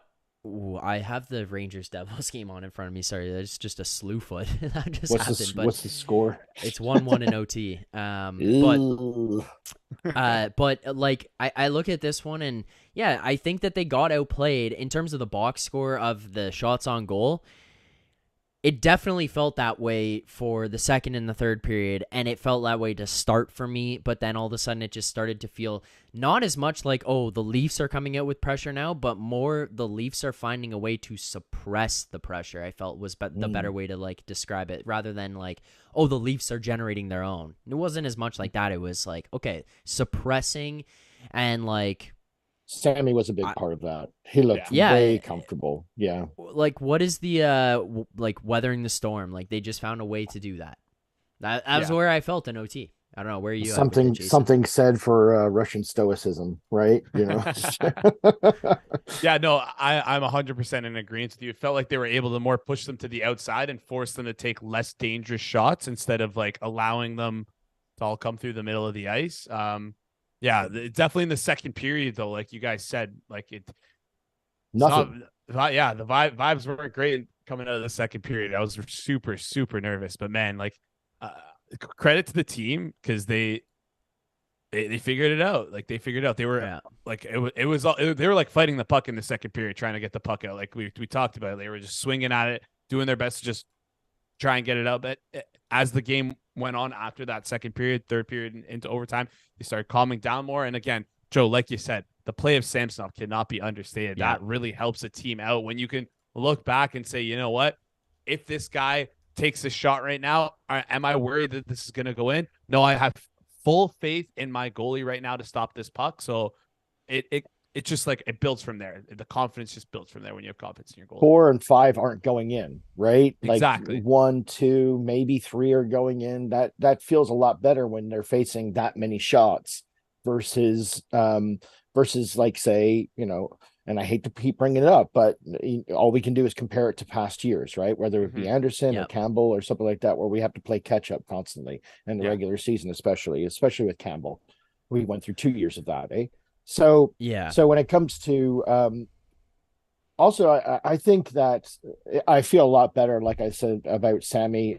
I was still predicting Murray was going to be our starter. Boy, was I wrong, but oh well, you know, you can be wrong sometimes. But when it comes to the next game, I really hope that this is kind of like a wake up, like put the pedal the F down, right? Not only did it feel like we took the foot off the gas after the first, because of our momentum from game 2. I really felt like we just need to keep that momentum going in the next game. Gosh, I hope we can see that. Do you think the guys have it in them in order to do it? Because I don't think we've seen that type of momentum before. We started to see it in the tail end of this regular season, but that was like a lot of road games. So do you guys think we have it in us to take 2 away from Tampa in their own barn? I have one word for you, Joe. Yes. Sammy doesn't break, does he? Sammy doesn't break. I have a statement for you, actually, Joe. Even better. We can and we will. And we will. I'm sorry to ask the host questions. I know you guys should, but it's all good. These are things that are just going through my head as I'm watching. Yeah, it. I like it. I like it. No, honestly, I don't have too much of an analysis there. It's more just like, You won the first one. Why the hell couldn't you win the second one? Like, forget it. You stole a game here you didn't have any business winning.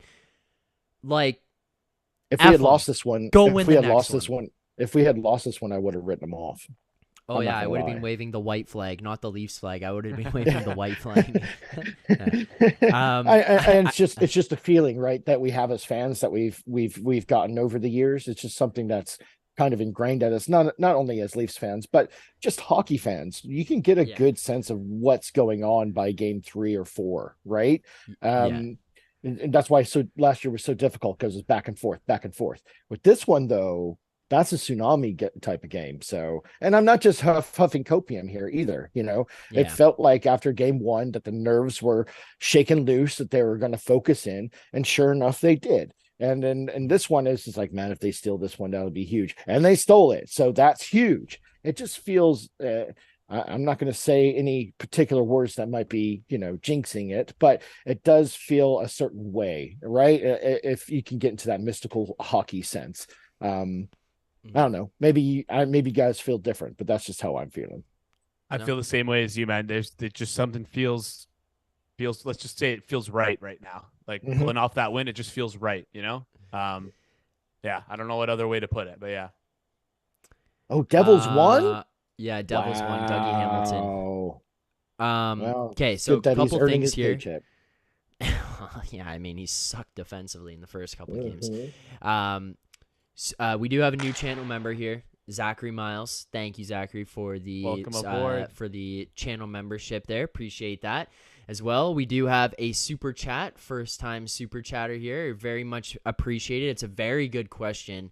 And it goes along with something I was going to ask you guys as well, kind of going into this. So it's a good transition here. But Nicole saying, what should we do with Bunting? Is he going to be a liability with what we accomplished without him? If this is asked, I'm late to the chat. My bad. It's all good. I appreciate the super chat very much. Thank you for doing that.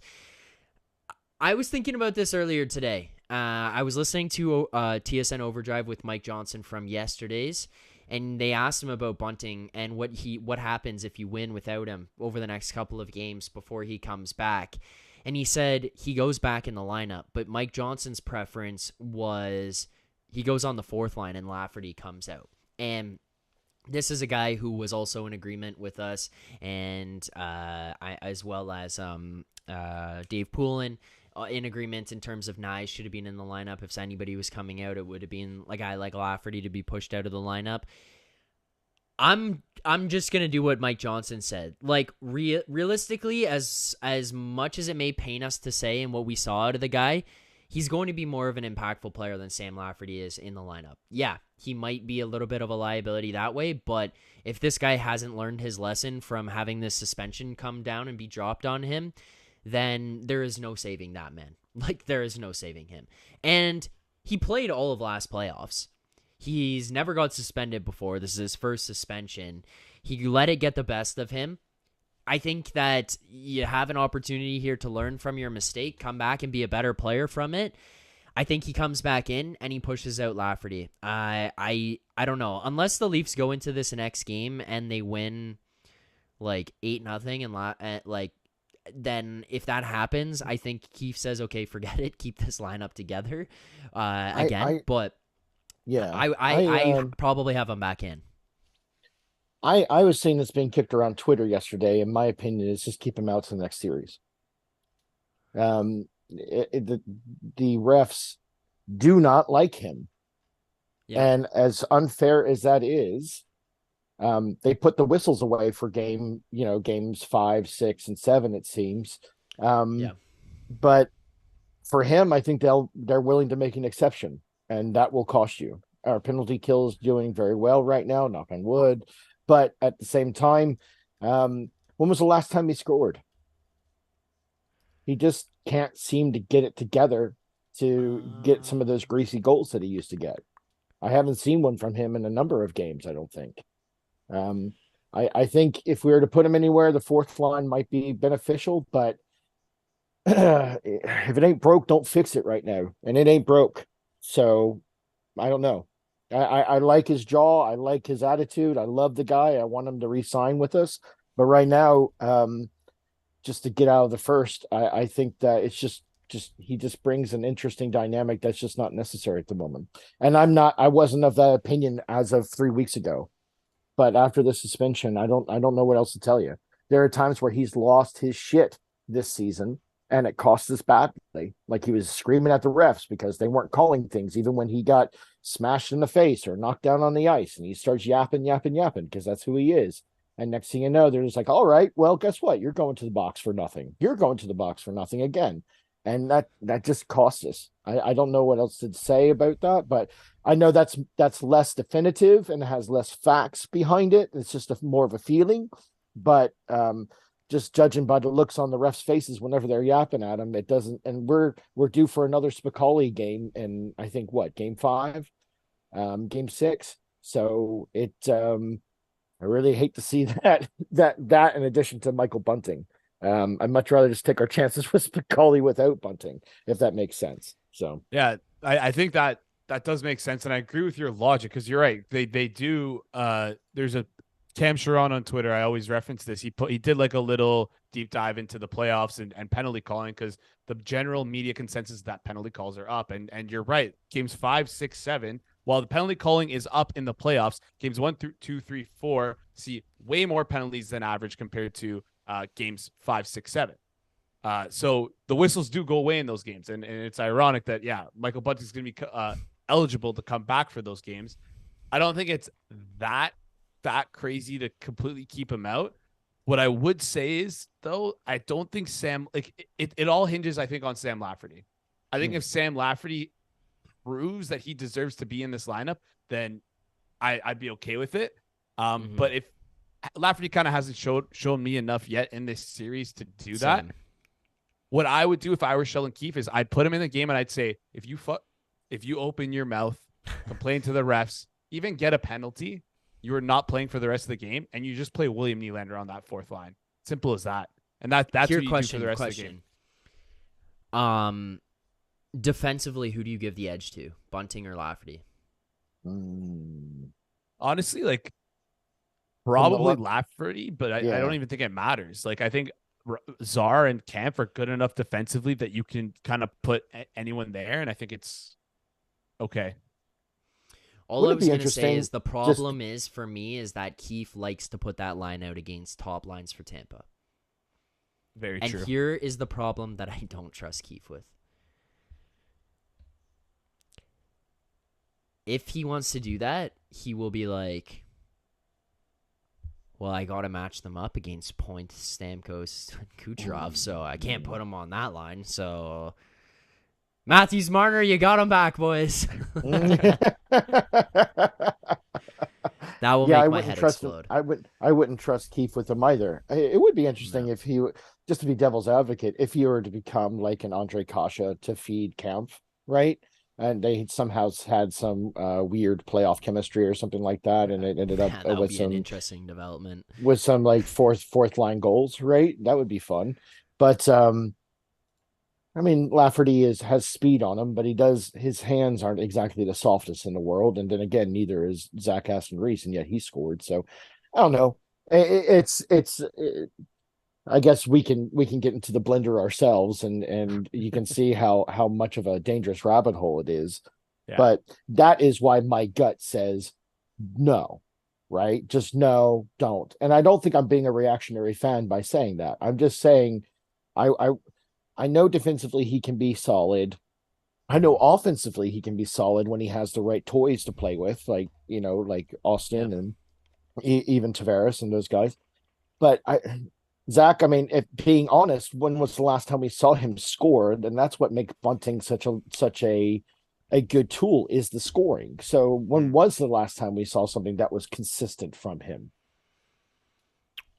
Yeah, I don't know. Like, I can't really give you that answer. It's more just like the energy that he can bring and the ability to piss guys off. But the problem comes with him where he's at right now is that he seems to be penalized for it more often than not. And if that's going to come and the offense isn't and the defense is lessened, then there is that intangible. I'll give you that. Then there's some concern there. But I don't know. I'm not taking Aston-Reese out for him. I'm not taking Nyes out for him ever again. Like, No, this no guy's chance. not No coming out of chance. my lineup ever. So yeah, I don't He know. had the most. He had the most grit out of all of them tonight, too. By the Dude, way, he no, played it's one. He just was one of the best players on the ice from start to he finish. really Like, was. I mean, he was driving and doing I those said to things. Jason while And we were watching it, the one thing that was like, oh my god, was he was out there in 6-on-5. This guy couldn't Yeah. dress in game 1 and game 3 with a minute left, losing by a goal. He's on the ice in your 6-on-5 situation, and he's playing minutes with Matthews and Marner, and you're putting him up with Tavares and Willie to get them going. Like, this kid was and he playing went college through hockey 3 2 weeks ago. guys Like, twice. He went through 3 yeah, guys twice to get to the net. You know yeah, what I mean? I mean, good grief, right? yeah. So anyway, All right, couple things here in the chat we need to get to. Super chat here from Maxentius Decimus. Max, also, by the way, I saw someone say, our man say, take Campbell out of there. He's not on the team anymore. No. No. This was the OG super chat. This is, we kept it all season. 100-point year again. Playoffs, leading right now in the series 2-1. It's not going anywhere. Maybe revamp in next season. It's not going anywhere for now. So no. it's like the Holonotes goal song. It's not going anywhere. Yeah, Sorry, it's not guys. going Exactly. anywhere. Yeah, it's the Wolf of Wall Street not effing leaving. That's I'm what's not going leaving. I'm not leaving. But Max saying, how little do we talk about TJ Brody? Struggled in game 1, still struggled in game 2, even though the team won 7-3. Like, he wasn't the best. Didn't look that great here tonight. He is. I'm gonna be hammered. honest. For me, it's more just been a quiet, dismissed thing for myself, because Jake McCabe is playing well. He didn't play that well in the first period and probably the second period tonight. So I think criticism from tonight is fair. Like, I think that's value. That's you deserve that. If you want to criticize him, you have every right to on tonight. But I still strongly believe in McCabe's ability to help calm things down back there. And I think with Brody alongside him, that pairing isn't a disaster. So I'm okay with it. I do have concerns. Like, I'm not going to be like, pretend that they're not there. I have concerns with Brody and the fact that he's not been that great. I have more concerns about Gio than I do Brody. With Gio? Hot take, but I've seen him miss a couple of assignments, and a couple of them have nearly cost us goals, and it is not unreasonable to say that I'd pick Brody over Gio right now. So anyway, just say. Yeah, all right. Jason, I don't know what your thoughts are. I don't know. Like, for me, it's like, in terms of talking about Brody, I just am like, there's nothing we can do. It's the same thing as Hull. You could hate it. We can hate him as much as we want. He sucked in game 1. He sucked in. He wasn't even good in game 2. Like, he still walked away being one of 2 players a minus on the Leafs. They won 7-2 and only had 2 power play goals, which he wasn't on the ice for, by the way. So it's not like he was on the ice for those goals, and he still manages to be a minus in that game. So I walked away like, there's nothing we can do because Keith's still going to play them. So yeah, we can talk about these things, but there were like bigger issues for me ahead of that. I don't know, Jason, what do you think? Yeah, I feel like Brody definitely didn't have his best game, hasn't had his best series tonight, but I think that's part of the reason why we get a guy like Jake McCabe to just insulate him a little bit. Not that he would ever need insulating, but just like, if he ever has an off game, you have a guy like McCabe to help him out. I think the biggest thing that he brings, though, and like, he gets dealt the worst hand out of him, and McCabe get dealt the worst hand out of all the D. He gets paired up against the toughest lines, gets the toughest minutes, gets all the D zone shifts, gets literally, we give him the crappiest minutes possible. And that's by design, right? We want him. That's like his role, is to be a defensive shutdown guy. And did he do his job at 5-on-5? 2 goals against, not fully, but hey, I don't think it's solely on him. I think it was a group effort could have been better, I think, is what I'm trying to look for here. I'm not worried about TJ Brody. I think he does a lot of little things that are, I don't want to say, like, they almost, you just don't notice. It's whether it just be like a solid breakout pass or simply boxing a guy out in front of the net to clear the sight line for Samsonov so he can save the puck. Just small things like that. He doesn't make these big big grand plays, like a big hit or anything like that, or he'll rarely ever score a goal. But I'm not too worried about Brody yet. I think again I'm that's not why I brought either. him a game. Yeah. I think he's steady. He's steady, and we'll let him be steady. I think in game one he got hammered too, Absolutely. more than a few times, and I Yeah. think that'll shake anybody up. But Yeah. and then they started to get way more physical towards the end of last game. In this game, it was grindy. So I'm not I'm not upset with him. A lot of people like to bring him up because he is so quiet, but that's part of his game. Even when he was in Calgary, he's a guy that goes out and does his job. Did he have some turnovers? Yeah, but everybody had turnovers tonight, guys. I don't think we can all just focus on Brody there. I just think that it was like we said, it's a grindy game tonight, and everybody was taking shots away from everybody, and that's all there was to it. So Yeah. I don't think it's time to hit the panic button just yet. And we have Lily waiting in the wings if we do, and then we go Yeah. into the blender, right? But I'm hoping we can bring Lily out for Boston because chances are we're going to be getting more power plays if we do face off against Boston or Florida, whoever that might be. No, let's make no assumptions here. But it's just one of those things where we're going to have to. The depth is a good thing, so I don't see why we should complain about it. It's way better than what we used to have, so I'll just leave it at that. So, okay, there's a super chat here I got to get to, and then we'll go back to the other ones. This one is more just because there's not much to have to say about it, but super chat here from Dukes07. Dukes, appreciate the super chat. Duke says 14 more wins until you get that Hall tattoo you promised me you'd get. Sweating yet? Share an embrace with number 3 while wearing his jersey. Hashtag Hall of Fame with a O instead of an A. Hall of Fame. Duke says the best Look, super chats, if I did say I would get the Hall tattoo, Joe, I don't know do you remember me saying that? I'm pretty sure I promised I would buy the jersey and wear it to the parade if they won. I was pretty sure you said if they won the cup or something, you get like a Leafs tattoo. That was about the best I heard. Yeah, I didn't remember saying a Hall one, but like, if I said that, feel free to hold me accountable. I'll do it. I'll just get like a number 3 on my leg. Yeah, can you imagine having Hall immortalized on your body? No, I would have to get number 3, and then I could at least tell people like it's Dion Phaneuf or something. Like, yeah. If I did say it, you can hold me accountable. I will do it. I promise. If they win, and I did say that, but like I don't actually remember saying that. So like I don't think I said that one. Anytime someone brings up Phaneuf, by the way, this is a complete tangent. I apologize. Do you guys remember the HBO behind the scenes stuff when we had Carlisle and Joffrey and all those guys, right? Yes. The best part of that series to me was sitting there watching it as a Leafs fan, and it had been years since I had been keeping up with Leafs. I was just getting back into it. And I was like, oh yeah, behind the scenes, great. And Phaneuf was arguing with Sidney Crosby about a penalty or something like that. He's like, come on, Sid, you know that's not fair or something like that. It's like, I don't know what to tell you, man. He's like, yeah, but you wouldn't like it if I did that to you. It's like, I don't know. And he skates away from him.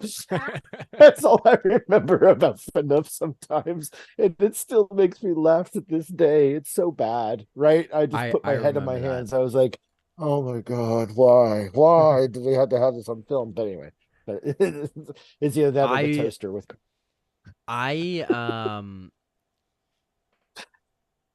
I have a Phaneuf jersey from when he came here. He was my favorite player. He could lay people out, eh? He was a player that I wanted to play against or play like because I was a defenseman at the time. Just in terms of defensemen in the NHL, like currently at that time, like my favorite players were Matt Sundin, but like at that point, I was like, man, I love Dion Phaneuf when he was in Calgary, and then he got to Toronto. I was like, I'm the happiest person in the world. Like got a Phaneuf captain's jersey, and then. Yeah, we all know how that went here. But I also think that that's a situation where he was asked to be something he wasn't, and it just spiraled for him here. And it was always like he was being compared to what people thought he could be and not what he should be. Or flip that. Yeah. He was being compared to what he should be in the eyes of the media, not what he actually could be. And it just didn't go well. So it was always like, oh, you're not going up to your standards. But Yeah, Seattle, Colorado, 3-3 right now. I'm watching that. I have that in front of me as well. But That is a surprise to me, man. Crazy. That whole series is crazy to me. yeah, You know, if I could it's fun to pick a watch. West Coast, if I could pick a West Coast team to love, it would probably be Seattle, just because they're so new and they're just developing who they are, and I love that I like town. Dallas. Dallas is fun too, right? Just a I beefy, like tough LA as team. well because then when 97 loses in the first round, he's gonna make his way over to Toronto. Toronto. We'll just have paying for 5 guys, and then the rest will all be like entry level contracts that year. Whatever. Let's Yeah, just hope that's for the fine. best. I'm okay with that. I'm We could okay do with it. that. It's Better than your job is to draw penalties. better than the setup they have right now in Edmonton, right? That's true. Yeah. Paying 2 guys. Super chat here from Michael as well. So we'll go through some of these. Michael, thank you. Michael says, Zach, good show. Thank you, Michael. The looks of the game completely different from previous seasons. How we beat them is exactly how the Lightning beat us last season. I would agree for a few of the games that we played in. Like it was ones where the Leafs outplayed, and then you walk away being like, well, they couldn't get it done. Well, Tampa outplayed them, and the Leafs got it done here tonight. So I agree with that. I appreciate the super chat. I think we kind of have talked about the differences in terms of expected goals and the domination a lot, so we've got into that. So we're not digging into it too much more, but appreciate that. Milan here with another super chat. He says, you can't justify ZAR over Bunting. Just limit his role. Nyes is the real deal. Love what I see. Energy feels different than years past. So let's break this down. There's 3 different pieces. First and foremost, justify ZAR. You can't justify ZAR over Bunting. Just limit his role. I don't think any of us are justifying ZAR over Bunting. But the chemistry of that I team, think we can that all line, agree that he probably should be in over a Lafferty. So the conversation then switches over to Lafferty. Should Lafferty be in over Bunting based on the chemistry, based on how things are going, based on if you can trust Bunting or not? I also think next game is also dependent on what we do and how the things go moving forward. So there's that. Second part being Nyes is the real deal. Love what I see. Jason and I have kind of spelled our love out here for Nyes during today's show. But Joe, talk to us about your thoughts on Nyes and how impressed you've been with him so far today. He's not scoring 4 games in game 1, right? But man, does he turn like Austin used to turn. You know what I mean? He might become too predictable because as soon as he gets it, he's going to change directions on you really fast. But man, does he do it so smooth. And the strongest play, I think, was tonight. That's the strongest we've seen him play, and that says something. Like I said, he drove it through 3 guys twice in clutch times. I don't think I've ever seen a rookie play 5 games and come in that clutch and that type of. It might just be because he might not even occur to him how much pressure he should be under, right? He's playing like it's like the regular season, and he's doing so well with it. I don't know if he'll ever be like a 50 goal scorer or anything else like that, but man, he's going to be like, I wouldn't be surprised if you don't see 10, 15, 20 within his first couple of years there, if not more. He's going to be an overachiever. So he's definitely a good ad. Really happy that we have him. And I don't want to hear anything else. Remember, we had that huge argument after the last regular season Tampa game about whether or not he should play in the playoffs. And everybody was frustrating argument of my entire life. Yeah, people were like, "No, don't do it," because we were scared that he was gonna make a huge mistake that was gonna cost us. Guys, I don't want to hear anything else like that ever again. I love you, but man, that was a hot take from some people in the chat, especially considering what we've gotten out of him now. So I'm very pleased with his play so far.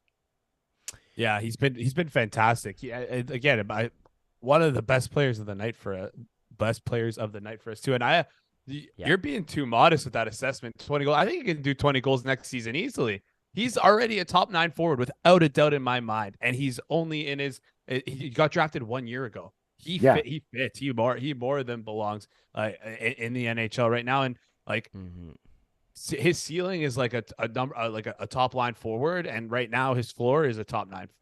I I hedge because I went hog wild for Nick Robertson, and I love that kid, and I still love that guy just because of how fast he skates, right? But he just had some frustrating things like a broken leg and COVID and all that other stuff, and so it really hindered him. I don't want the same for Nyes, but it seems like I don't know, he just has a good vibe about him, and I always want to hedge when it comes to rookies, just because I think that's fair to them. You know what I mean? And I think it's fair to the fan base to expect that as well. Like, hey, just let him cook. You know what I mean? Let him cook there, and within a year, if he gets more, great. If it turns out to be like a Bunting situation where he's a 45-year-old goal, rookie or something like that, so be it. But at the same time, I'd like to see. I like what I'm seeing though, as far as assist capability. He had an assist. Was it tonight that he had the assist? Yeah, he had the assist tonight. Okay, First goal. great. That's fantastic, right? That's huge for a rookie. So let's see a goal. Hopefully a goal in the next series or two if we can make it. So I'm just hoping for good things. So yeah, he's hungry and he wants to score too. There was the play at the end of the game. Last game on the power play, right before he got his penalty, he was smacking his stick on the ice, asking for that pass. Kerfoot looked him off, shot it, hit the post, and then trying to get it again from Giordano. Couldn't get it, but that post shot from Hall, I forgot about that too. Dude. Oh my gosh, that was so that blew my mind. Anyway, did we lose Zack? The ups and downs of overtime? Holy smokes! But I think we did lose Zack. No, I'm reading the chat. No. Okay, good. You were frozen there for a second. I thought I'm reading the chat here. I saw like 6 people say my name in it, and usually they're trying to get my attention when they do that, and I just saw them like go by, and I was trying to figure out what was happening, but sorry, I hope I didn't bring everything to a crashing halt there. My fault. No, you didn't. You're good. They just like skip by on my screen. It was something I had read earlier, but then my chat was refreshing.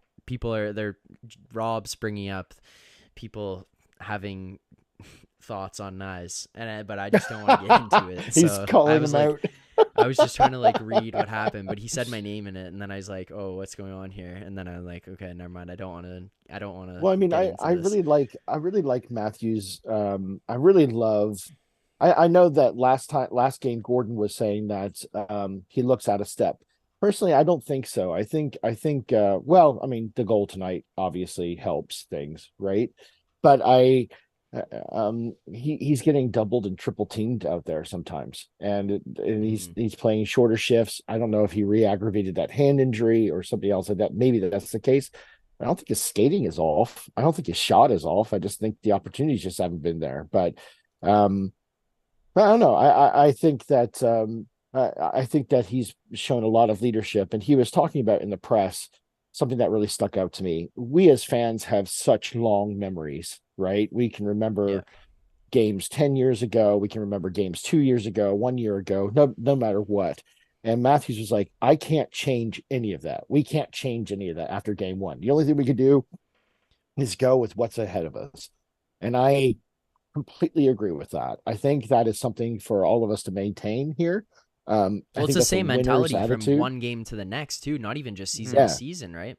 Yeah, I think that's a winner's attitude, right? Especially in the playoffs, because you can't let that last game get you down. But man, I think there is something to be said for momentum, though, in the playoffs. I think there is a force that really does get behind guys and push.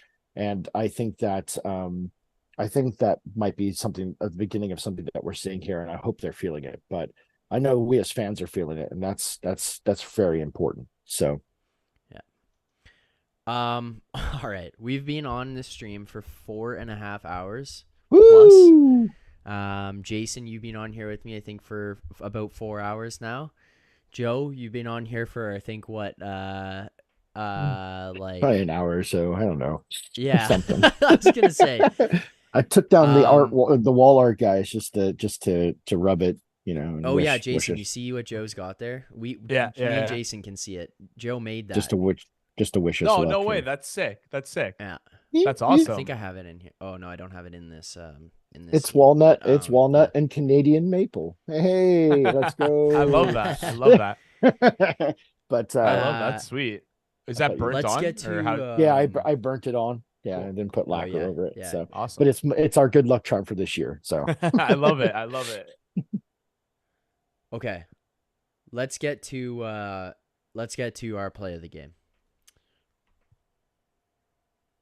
It's gonna give me a hard time. what was your favorite game? What was your favorite play, Deacon? I'm gonna ask my Alright. son here what his favorite play was. Yeah, let's hear it. Does he want to come talk about it? Do you want to tell us? Just stole the puck and just went for it, man. You went O'Reilly knocked it in. Yeah, he knocked it in, just went for it. That- O'Reilly's gonna go down in history. That's true. My Absolutely. oldest son Deacon is here, and his favorite play was when O'Reilly knocked it in at the end of the third. I think that To should be tie the it? play of the game. Yeah, to Yeah. tie it up. So we hadn't seen hard like to a shot argue on with. goal. We hadn't seen a shot on goal for like 10 minutes at that point, and we finally got one, and that was it. And so yeah, that was huge. I know. How about that? You're trailing by 1 goal in the third period of a playoff game. You didn't have a shot for like 20 minutes. Like, what the hell? Man. Yeah. Joe, what's your play of the game? God. I think that second save by Sammy in overtime was my play of the game. I was gonna say that. Yeah. Just it took the wind out of their sails because at that point they were starting to make a good push back on us, and then he made that second save, and then they kind of wilted for the rest of the overtime period.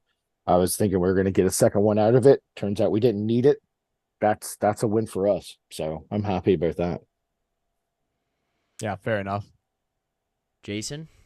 I mean, I was gonna go with the Sammy save, but I think you have to give it to Morgan Riley. Listen, if you listen to I do another podcast with the Rink Rat Report, and we do it weekly, and shameless plug there.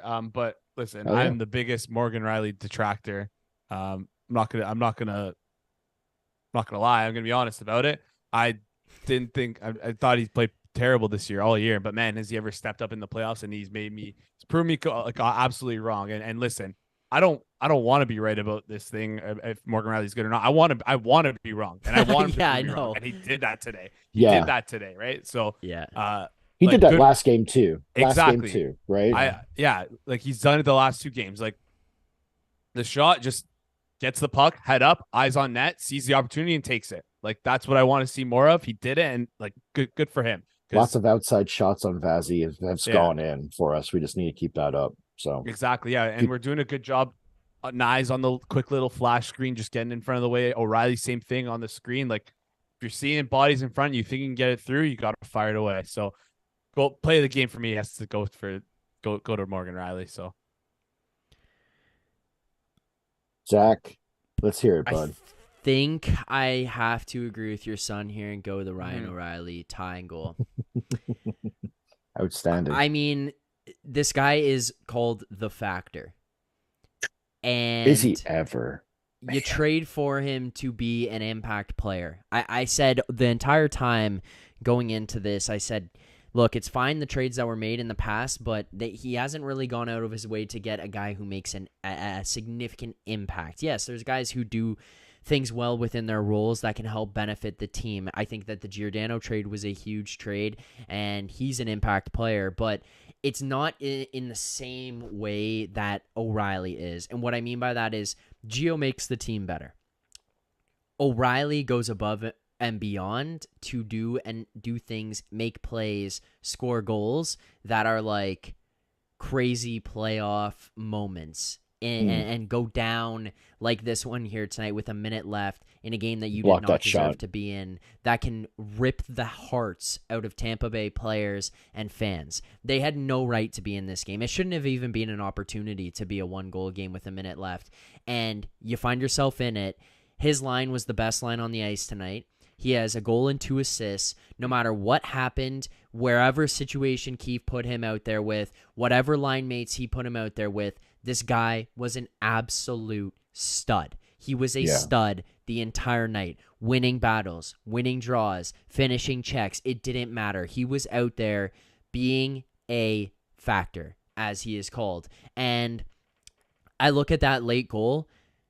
this guy's a playoff player, man. And he elevates in the big moment, in the most important moment. And that was a prime example of that right there. A minute left, you are like Johnny on the spot, which I mean, I can't say that because Tavares, but like you're in the slot with an opportunity, and that could have easily been something we looked at tomorrow and said, well, they didn't deserve it, but they had that late chance. No. They didn't deserve it, and he buried, and he sent it to OT, and then guess what he did in OT? Wins the draw with whatever, I don't know, 55 seconds left, goes to the front of the net, creates a screen, shot comes through, goal. And it's like, this guy just does playoff things, and he's a playoff player, and that goal late was a playoff. That was a playoff, like, moment. Something you will look at as Leafs fans and say, you remember that thing that happened? Because how often over the last 7 years have we taken away a positive? Yes, obviously we've had all these negative things that kind of overshadow them, but like, you can still take away positives. I mean, something that stands out, Kapanen, OT winner against Washington off the back pass from Boyle. I would look at like Trevor Moore hit on Zdeno Chara. Willie's win last year in overtime, with that last shot. Right. Then like the OT claw back against Columbus. Yeah. Right. Okay, so it's like there's a couple of ones, but it's been a lot of disappointment. And this is one you're going to remember. Yeah. Exactly. Yeah, and this is one you will remember. And that, to me, that was the play of the game. I'm in love with the player. I think the stupidest thing Keefe could have done was start him on the second line in game one. It's been incredible since he put him. Like, that guy can drive a line, dude. You don't need him out there with John Tavares and having them play together. He can drive his own line. Absolutely. Put him with Matthew Nyes, and all of a sudden Matthew Nyes is one of your best 6 players as well. It's like, well, Jesus. I wonder why, like, Just he has such good leadership coming from guys who just get it done, right? And every year we hear the same thing. Oh, the top guys couldn't get it done. We're not hearing that this year with good reason. And I think that O'Reilly is a factor in that. You are absolutely correct. That dude in a room, man, right? I wanted to run through the wall for the guy when he first came to us, right? So I 100% agree with that assessment. I think he is just a huge pickup for us. So, and not that I don't like JT, I love him, but man, I think just O'Reilly has that voice in the room that's a little bit different. So I think that's good. So I got to read this to people. Yeah. Just that little trophy, no biggie, I got to read this for people. Jason, I don't know if you just saw that come through. We both got that message there, I think. Here's the Chris Johnson tweeted. Here's the full quote from Sheldon Keefe on the Stamkos Matthews fight and his view that Tampa Bay Lightning were manipulating the officials. So I'll just read this quote because this is interesting. Let's get into this before we get into our grades. I think this is a big, important piece from what happened tonight, and we talked about this on the stream. Jason, do you remember who brought it up when it happened? Was it Craig Harrison? I think it was Craig Harrison. I think so. I think it was Craig. Yeah. So the fight itself, this is the quote from Keefe. The fight itself, that's a classic example of a veteran championship team like Tampa Bay manipulating the officials and taking advantage of a situation, right? I mean, they know that we're basically already going on the power play because of the Kucherov situation, so it's a free-for-all. They can do whatever they want, and they just know that the way the games get called, they're not going to get another penalty. I mean, you watch that sequence back and say that we shouldn't get a 5-on-3. The official's literally holding Steven Stamkos with one arm, and his other hand, with no glove on, is punching Austin Matthews. Not the linesman. The referee who calls the penalty was holding Stamkos while this was happening. Credit to Tampa for recognizing that situation. It's a free pass to do what you want. Not only do they get out of it unscathed, but they take Matthews and O'Reilly with them to the box. Brilliant play by the Lightning there. That's what we said. That's what Craig had said. Like, that was what was speculated here when it happened. But it's been said the last couple of days that Tampa is a good team, but they're a better greasy team than they are a 5-on-5 hockey team. Yeah, and I think that's true. They know exactly how to work the system. They're just like Boston is. oh, we just got something set against us. Great. They're not going to call. They're not going to call anything on us until they call something on the other team. So let's just have fun and do what we want. Tampa does the exact same thing, and they do it. They do it well. So, yeah. Sorry, James. Go ahead. No, you're good. You're good. Jason. I don't want to cut you off, Joe. But yeah, I was just gonna say there's a reason why this team is always first in power play, or sorry, first in penalties in the regular season. They know how to drag people into the mess with them, and then it works for them because they have one of the best power plays in the league. Listen, Kucherov is a fantastic player. I'd argue he's literally the best power play. Oh dear. Oh dear. Now we did lose Jason there. There you go. You're back. You're back.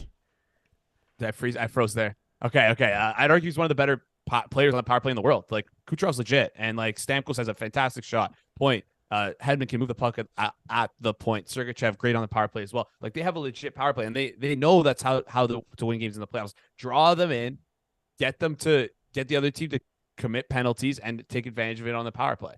But yeah, like it's part of what helped them win cups, honestly. Yeah. I mean, they knew what they were doing. In that spot, Kucherov jumps in there. They're getting a penalty very obviously. And Kuch was throwing fists before the whistle even blew, right? Yeah. I mean, yeah. I mean, anyone could see, even if you're way behind those two, that he was on his knees a quarter of away from the boards before he hit the boards. So there was enough friction there. It wasn't, I know they had some speed going, but it wasn't like he did it on purpose. There was no malice. It wasn't he was shoving him or anything else like that.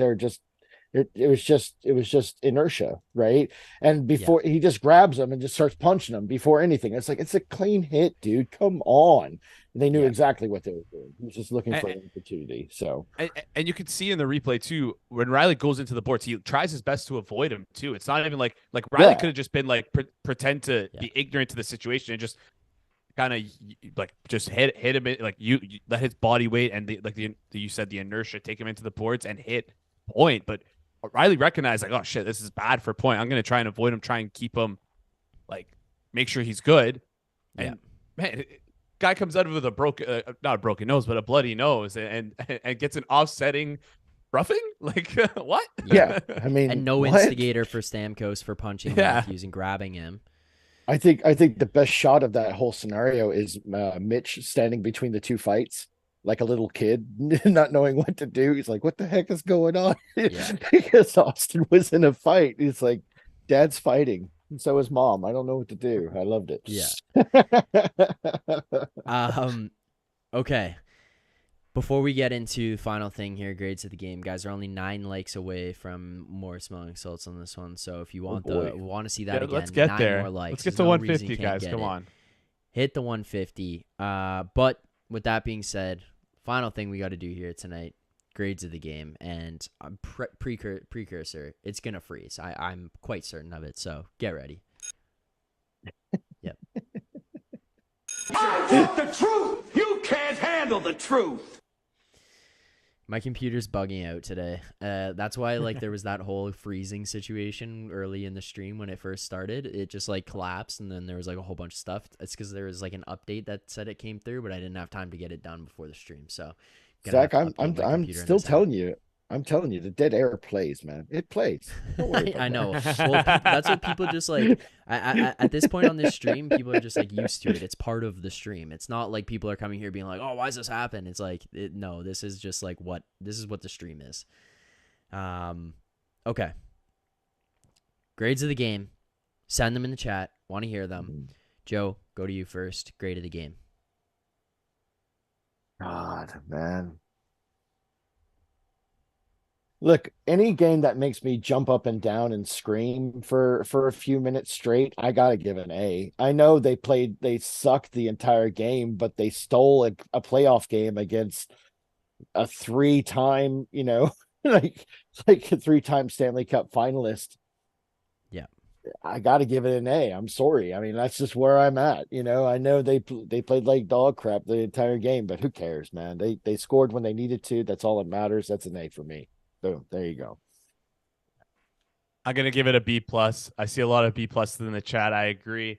I want to leave just a little bit of room for improvement for the boys because That's fair. it's like you're a teacher when someone writes a good essay but has a couple spelling errors. You don't want to give them that A because you know that they could do so much better, right? So you still give them the proper grade. This could have been an A game, but like let's get those improvements in and we'll be good. We'll be getting A pluses next game if we can do that. But Roger, man, Joe, you're absolutely right. Though. Like I don't overall as a game, it was so much fun to watch. Like holy smokes, like I was all over the place. You saw me on the street going nuts, yelling at at my screen. Like it was great. It was great.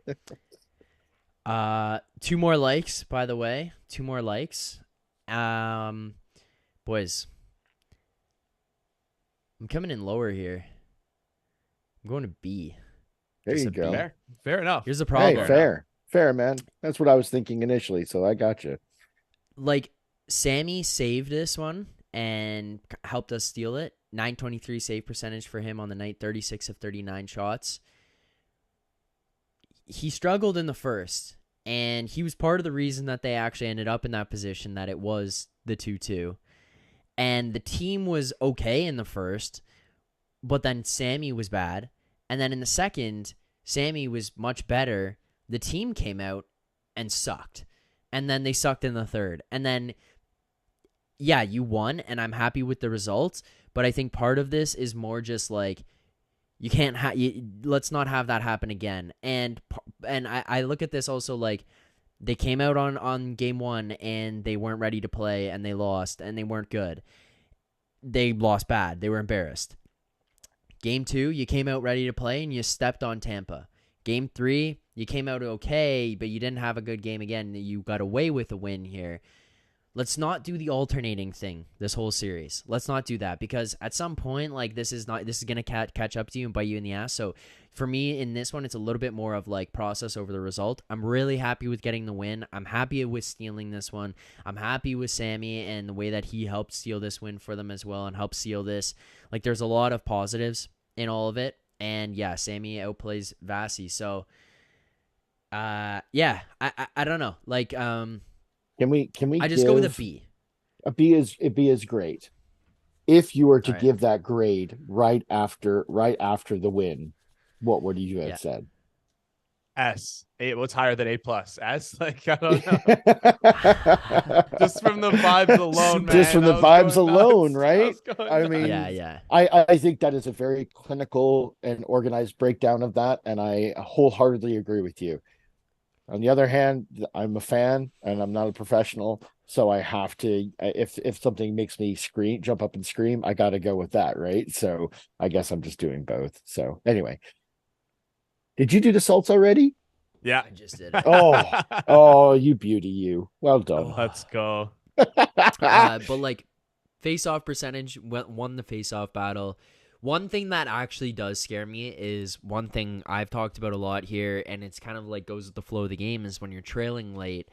It's something I've used almost like as a crutch with the Leafs team of like, oh, they're winning this game. That's why the other team generated so many chances and had all these shots, is because the other team was pushing so hard to get the win. Well,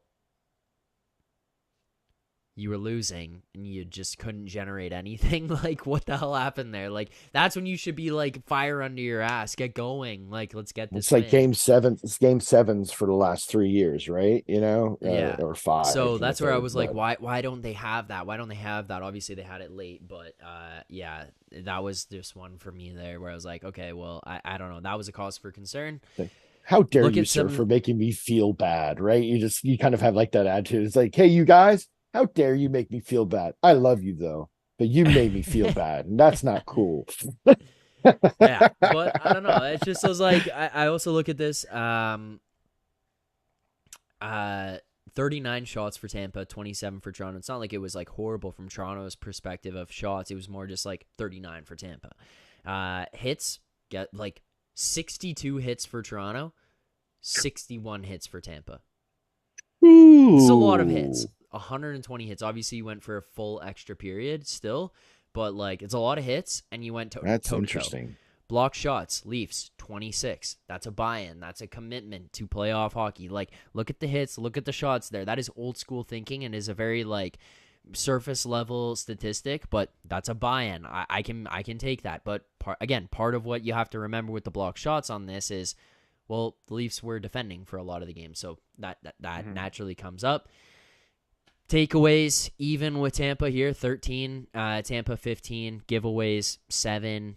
This is all according to ESPN. I'm just pulling these stats. These are available to everyone. 7. Tampa 9. Power play 0 for 3. Penalty kill 3 for 3. So remember to, when we break that down, when you look at that number tomorrow and people and look at it and think about it, 0 for 3 on the power play. The one power play also involved Morgan Rielly, Austin Matthews, and Ryan O'Reilly sitting in the box at the same time. Like all three of them. And how many power plays did Tampa get? Because I'm pretty sure they got more than we did, didn't they? No, it was 3-3. It says 3-3. No kidding. Oh, well, that's a surprise. Anyway. Yeah.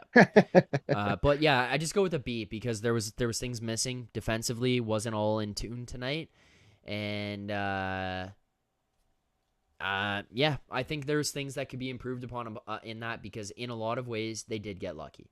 Like they did get lucky. So I'll take it. I'm happy with it, but that's where I'm at with that. So those are grades of the game. Joe, I appreciate you calling in. Can I plug my Twitter, if that's possible? Yep, go for it. I pretty much all I do is talk about hockey on Twitter most of the year. So if you guys want to follow me, I'd love to have it. I'm at Vintage Joe Hill. It's all one word. And I'm followed both of you guys already, but I'd love to get more friends on Twitter as much as I can to talk hockey, especially Toronto Maple Leafs hockey. And I know I've never done that before, but since I'm on here tonight, figured we'd do that, especially for the playoffs. So I appreciate any follows I can get there, and I follow back. There you go. Dropped it in the chat for everyone. Okay, so did I. There you go. Joe's Twitter's in the chat. We're Hell all good. Yeah. Yeah, go follow Joe. There you go. All right, Joe, appreciate you calling in. More than welcome to call in anytime. You know that we love you here. I'm seeing someone said 4-3 Avs. I'm watching it right now. It's still 3-3 on my screen. Oh, they're going on a rush. 3-on-2. Gonna have that one spoiled for me. 4-3. Yeah. Okay. There you go. All right. Well, it's my pleasure, and thank you again for having me, James. It's a pleasure chatting with you, and hope to maybe we can do that again soon as well. So appreciate you. Yeah, of course. All right, Joe. Anything you want to say before you leave? Any hot takes or anything? That's a one. Sammy never breaks, and go Leafs, go, Sammy never and breaks. Leafs in 5, baby. So let's do it. Let's go. All right. Thank you, Joe. Appreciate it. All right, there you go. The Queensway Automotive Group hotline. Our guy, legend in the chat, Joe Hill. Appreciate you calling in, Joe. More than welcome back anytime. All right, Jason, let's wrap this thing up. We'll go some couple final thoughts, and then maybe prediction for next game. I feel like we've talked a lot about what went on here tonight, so I don't know if I have any more thoughts, to be honest. I feel like everything has been brought up. Yeah, we've kind of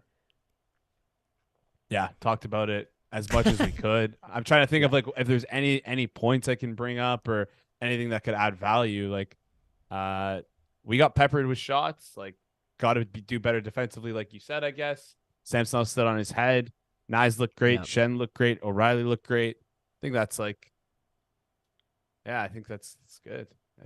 I would agree with this point here by Craig Harrison. There's a lot of stuff that goes on between the players themselves that are like, whatever, we can get mad or happy or whatever with certain things that happen. I can understand that by the way that they're officiated. The one thing that is starting to get actually like absurd, it's actually stupid now. It's happened back-to-back games, and I don't know how it's not called, is the slashing of Samsonov's stick. Mm-hmm. It makes no sense to me. The ref's standing right there. There's nobody else. The puck is right behind the net. Just knocking pucks out of sticks, sticks out of hands is absurd. Like, how is this not... Like, do you know what I mean? It's so obvious and blatant. It's a goaltender, too. I don't get that. I appreciate you bringing that up because I want to give respects to... I want to say it was Achari, but... Achari was going to go after him, but it looked like we had the puck. There was no one in the zone. Yeah. There's no point to even touch Ross Colton there because the second you do something, the refs are gonna call you for it. So smart by them. But I like listen, if that happens one more time where they even like touch Samsonov, I'm gonna grab my skates, get my bag, drive, fly to freaking Tampa, get on the ice myself, and start scrapping anyone who touches our goalie because this just has to stop. Like, because again, like they're really the refs are giving us no choice here, but to like bring it into our own hands. Like I don't know what you want us to do. Like we should be able, like we shouldn't have to fight a guy for slashing our goalie stick. That's just crazy. There should just crazy. Be repercussions from the referees. Exactly. Like that's not like it shouldn't be on us. Like Well, anyways, yeah. Good point. Also, McKinnon is insane, man. McKinnon is insane. This is like, this guy is a monster. Score again? Oh my god! On my little 5-second tangent, and I missed it. Yeah, so that's it for me. Really on tonight's game, I think that's the only other thing that kind of stood out. That's got to stop. Outside of that, we know what we're gonna have to deal with. Oh, here, I'll ask you this: is Keefe getting fined? Ooh, spicy. I don't know. Here's the thing. I want to say no, because he didn't really criticize the officials. He kind of wrapped up the officials' but he's criticism making a mockery of Gary and his NHL. That's true. Gary doesn't like that. He wrapped it up by complimenting Tampa, which Gary also loves. So it's like, well, yeah, that's what I was gonna say. Gary's not gonna be happy that he said that Tampa's manipulating things. Honestly, maybe that might be a bad look then. So I'm gonna say no, just based off of the fines and suspensions in the playoffs.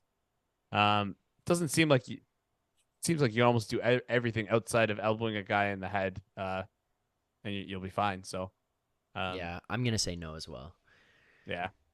I think it'd be a bad look for the league to fine him after that, because I think he was like let him cook, like the Woody meme, let him cook, like where he's spitting facts. Like okay. Any lineup changes you make for next game? No, leave it all the same. Man, I really want Liljegren to draw in at some point, but I just don't. Hall. Listen, Hall wasn't our worst defender tonight. You can't touch anyone else in the lineup. I don't think Shen looked good. So unless the move is Lafferty out 7D, I think that's the only way we can do it. No, I wouldn't do that. But I don't want to do that. I don't want to do that. Like I just don't. Yeah. I need someone to do something. Like if I'm Keefe, I need someone to play themselves out of the lineup at this point. For Liljegren to come in. So yeah, for me, no lineup change. What about you? No, none. I keep this rolling. I know that they didn't deserve to win tonight, but I keep this rolling. This is also the same lineup that throttled Tampa in Game 2. So exactly. Just keep it together. Okay. I think that's it for me. Let's go prediction next game. We might as well. Leafs win. Let's do it. Yeah. I'm gonna piggyback off you and continue the Leafs in 5 narrative. I'm gonna go a Leafs win. It's gonna be in regulation, and I'm gonna go for a 4-2 win. We're gonna get an empty net goal to seal the deal. Taking 2 off Tampa on the road. Okay. We're basically in the same boat. I had that as my prediction for tonight, basically, but I'll go 5-3. 4-3 late. Tampa's pushing. Empty net. Leafs score 5-3. Marner empty net if we want to get real, like, future, look into the magic crystal ball. The Marner empty net. Leafs in 5-3.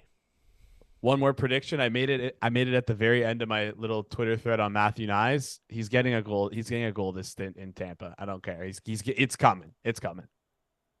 Nyes goal next game. Nyes goal next game.